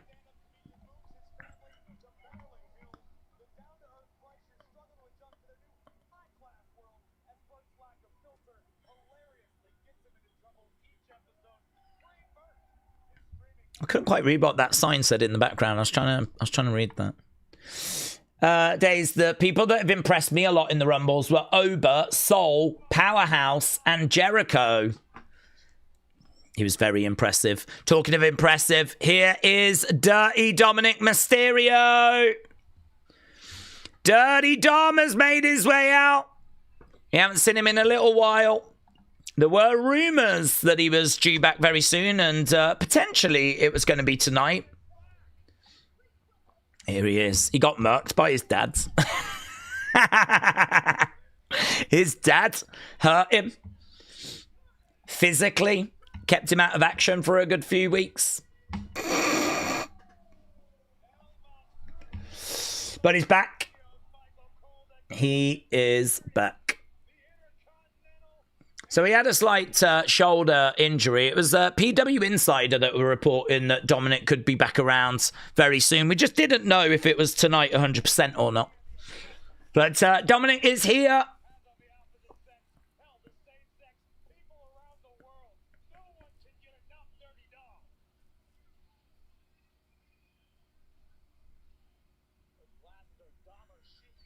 Yeah, he has got, like, glasses on. Let's see what he's got to say. He's probably going to introduce... Liv, isn't he?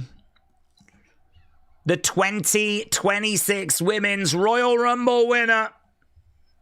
Here's Mamacita.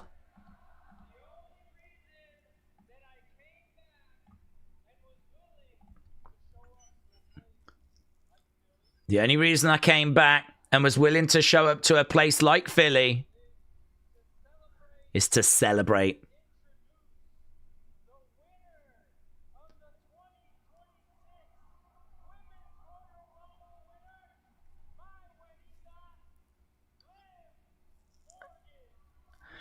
That neck tattoo is getting even more detailed, isn't it? That neck tattoo is like, it's flipping growing. Here is Liv. Yeah, it did say hot girls love Dominic Mysterio. Knew it. Knew it. Dad Stuff said CM Punk's latest Topps autograph has been released and he wrote on it, Dominic Mysterio is an idiot. Dad Stuff, thank you.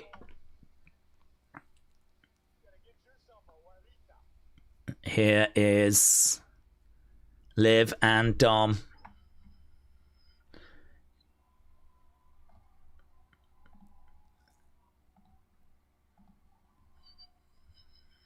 I mean, she ain't wearing a great deal. And there are "you deserve it" chants.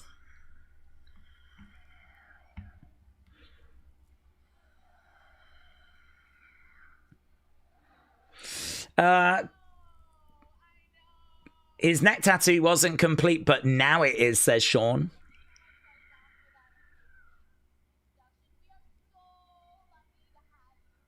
We're so lucky to have you back, says Liv.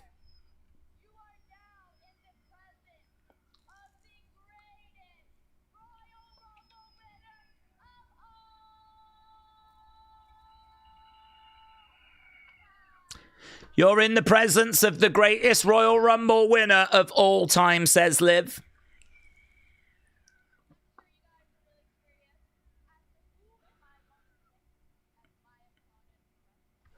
Who is she going to pick?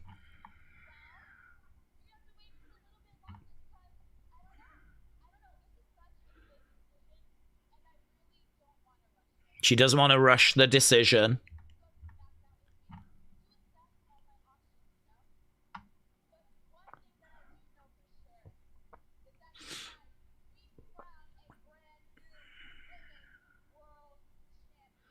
Okay, she doesn't want to rush it. She says tonight we're going to crown a new women's world champion. So give a warm welcome to my best friends. Linda McMahon, here we go. The sexy... Oh, it's Raquel. Okay. Here's Raquel. David said, why was Raquel in the Rumble if she is in the Women's World title match tonight? I suppose she just wants to get a plan B in case tonight doesn't go quite to plan.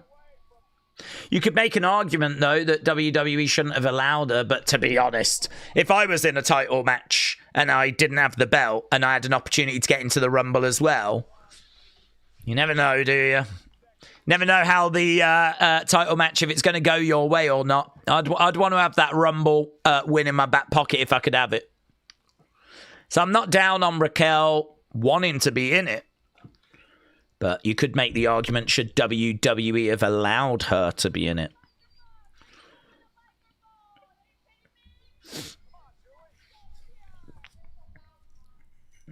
Okay, so Raquel is in the ring.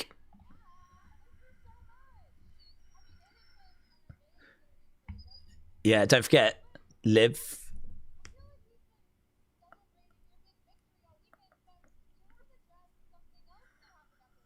We haven't... Yeah. Oh. Well. Why did you eliminate me? Sister.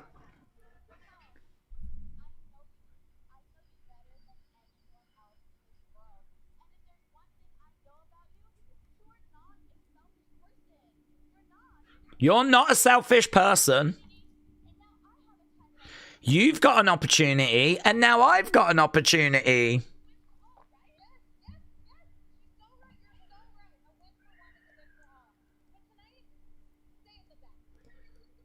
Raquel says to Liv tonight, stay in the back.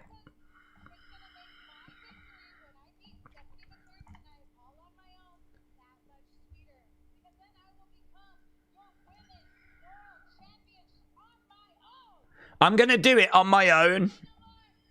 Okay. Liv's like, okay. Are we doing this match now, are we? So this ain't our main event. Oh, Roman will be our main event, won't he? But are we going to have another match after this?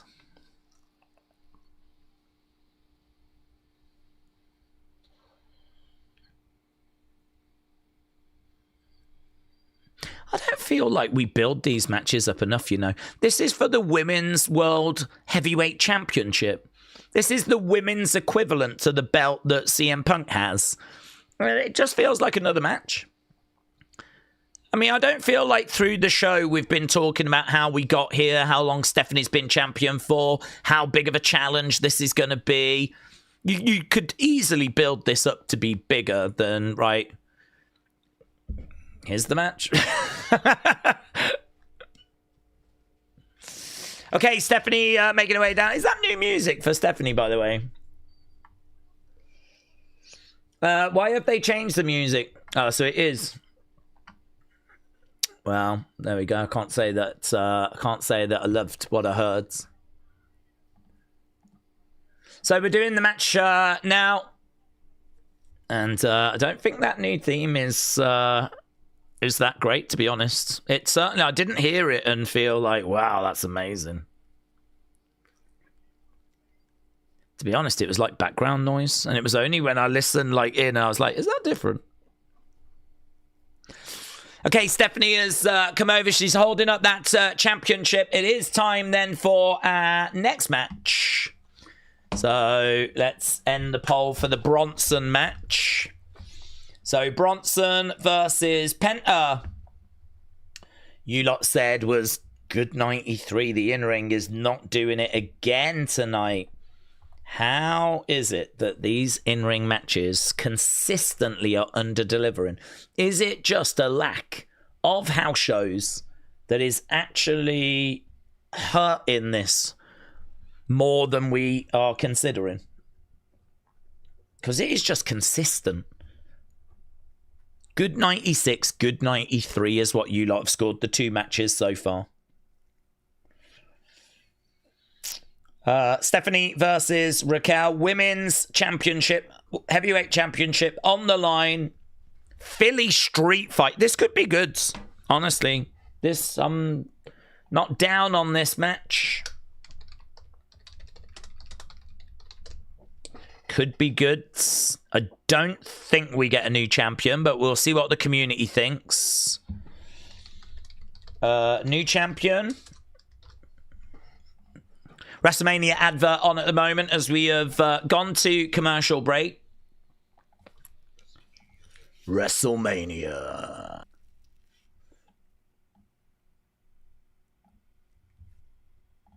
Okay. Daze, it's a street fight. There will be shenanigans. I think Liv will cost Raquel by mistake. It could lead to a face turn for Raquel. A huge pop from the crowd, said Simply Simon. LS Dub said it is a lack of house shows. It has contributed to a lower match quality. If the guys and girls were working the loop, they would be better chemistry, and performers like Maxine would slightly sharpen. Yeah, I agree with you. I think you're 100% correct. Is it just that, though? Or is there an issue with the producers? You know, is the quality of the producers of the matches, is there an issue with just the general in-ring ability? Or is it just that they are not getting enough matches on house shows and that's why the matches are underwhelming? It is a problem when you're watching these shows and the matches are all just good 90 yards. Hopefully this is the one that can give us that great score, though. It should do. It's got a world title on the line. These two have had a pretty okay build. I mean, it's not been amazing, but, you know, we have done some stuff between these two. Stephanie getting her champion's entrance. Alicia is back on announcing duty.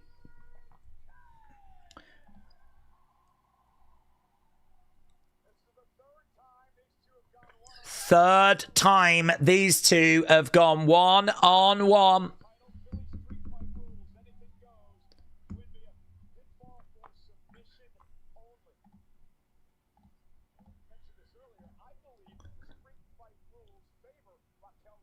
Okay, Michael said he thinks the street fight rules are going to favour Raquel.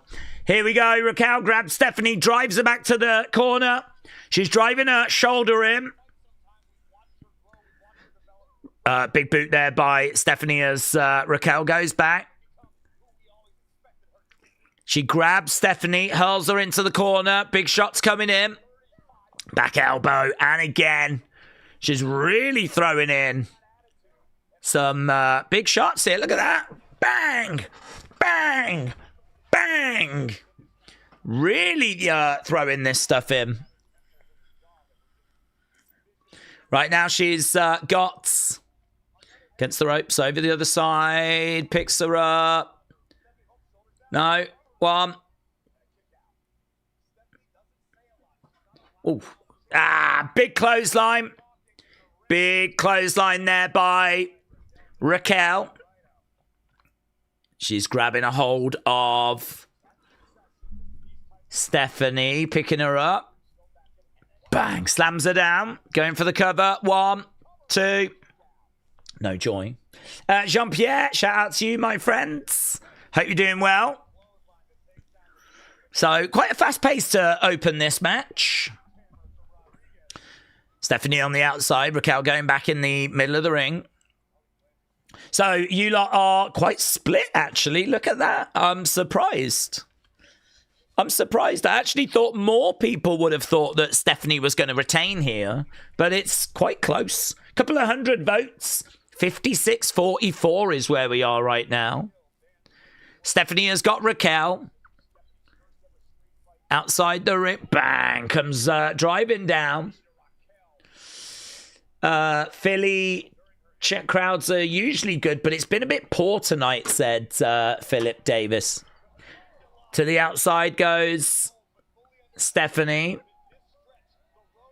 Raquel down.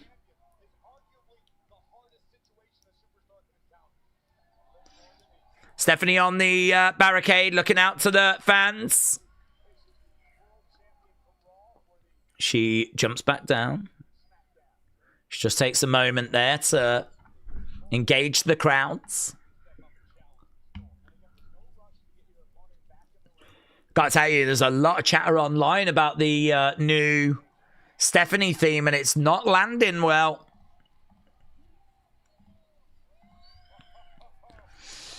The table is being pulled out from under the ring. So we've got a table that's been introduced, but Raquel collides into Stephanie. Stephanie goes down.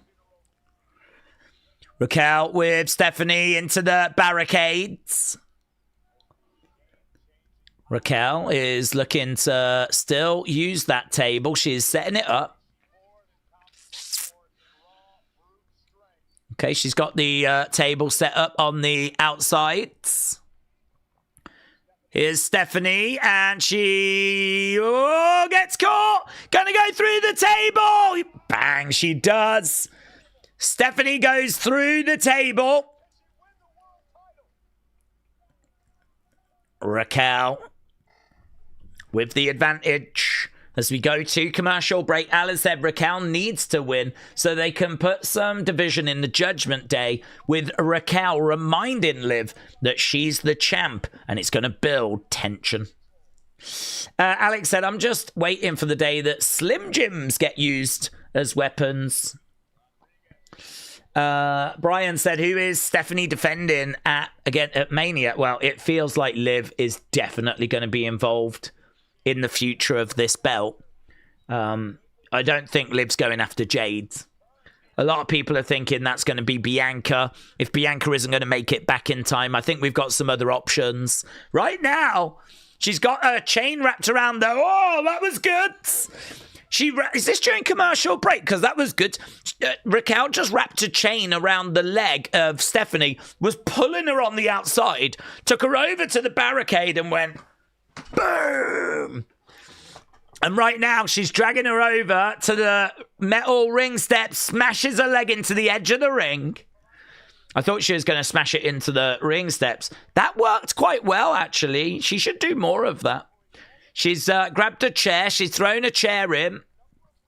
She's grabbed a couple of kendo sticks. She's chucking them in the ring as well, but she's got one. She couldn't quite use it. Stephanie gets back up to her feet. Headbutt there by Stephanie. Stephanie, shot coming into the midsection. And again, driving a shoulder into the midsection. Raquel against the edge of the ring. Stephanie selling the ankle. Big clubbing blow there by Raquel as Stephanie goes down. Raquel standing over Stephanie. I want Raquel to win because the story with Liv would be really interesting, said Millennial.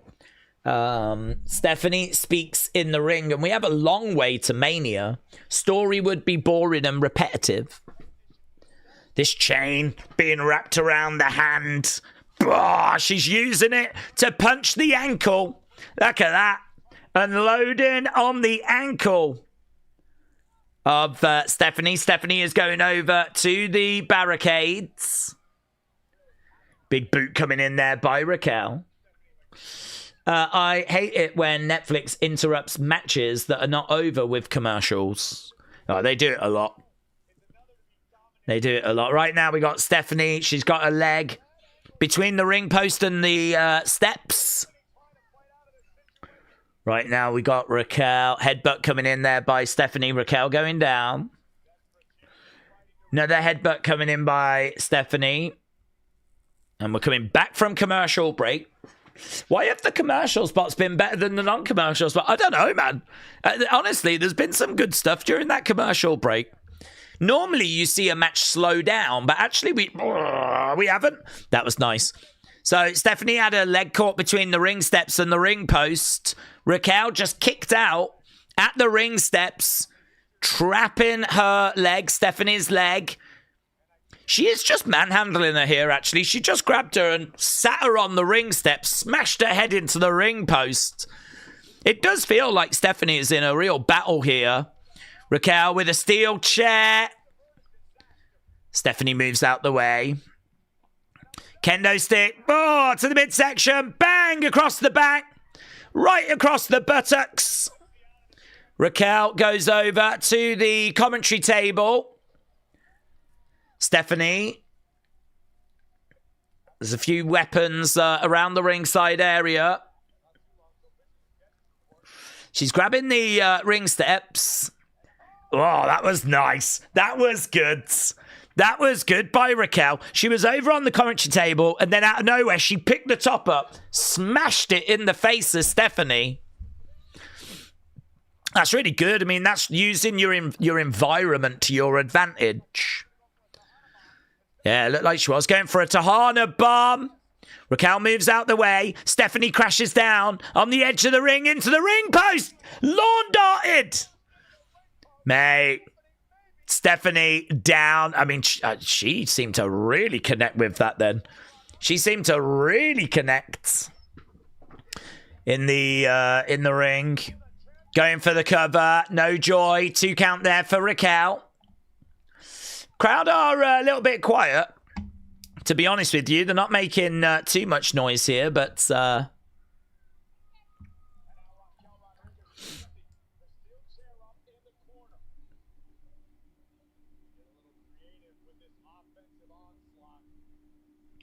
Okay, right now we have got... Oh, that's a shame. The chair was in the corner, but it fell away. There's not a big problem. Ah! It's a little bit of a botch, but it's not a problem. She tried to get the chair in between the ropes, and it just sort of like popped out.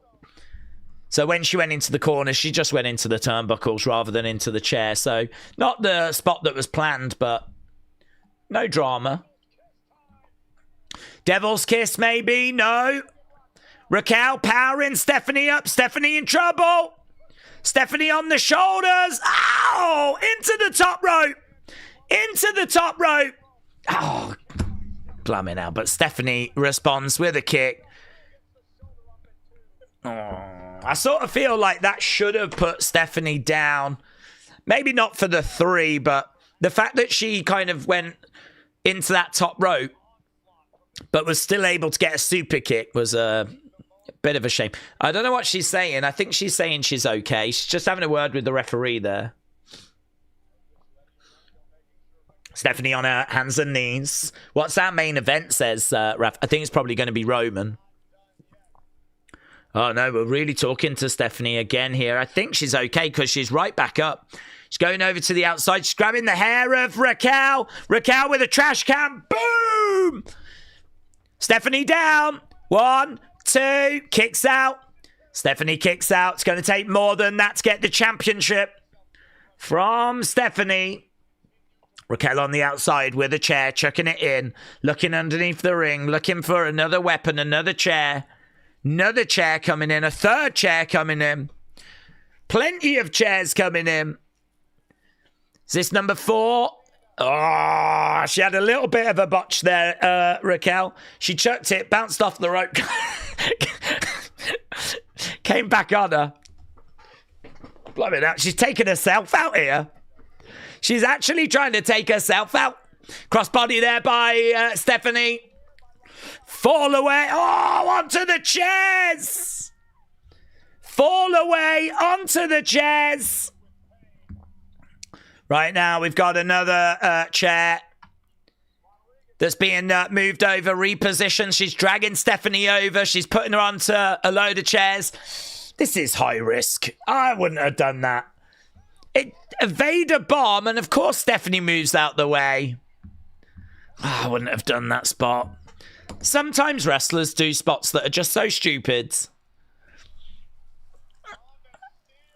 I mean, how many times do you need to go for something and the person to move out the way before you think to yourself, maybe I won't do a Vader bomb onto Stephanie who's on chairs because she's probably going to move. And she did move. Stephanie did Devil's Kiss in the ring. Now we're doing Devil's Kiss on the outsides. Crowder into the Devil's Kiss. I think this one's going to commercial break again, so we're still going with this. This match is getting time. I'm not down on that. Commercial break again. Winford said, are you happy with Roman winning the Rumble? Is Triple H driving WWE well? Well, Triple H did drive WWE well in 2023, 2024, and we know that 2025 was bad. So, and we know that there's issues, and we've been very vocal about that, but I mean, I'm not personally like Triple H out. I know that there's a lot of people that are, but I don't know. I saw what Triple H did with Black and Gold NXT. I saw what Triple H did in 2022, 2023, 2024. There was lots of praise for him in that time period. So, I mean, he's had a bad year and he's going through a bad period and he needs to work it out. And I don't know, do you just abandon him or do you stick with him in hope that it is going to work out? It's kind of one of those where you support a team and the team's not performing well. You know, do you stick with the manager who has given you good times in the past, or do you change manager? I mean, for me, I'm still in a sticking with him stage. In regards to Roman winning, I don't mind, but we've spoken a lot about how there's plenty of people that aren't keen on it. So Roman was one of the favourites.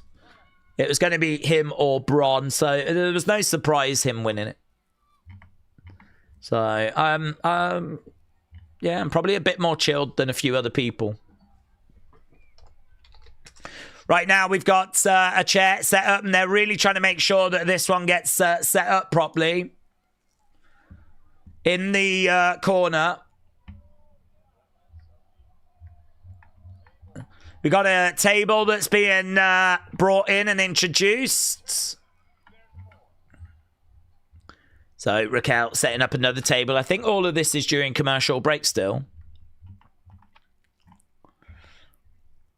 No one really talking about the fact that chair was chucked in the ring and bounced off the ropes and hit Raquel.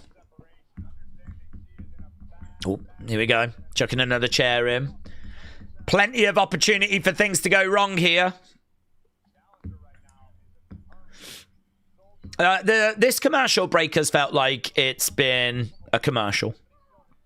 Raquel to the outsides. Raw, 3 hours. Netflix, same commercial, 3 minutes. 2.5 on Netflix, so we've probably got about 35 minutes left to go. Stephanie down. Daze, I'm puzzled why the Viking Raiders were thrown in to be Ober's heavy bags. Weren't they loved by Triple H in NXT? Yeah, they were, but they're cold at the moment, aren't they? I mean, they're a team that you can get some out of, but they're pretty cold right now. So it might just be that we've turned to them because it's just going to help Ober in this moment. And they're not really thinking, they're not worrying about long term. Big clothesline there by Raquel as Stephanie goes down. Who will Gunther end next, said Raf. There's lots of thoughts that it could be Brock later this year. I don't know if there'll be anyone before, but Brock is definitely someone people are expecting. Ring steps. Here's Raquel. She's picking him up. Charging over, but Stephanie with a big boot to the midsection. As Raquel goes down onto those ring steps.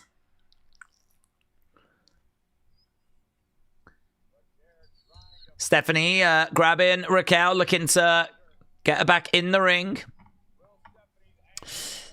The War Raiders also closing in on the end of their careers. They've both had some pretty serious injuries, says Mayor Pete.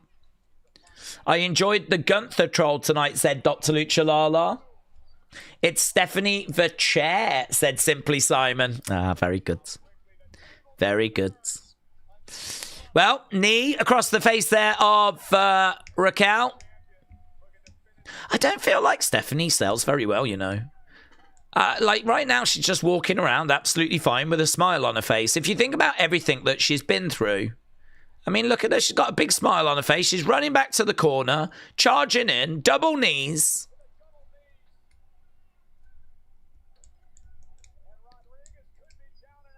There's no sign of any damage from this match. 1, 2, shoulder up there by Raquel.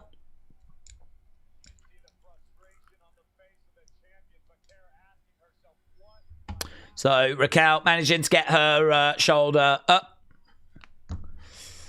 I heard people say Moxie is the masked man.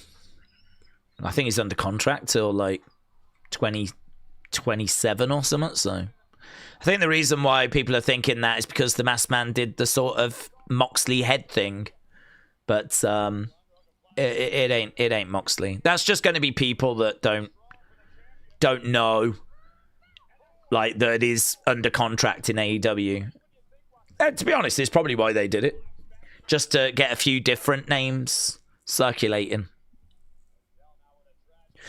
Trash can thrown over to Stephanie. Big boot there by Raquel. 1, 2, shoulder up. Adam Pearce is the masked man, I hope, said Blake.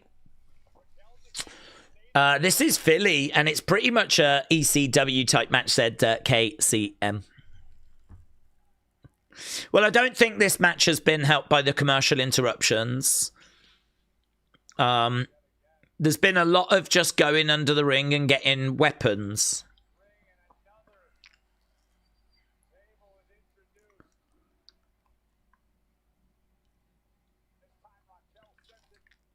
Table being brought in. David said, unless WWE and AEW have started secretly working together, then I doubt it. There's absolutely no evidence of that, and I wouldn't expect that, to be honest. So, no, again, I think that it's coming from the head thing that he did, but I think that was probably done, maybe to get some people speculating, but Moxley's still firmly under contract with AEW, and that contract is not expected to be ending anytime soon. Hip attack there by Raquel. Stephanie is the Tahana bomb. No, doesn't get it. Kick coming in. Raquel against the ropes. Big clothesline. So Stephanie goes down. Philip said it's pretty decent. It's long. Is Liv. Liv grabs the belt. Liv grabs the belt. Liv grabs the belt. She's trying to give it to Raquel. Liv gives the belt to Raquel. Stephanie, though, hurls Raquel into a chair. And this could be the beginning of the end. Drop kick. Raquel goes onto the table. And it feels like this is going to be a Stephanie win. Thanks to Liv getting involved. Stephanie is going to go up. Raquel is down on that table. Oh, here's Roxanne, though. Roxanne's getting involved. This is pretty good. Do something, Roxanne. Do something. Oh, man. Roxanne didn't do anything apart from go through a table. Here's Raquel. She's trying to get back into it. Okay, this is good. I like the fact it didn't just go the way it felt like it was going to go. Stephanie gets the win thanks to Liv getting involved. I feel like Raquel has managed to get back into this one. She's looking for a gut wrench. She's trying to gut wrench power bomb Stephanie through that table. There's a table set up and someone's going through it. People are on their feet. Big spot is incoming. Both women are sort of out. Ooh, no joy. No joy, Raquel. She's going to look to powerbomb Stephanie through the table. Here we go. Reversed. Reversed. Well, to be honest, Raquel had enough of an opportunity there where she could have drove Stephanie through that table. I don't think if she loses this, she can really blame Liv. I'm sure she will. The table is being put on top of... I thought she was going to leave that table on her. Now she's going to go up. She's going to look to put her away. If she lands it, and she does, that'll be it. 1, 2, 3. Stephanie retains. And it's going to be very interesting to see how Raquel feels about that Liv involvement.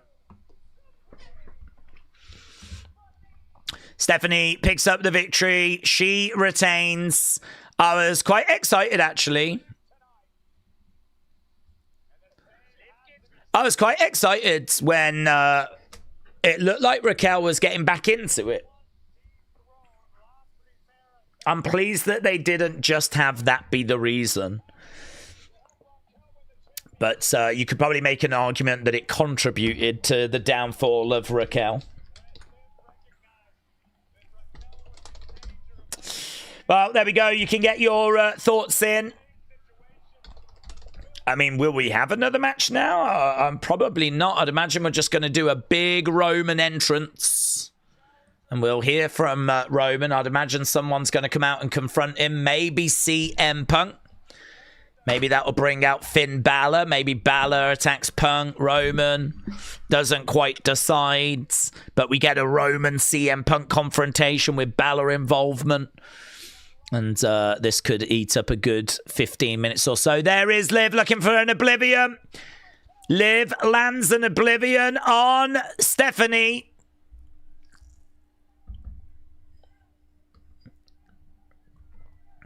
Liv goes over, grabs that championship. This feels like the match we're getting at WrestleMania. I just don't know if Raquel's going to be involved.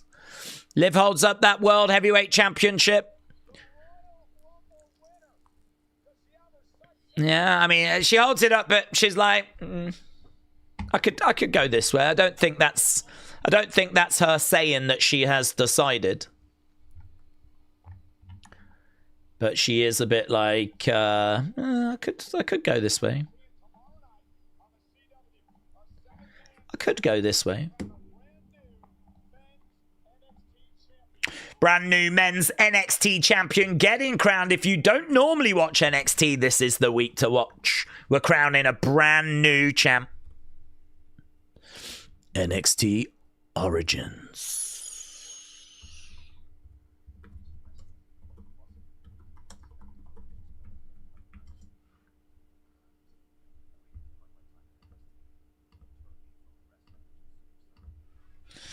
Balor says he feels like his time in NXT turned him from a wrestler to a superstar.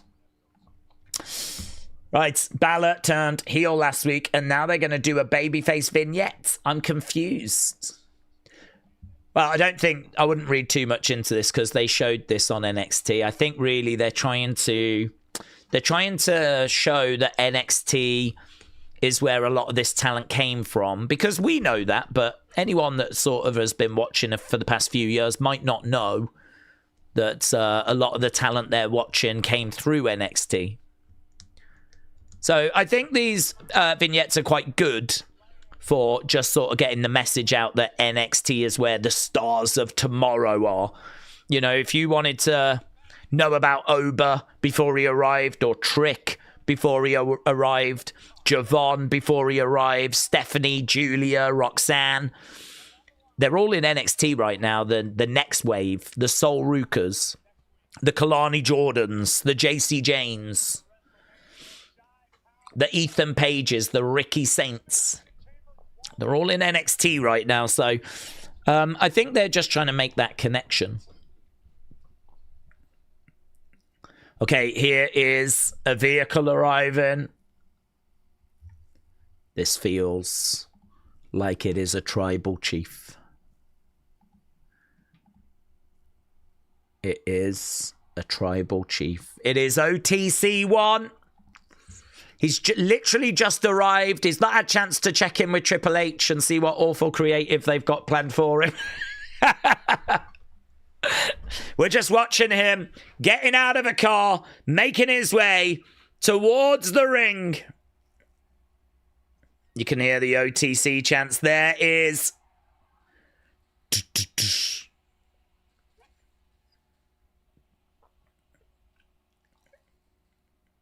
Mate, it's aura, this. It's serious aura in it. This is aura. This is the man. This is the benchmark. I spent all my dollars for a picture with the OTC. OTC chants. Your 2026 Men's Royal Rumble winner has just walked out into the arena. In the chat, everyone's throwing up the ones. Everyone's acknowledging the tribal chief, the OTC. Guys, don't go anywhere. Don't go anywhere. After the break, we're going to hear what the OTC has got to say. We're going to hear what Roman Reigns has got to say. Isn't creative rubbish?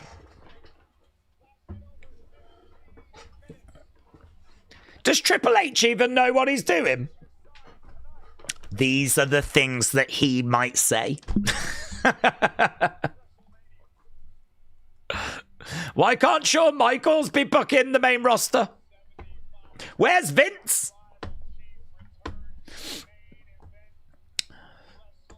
Okay, we're staying with the coverage, and right now we just got Roman making his way into the ring. We just got a wide shot.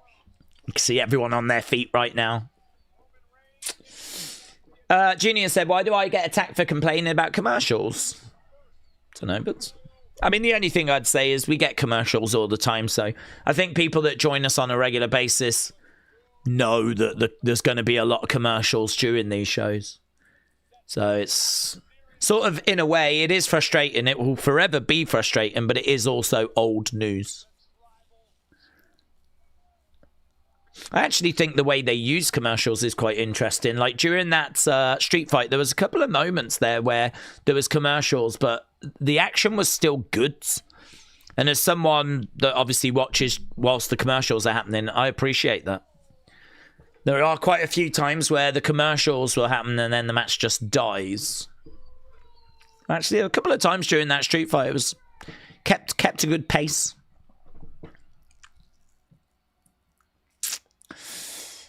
Roman makes his grand return to Raw, and during his heart-pounding, bloop-pumping entrance, we go to commercial, says Jay.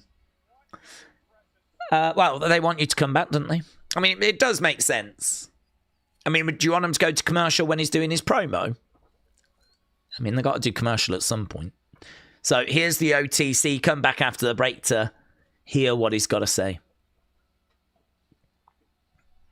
Roman looking around at the crowds. He's in the ring right now. We're back in 5 seconds. Guys, breaking news. Roman is in the ring. That is breaking news. He's made his way down. He's in the ring right now. Aaron said, when do you think WWE will sign Leon Slater? As soon as he is available. I don't know when his contract expires in... I don't know when it expires.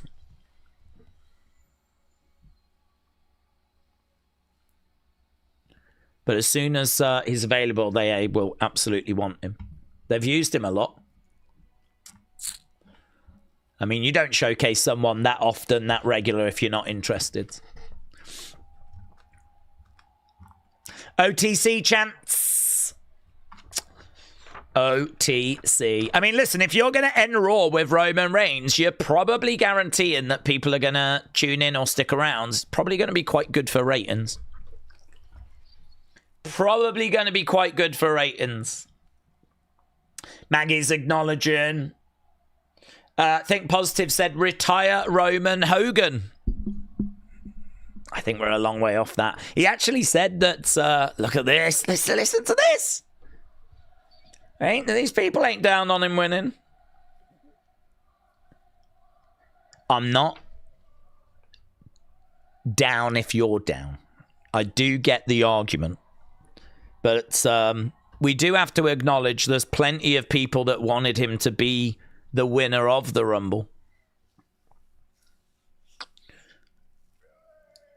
Philly.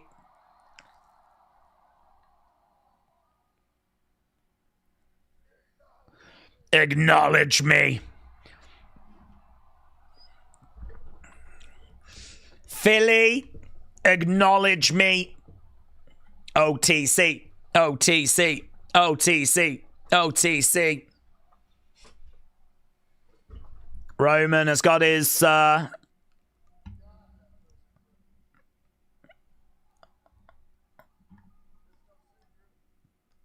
arms outstretched. We've had highs and lows in Philly.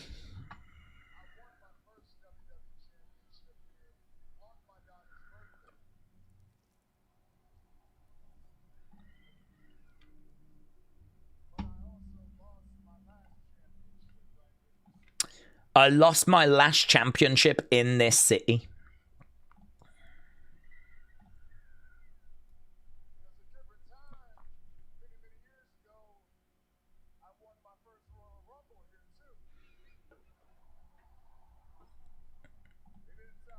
I won my first Rumble here, but it didn't sound like that. It's true, man. They booed him out the building.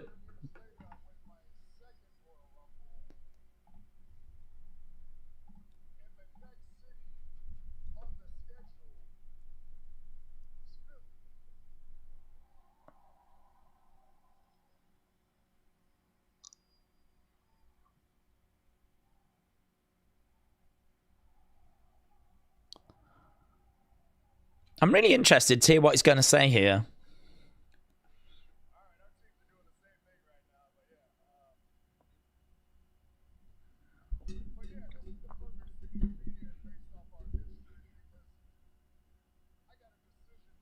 I've got a decision to make.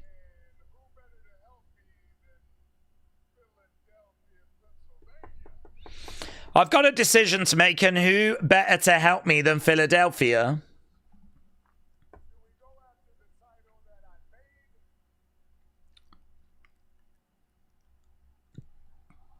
CM Punk chance? CM Punk chance. Wow, okay. I mean, if that is the direction they're going, the fans are making it clear that's what they want. So you don't want me to go after Drew? They're saying no.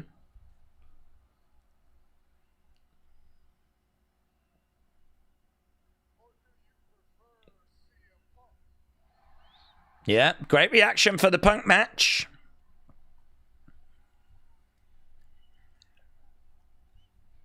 That's good. That's what's rumoured. Here's CM Punk. Here is CM Punk. Brandon said, I don't get the Roman love. He makes me want to turn off. Mayor Pete said, what if the crowd had wanted him to face Drew, though? Do you know, that's interesting, because I don't know if they would have changed plans. I mean, they do always say that they listen to the fans, and Bruce Pritchard said they listen to the live fans in particular. Oh, there's the Seth Rollins impersonator. He's you see him on social media quite a bit. So yeah, I don't know. Would they have changed plans? I'm sure they would have still brought Punk out. Or do you just keep going with what you've got planned? Probably keep going with what you've got planned.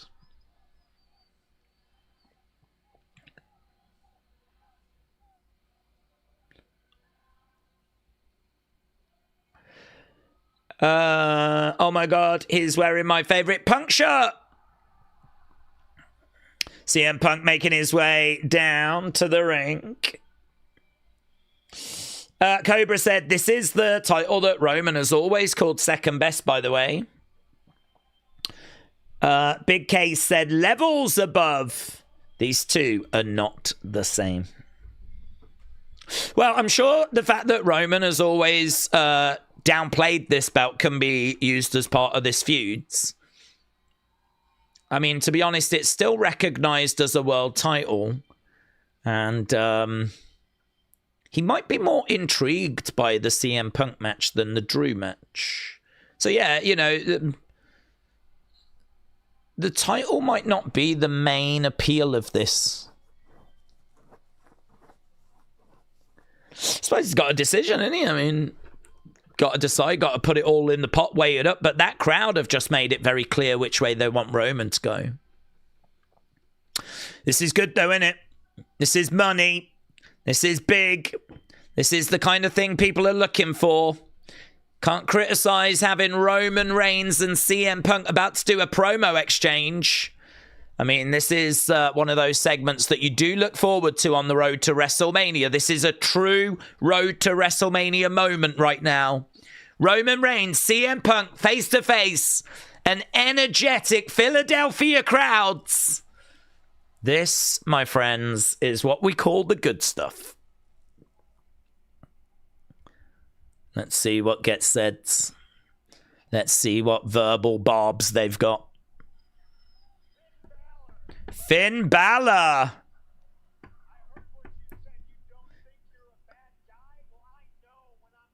I like that. I like how CM Punk just walks past Roman. CM Punk's not interested in Roman primarily. I'll turn my back on you because I got a message to send to Finn.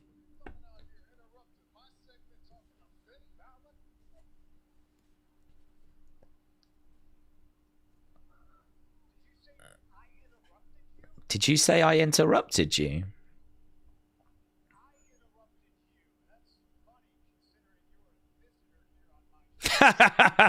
That's funny considering you're a visitor here on my show.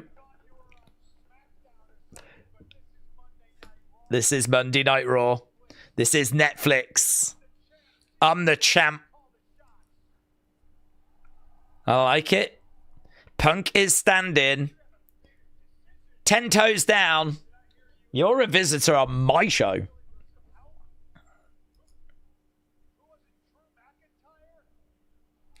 Boos for Drew.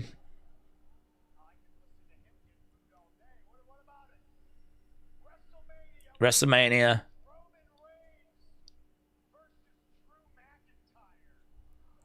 Boos for that. Roman Reigns versus Drew McIntyre. Boo. Someone just yelled AEW. Roman Reigns versus the best in the world. CM Punk. There's a bigger cheer for that. That's been well received.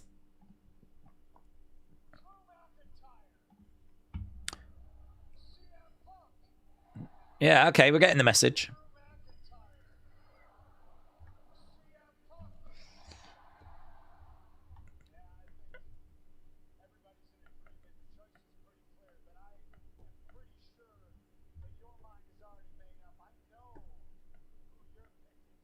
I know who you're picking.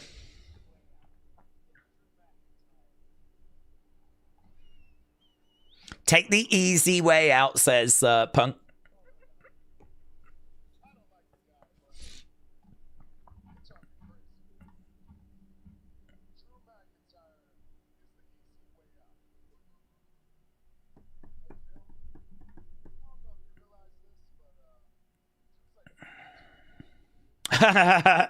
Drew is like 4 times bigger than you. He had you crying over a plastic bracelet. It's true, he did actually. He did. Yeah, it was. It was that bracelet. It's only about $1. When I was done with Drew, they ran out of staples putting his ass back together. His ass.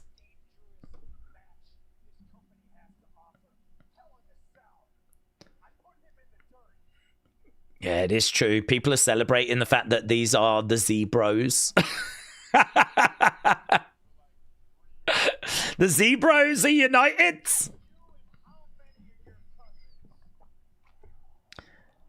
You and how many of your cousins got the better of Drew? It's good. It's good.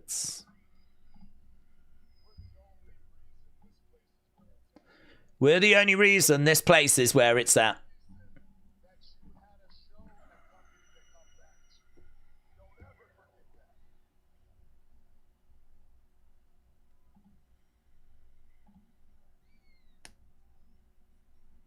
I'm the reason you had a show to come back to.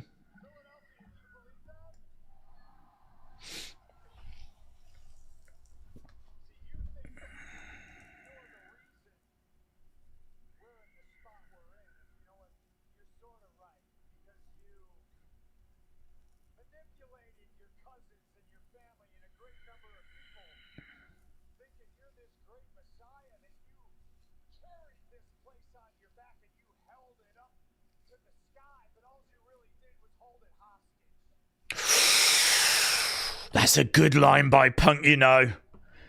That's a really good line by CM Punk. You made people think you was a messiah and that you held this company up, but you held it hostage.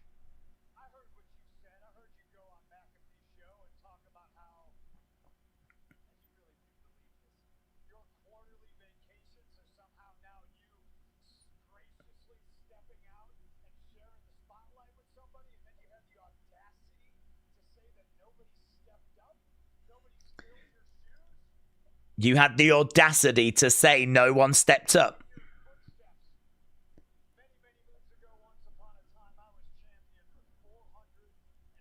I love how Punk is using that comment as part of this promo.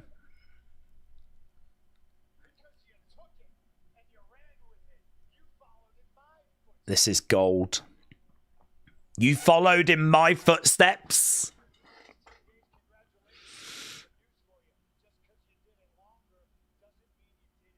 Ah, it's a great line.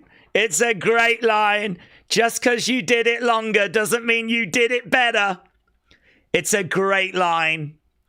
He talks about Roman holding this place hostage. Yeah, we got some CM Punk chants. Yeah.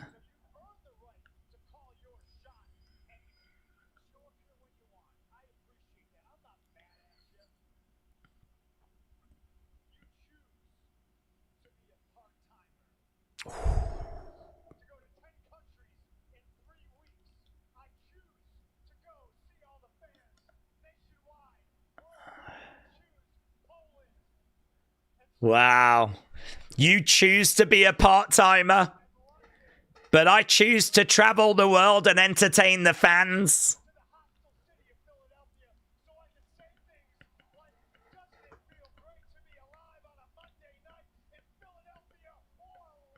Punk doing Punk things, man. Punk doing punk things?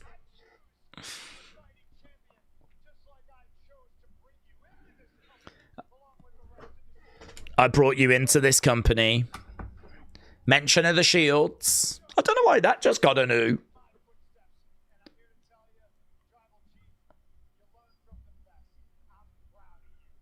You learnt from the best. I'm proud of you.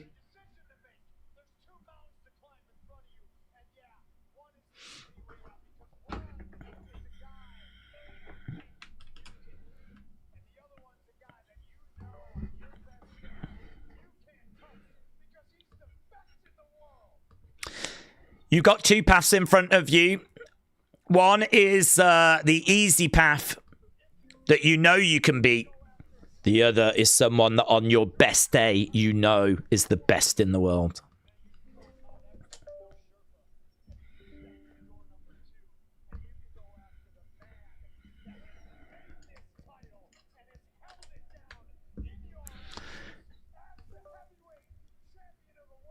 That microphone, it might as well be a flipping machine gun.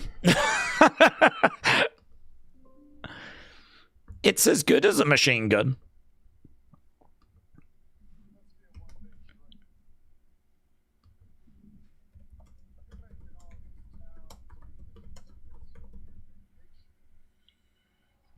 You're making all these towns because you took a 10-year vacation.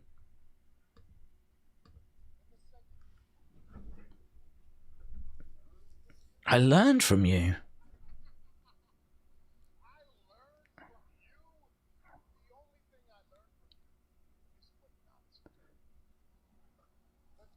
I just learned what not to do.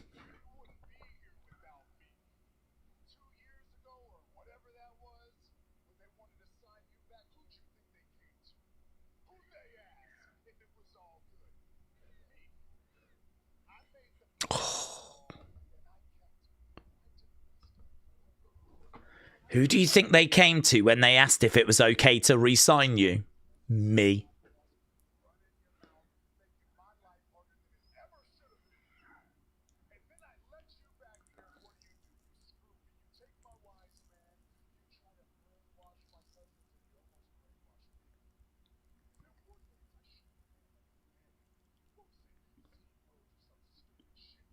Z-Bros get a mention, yeah! Z-Bros, Z-Bros, Z-Bros.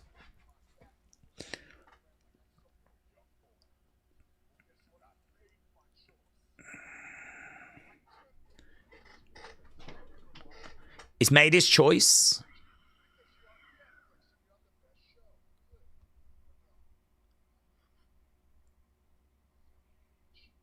I'm picking you because I hate you.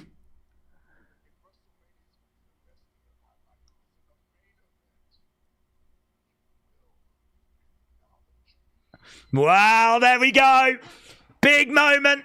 Big moment. Roman Reigns has picked CM Punk for WrestleMania. He says, I'm picking you because I hate you.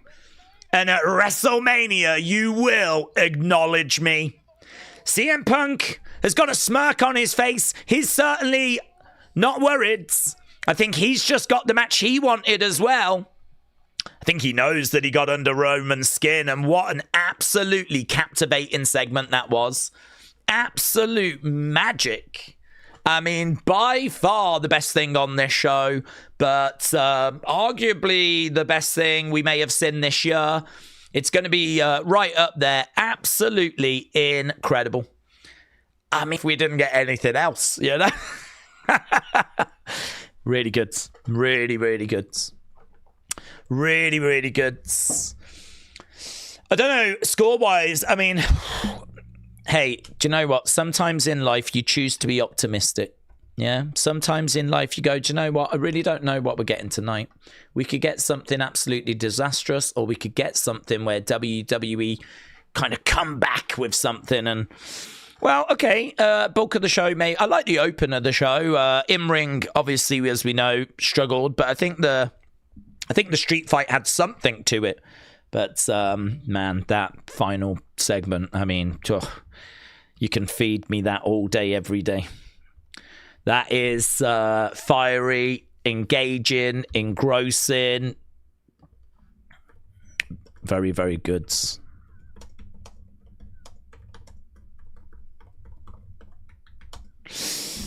Mad Dog said it's time out for acknowledging the OTC. Time out for acknowledging the OTC. Not cool, said Mad Dog. I'm trying to answer, but it says time out. I don't know what you mean, but I didn't time you out. I didn't time anyone out.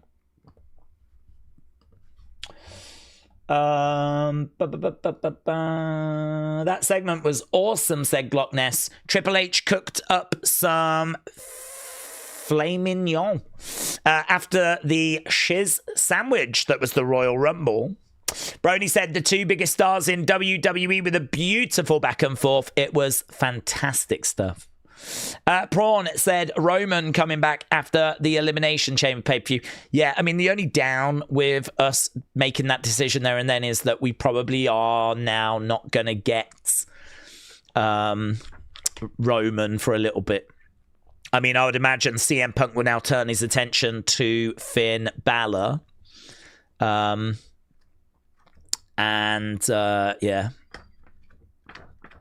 I'm just seeing the reaction to it. Honestly, people are loving it. But how would they not? You know, the reaction to that is not a surprise. It was a great promo, said Grand Prairie. Let's get... Dean said, who do you think won the exchange? I would probably go CM Punk. I think he had bigger lines that kind of, well, he spoke for longer. But the great thing about Punk is that he doesn't just speak and not say a great deal. He's always dropping in these little kill shots. I really like that one where he said, you know, you brainwash people into thinking you was like this messiah that was holding the company up. But all she was doing was holding it hostage. That's a killer line, you know, because he's reframing the whole bloodline story with that line. He's making people look back and just, even if they just momentarily question, he's making people go back and look at the bloodline story and go, did he hold it hostage? I mean, he had this big aura and everyone freaked out when he came out, but ultimately, did he just hold it hostage?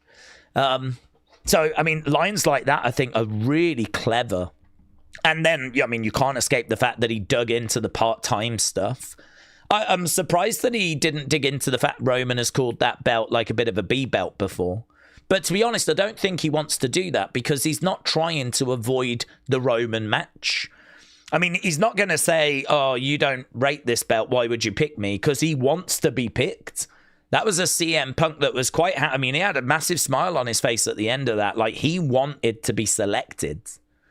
So it wouldn't have, I suppose, made much sense him sort of pointing out the fact that Roman has played that belt down. But I love the fact that that's not even an issue. We sidestepped all of that by actually... promo scores, by the way. I put match scores, but promo scores. We sidestepped that by having Roman saying, I'm not picking you for this reason, or I'm not picking you because you're the best in the world. I'm not picking you for the... I'm picking you because I hate you. I mean, they've done a great job of just making this a very personal promo exchange. And so there we go. Roman Reigns, CM Punk. It is locked in. I mean, obviously, if Finn Balor was to win the title, if that is going to be Balor, Punk... that would be a curve in the road, a bump in the road, but I don't expect that. I don't expect that. I will never forget 10 years ago or so when you go on your little best friend's podcast, running your mouth, making my life harder than it should have been. That was a diss of the Colts Cabana podcast. I mean, that was a nice little reference. Don't get me wrong. I would give the win to Punk, but I would say that he took it by decision. I would say that he landed some shots, and I would say that Roman landed some shots, and I would say that Roman, after all of that saying, I want you, I hate you. You're going to acknowledge me. It was such a good ending. That actually the judges' scorecards could come in and there could be plenty of draws. But if we have to pick a winner, if we have to say that someone took it, I think the bulk of that promo was carried by Punk. I don't think he waffled. I think there was lots of lovely little lines that he kept dropping in, touching on lots of different subjects. And so I would probably give it to him. Roman was shorter with his mic time, but still had some incredible lines. And so I'd go Punk by decision. But I would not be down on people saying that it was a draw. But I don't want to sit on the fence. Where's the fun in sitting on the fence? Are WWE trying to make this a knockoff Big Gold Championship, the main world title over the 60? Well, I don't know that they're trying to make it a big gold knockoff or anything, but at the moment, this belt has felt like it is a not secondary, but like not as big as the WWE Championship. But I mean, honestly, that can change, and it can change quite quickly. I mean, the fact that we've got Roman CM Punk battling over that belt at WrestleMania, I mean, it absolutely could main event night 2. Whether it does or doesn't, I'm not sure. At the moment, I still think no. I still think they'll go with Cody Drew as being night 2 main event. But, don't know, if this does catch fire, if like... The problem is, if Roman's not around, we can't really do much more than what we've just done, can we? That's the only problem. Do we think they go Roman winning at Mania? You could go either way. I mean, Roman is not around much after Mania. We know he goes on his break. So, do you have Punk beat Roman so that Punk can continue and he's around a lot more? Or, I don't know. Do you actually put the belt back on Roman because that proved to be quite good for ratings last time? And Roman as champion would kind of herald, a bit of excitement. I mean, with Punk, either way, I don't think this is the belt that is the problem, really, at the moment. I think the problem belt has been the WWE Championship, because that was on John Cena when John was a heel last year, and that was falling quite flat. We know that John was only around for 30-odd appearances throughout the year, so there was plenty of weeks where John wasn't on the show. But not only that, when he was trying to do the heel thing, and it wasn't quite working. Then we went back to Cody, and we know that like the Cody character needs to evolve. Then we started that Drew feud, and, that was okay. I mean, it was pretty good. I mean, it all led up to the start of 2026, where we actually... change champions. So for me, like, that's the belt that has been main event in night 2. That's the belt that needs to be firing. That's the belt that needs the really good creative, the really good stories. This belt is it's important, but I don't think it's as important, or I would say historically over the past few years it wasn't as important. I think this is going to be great for the road to WrestleMania if Roman is around. I wonder what twists and turns we can do, though, because both of these guys are baby faces, which is a little bit of a problem, because it doesn't mean that either's really gonna like be devious or attack each other. So it is going to make the road a little tricky. Plus Roman not being around all the time, that's going to make it a little tricky. We do have some challenges here, but that crowd made it very clear that they wanted this. And so, yeah, this feels like it's a match people are looking for. It's a match that certainly has been hyped in the past with that Survivor Series moment. We kind of got it last year, and I remember my criticism last year was, I'm not crazy about the triple threat. I'd much rather do a singles match. If we're going to do Roman Punk, great. If we're going to do Seth Roman, great. If we're going to do Punk Seth, okay. We'd already seen it at the Netflix premiere, but okay, yeah. Of the 3 matches, that was my least favoured option. But we got the triple threat, and it worked out okay, actually. I mean, Heyman was right in the middle of it. The build was quite interesting, and the match proved to be quite good. Well, here we are a year later. my enthusiasm for this is a little bit dampened because of that triple threat last year, but I'm still here for this. I'm not down on this. I'm here for this. But where do you go after Mania? That's difficult. If you go with Roman, he's probably going to be part-time. That's going to upset a load of people. If you stay with Punk, I don't know. I might be tempted to stay with Punk, but is that the right way forwards? Do you give Punk the big win over Roman Reigns in 2026? If you're doing Rock Roman at WrestleMania 43, then is there an argument Roman has to win? Because why would you want Roman to lose the year before? Because actually this takes us into WrestleMania 31. So WrestleMania 31, we did Triple H versus Sting, and Triple H beat Sting, and a lot of us were upset. I was upset. I was annoyed. I wanted Sting to win. I'd waited for him to come into WWE. Triple H's career was pretty much done at that point. We're talking 2015, right? Triple H was, not like a regular active star at that point. I mean, really, that end of an era match was kind of like an end of an era, and that was WrestleMania 28. So here we are at WrestleMania 31, and, Sting had only just come in. This was his first and what proved to be only WrestleMania match. I really wanted Sting to get the victory, and then, where do we go next? Triple H wins that. He won that match, and there was a lot of anger about it. But in the years that followed, we found out why. And apparently the reason why was because the plan was at WrestleMania 32, and you might remember actually after WrestleMania, there was a little moment where The Rock and Triple H confront each other. There was a moment where just they had this confrontation.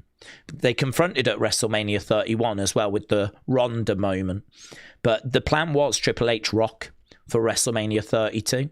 So they didn't want Triple H to lose the year before because they wanted him to be built up for that mega match at WrestleMania 32. Now, sadly, it doesn't happen. I don't think The Rock was available. He was able to go and do a little segment. So he was able to still go. And you might remember that was the year that he did the flamethrower thing and then had like a 7-second match against Rowan, which was basically just a rock bottom. So there wasn't really much prep required for that. For him to have had a match, he would have had to have put months of training in, And obviously he didn't have a chance to do that. So if that's the logic, going back from WrestleMania 31 leading into 32, I wonder if that same logic applies here. If next year the plan is Rock Roman, does that mean Roman has to win at this year's WrestleMania to make sure that he's got the momentum? And certainly because he's part-time and he doesn't wrestle all that much, and a lot of people only tune into Mania. Do you have Roman looking strong? Do you put the belt on him? Do you give him another run? Perhaps he wins the world title at WrestleMania, keeps the belt, goes into WrestleMania 43 as world champion, having held it for 12 months. And, perhaps you do championship versus championship, world heavyweight championship versus The Rock's People's Championship. And that would make sense because that belt, I swear, only got introduced to be used as a gimmick. I don't think that belt was given to The Rock for any other reason than The Rock is going to defend that belt at some time, that People's Championship that the Muhammad Ali family gave him at the Hall of Fame. I think that will be potentially put on the line. World Championship, World Heavyweight Championship against the People's Championship. Roman Reigns versus The Rock. Yeah, talking it through, I'm probably leaning Roman now because of that reason.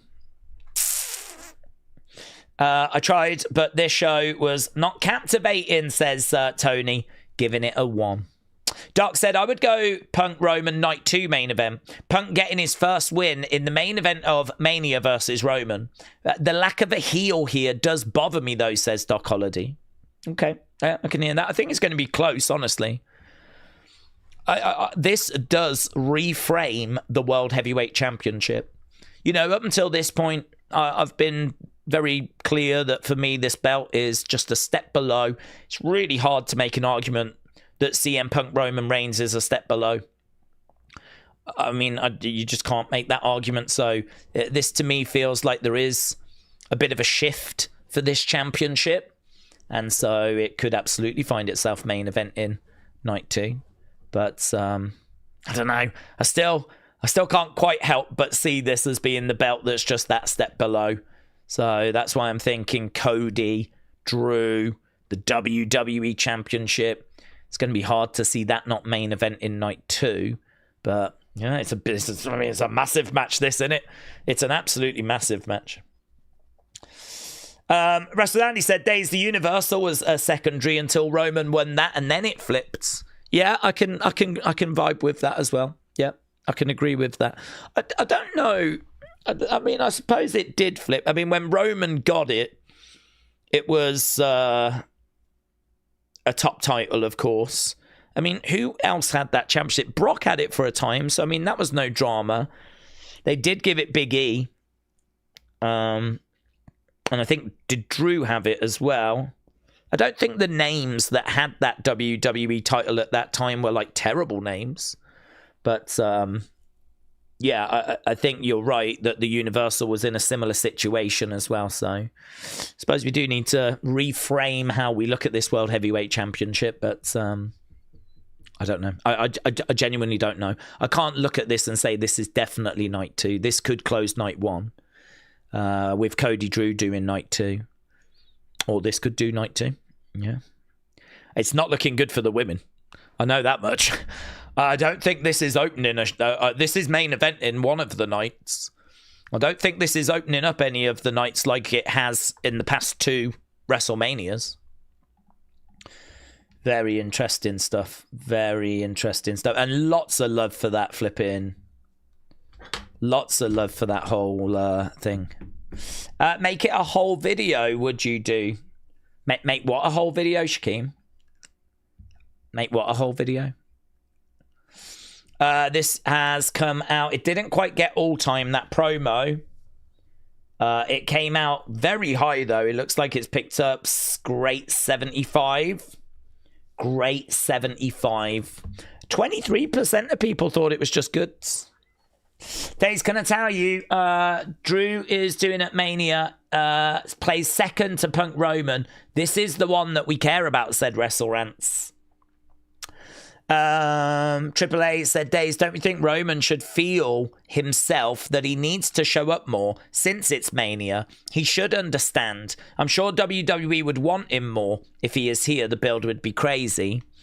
Yeah, well, to be honest, he does show up more for the build. This is when he tends to work the most. So I would expect to see more of him in February, March, into April than I would May, June, July, August. I mean, August, you might get a bit of him because of SummerSlam, but you'll get more out of him this side of Mania than after Mania. But I don't know. I mean, look, the word on the street was that he decided he wasn't going to go to Hollywood's because he still feels like he's got work to achieve here. I do wonder if that work is a match with Rock. So if that is on the table, and if they are talking about him potentially winning at Mania, carrying this belt, maybe, and he has turned like going to Hollywood. I mean, he could go to Hollywood's. He's a really good looking guy. He's one of the biggest stars we've ever had in WWE. I mean, Batista, Cena, Rock, they've all made transitions to Hollywood. Even Roman has had roles in Hollywoods. I mean, you've got that Paradigm company, talent agency that are working with WWE talent right now. So, I mean, they will find stuff for him. I've got no doubt about that. But the streets are saying he's decided he doesn't want to kind of go into that, which would take him away from wrestling even more. So I think it's a balance. It's really hard for him because he wants to be there for his family. And don't forget as well, he is a second generation or whatever generation, third generation. I'm not sure what generation, but he's part of the Anoa'i family. I mean, his dad was one of the Wild Samoans. So I would imagine he's actually grown up a bit sort of knowing what it's like to not have a dad around because of the business. And I wouldn't be shocked if he's kind of said to himself, I'm not going to do that for my kids. I'm going to get to a point where I can be there for my kids. And I don't think any of us would be down on that, actually. I think we could understand that. But it is right. There is a balance that needs to be found. You know, is he away too much? But this is what he's having to juggle, isn't it? I think he's put a lot of work in. He's made himself a big star. He's got to the point where he can negotiate one of these kind of deals. I mean, WWE are willing to give him this. And so, you know, he signed this deal. People want more of him. And that's not a bad thing, actually. People wanting to see more of you is good. The problem you've got is when people don't want to see you anymore. You know, they see you too much and they've kind of had their fill. So, I don't know. I mean, I feel like it is a problem, but it's hard to gauge how big of a problem. Because he was working part-time when he was on top in the bloodline, and it's one of WWE's most successful periods. So it didn't stop them being successful. It didn't stop this, you know, people loving the show before. So I don't know that it's like increases presence and all of WWE's problems go away. I don't think it's as simple as that. Don't get me wrong, I'm sure it'll help. But yeah, I think we'd be letting WWE off the hook a little bit if we made it that simple. I think there are definitely creative issues that need to be figured out. More so than let's use Roman more. But you'll get a bit more of him this side of WrestleMania than you will post-Mania. Z-Bros is trending as well, by the way. Daze, knowing Roman won the Rumble, would Sami winning the WWE title make a good WrestleMania main event between Roman and Sami? No, I don't think so, because Sami's not massively over at the moment. You're not getting like loud Sami chants and all that. I mean, he got a nice reaction in Saudi, nice reaction in Montreal. You would expect both of those. But I think Sami's problem is that we didn't do a very good job of building him last year. It wasn't until, I mean, that Carrion feud was terrible. It was a really bad feud. It wasn't until he came out of that, won the mid-card belt, did the open challenges, which probably ended a bit too early. He probably should have carried on doing those much longer. Probably ended them too soon, where he dropped the belt to Elia. And then, you know, what did he do after that? I mean, sort of faffed around, didn't he, really? I mean, I feel like there wasn't really a big story that everyone was invested in. He qualified for that Fatal 4-Way. He won the Fatal 4-Way. He went to the Royal Rumble. We didn't think he would win, and he didn't. And he ended up getting pretty murked. So if you want Sami to be in that position, which I would love for Sami to be in that position, I really feel like you need to find a way of telling a story here. You got to tell a story. You need to tell a story that people are invested in, that they want to see the next chapter of, and they want to go on a journey with Sami, rather than it being, let's do this feud, let's try this open challenge, let's do this now. Like, it's got to be a consistent story, like the Bloodline story was. There's, you know, highs and lows, twists and turns, people are engaged. Sami comes out, we're like, oh, okay, here's the Sami bit now. This will be good. Last week was good. Like, that's how you get people invested. But again, that's hard work, man. I wouldn't be shocked if they don't do that, because it's hard, and instead they just give him money in the bank. And that'll be easier, wouldn't it? Maybe they just do that instead. I don't know. NetForce said, remember a few years ago, Roman was beep about Brock being a part-time champ and not being there, but then he did the same thing himself. Days, get ready for Punk to go part-time soon, said Asib. Cena called Rock a part-timer. Cena went part-time. Roman called Cena a part-timer. Roman went part-time. Now Punk is next. It's the circle of life. I mean, listen, we can criticize it all we want, but if anyone was to come up to you and go, we're going to give you more money and you can work less dates, there ain't too many people that are going to turn around and go, oh, no. Oh, I'm not sure about that. Oh, I'm not sure about that. I mean, we're going to give you more money and you can work less. I mean, come on. Come on. We can sit here and criticize it, but I don't think that we can act like we don't understand why it's happening. Right? Of course he's took it. Of course he has. I would take it. You can get more money. We'll give you more. We'll give you a little boost to your money and you can work less. So there we go. Right, anyway, I need to do the breakdown, otherwise I'm just never going to get this breakdown done. I enjoyed that Raw. Score-wise, I'm not sure. I'm going to put up the feedback request now. So we'll do the breakdown, which I've not even set that stream up yet, so you'll have to just quickly bear with me on that. All I can tell you is that it won't be long. All I've got to do is set the stream up. That'll take a couple of minutes. It'll be up, and we'll do the full show breakdown. And then we'll get to the opinions video. But I mean, I'm quite positive about this show, actually. I'm really not down on this show.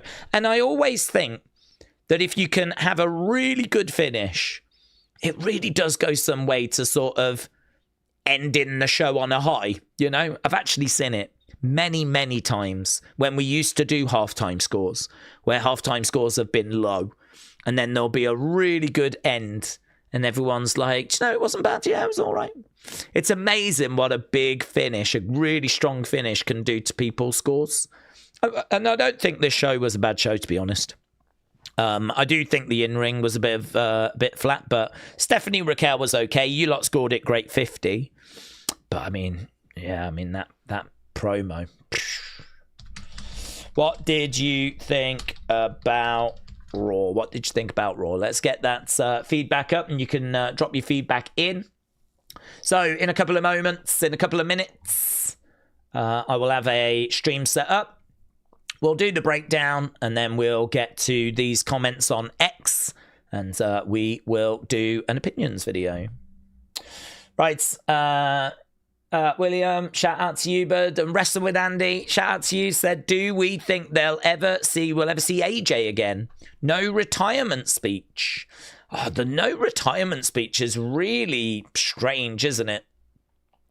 Really, really strange. So I can't quite work that out. I mean, perhaps he just wants to go. Perhaps he just wants to be done.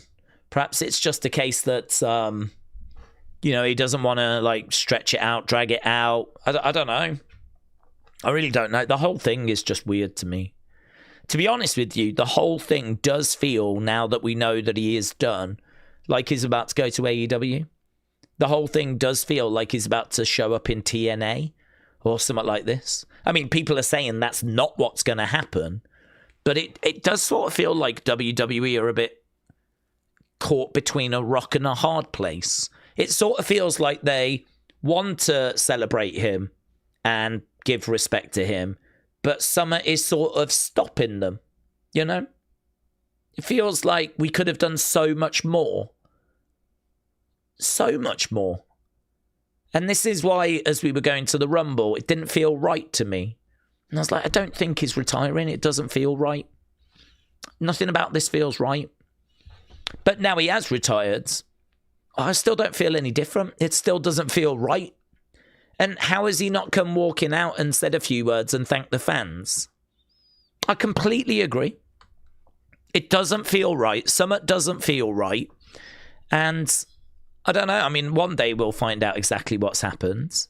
I mean, it could be as simple as he just wanted it low-key.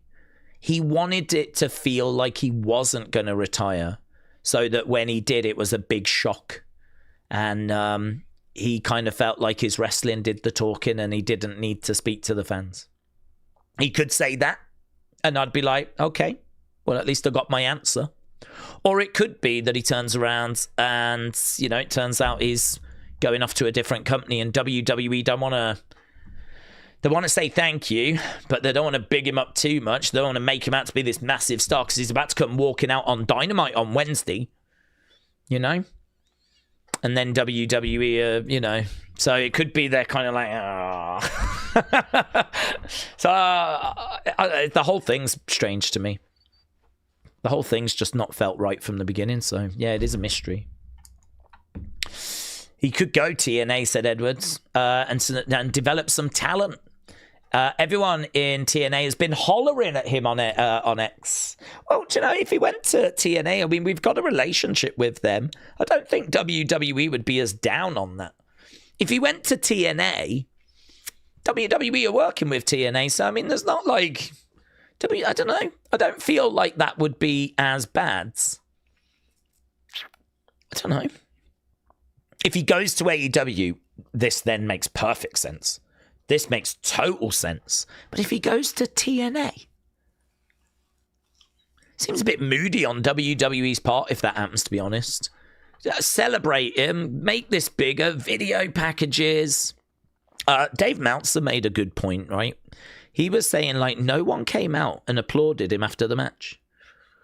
There was no emptying out of the locker room. They didn't come down and put him on the shoulders. Do you know what I mean? If that was his last match, AJ Styles that's given 10 years to WWE, and that's a good amount of time. That's longer than Hulkamania. 10 years. That ain't nothing to sniff at. I mean, if you think in football terms, soccer terms, that's like having a player start out at the age of 21, 22 and then retire at 31, 32. I mean, that's pretty standard, actually, that someone would break into a team in their early 20s and then maybe leave the team in their early 30s and then call their career by their mid-30s, having played in, like, the lower leagues. So 10 years is not to be sniffed at. It's a hell of a contribution. And there's so much love for AJ, not just from the fans, but from the locker room. How did we not bring people out to applaud him? Why did it not feel like a bigger deal in the builds to that match? I mean, AJ did even say to the fans, look, don't worry about it. I'm not worried about it. Don't worry about it. Perhaps they did want it to be out the blue. Oh my God, I didn't think that would happen. I didn't think he'd retire at Royal Rumble. I didn't think that he said, don't worry about it, so I wasn't worried about it. You know, perhaps they did want to catch us off guard. It's difficult, isn't it? It's a tricky one, though. Dad Stuff said, I can't imagine AJ wanting it. In fact, he probably requested to not have it. The man didn't want a fanfare tour. Nothing about him screams attention. It's true. I agree with that, but WWE would probably want it, you know. We hear from AJ Styles is a real great way of getting ratings. So it's a surprise in that regard. Plus also that final time to speak to the fans. I am still surprised, but I get your point that, you know, he is a humble man. He's not a man that's looking for that attention. Also, why didn't he leave his gloves, said WrestleLandy. Yeah, that's true. Because he went to take the gloves off, didn't he? And he went to put them down, but then the fans were cheering his name, so he put them back on and did his thing, and everyone was cheering. I think he made it seem like he just wanted to do that one more time. I think it's been made very clear he is retired, but he probably should have put them in the ring, man. If he is done, he probably should have put them in the ring to have really sent that message. It's normally your boots, actually, that you leave in the ring. So he probably should have left them as well. He probably should have got naked, honestly. Lazy. Yeah. But anyway, I need to go. I've got to do this breakdown, but a big thank you to everyone that joined us. Don't forget, we are back tomorrow, and I'm not just saying this. If you watch NXT, you know I'm telling the truth. It's a big show. It's a big show tomorrow. I don't care if you join us or not. I'm not going to make you watch NXT if you don't normally watch, but I am just telling you it's a big show. We're crowning a new champion because Obafemi vacated the belt. He just left it in the ring and walked away. So we are crowning a new champion. There is a ladder match. So if you fancy it, we will be live. Obviously, we can talk Fallout of Raw and all of that good stuff as well. We'll be live a couple of hours before NXT. And yeah, I'm going to do the breakdown and then I'll get to your opinions. So thank you to everyone that joined us. Thank you for all the support, donations, and all the love. Hope you enjoyed the show, and we'll see you again next time. Bye for now.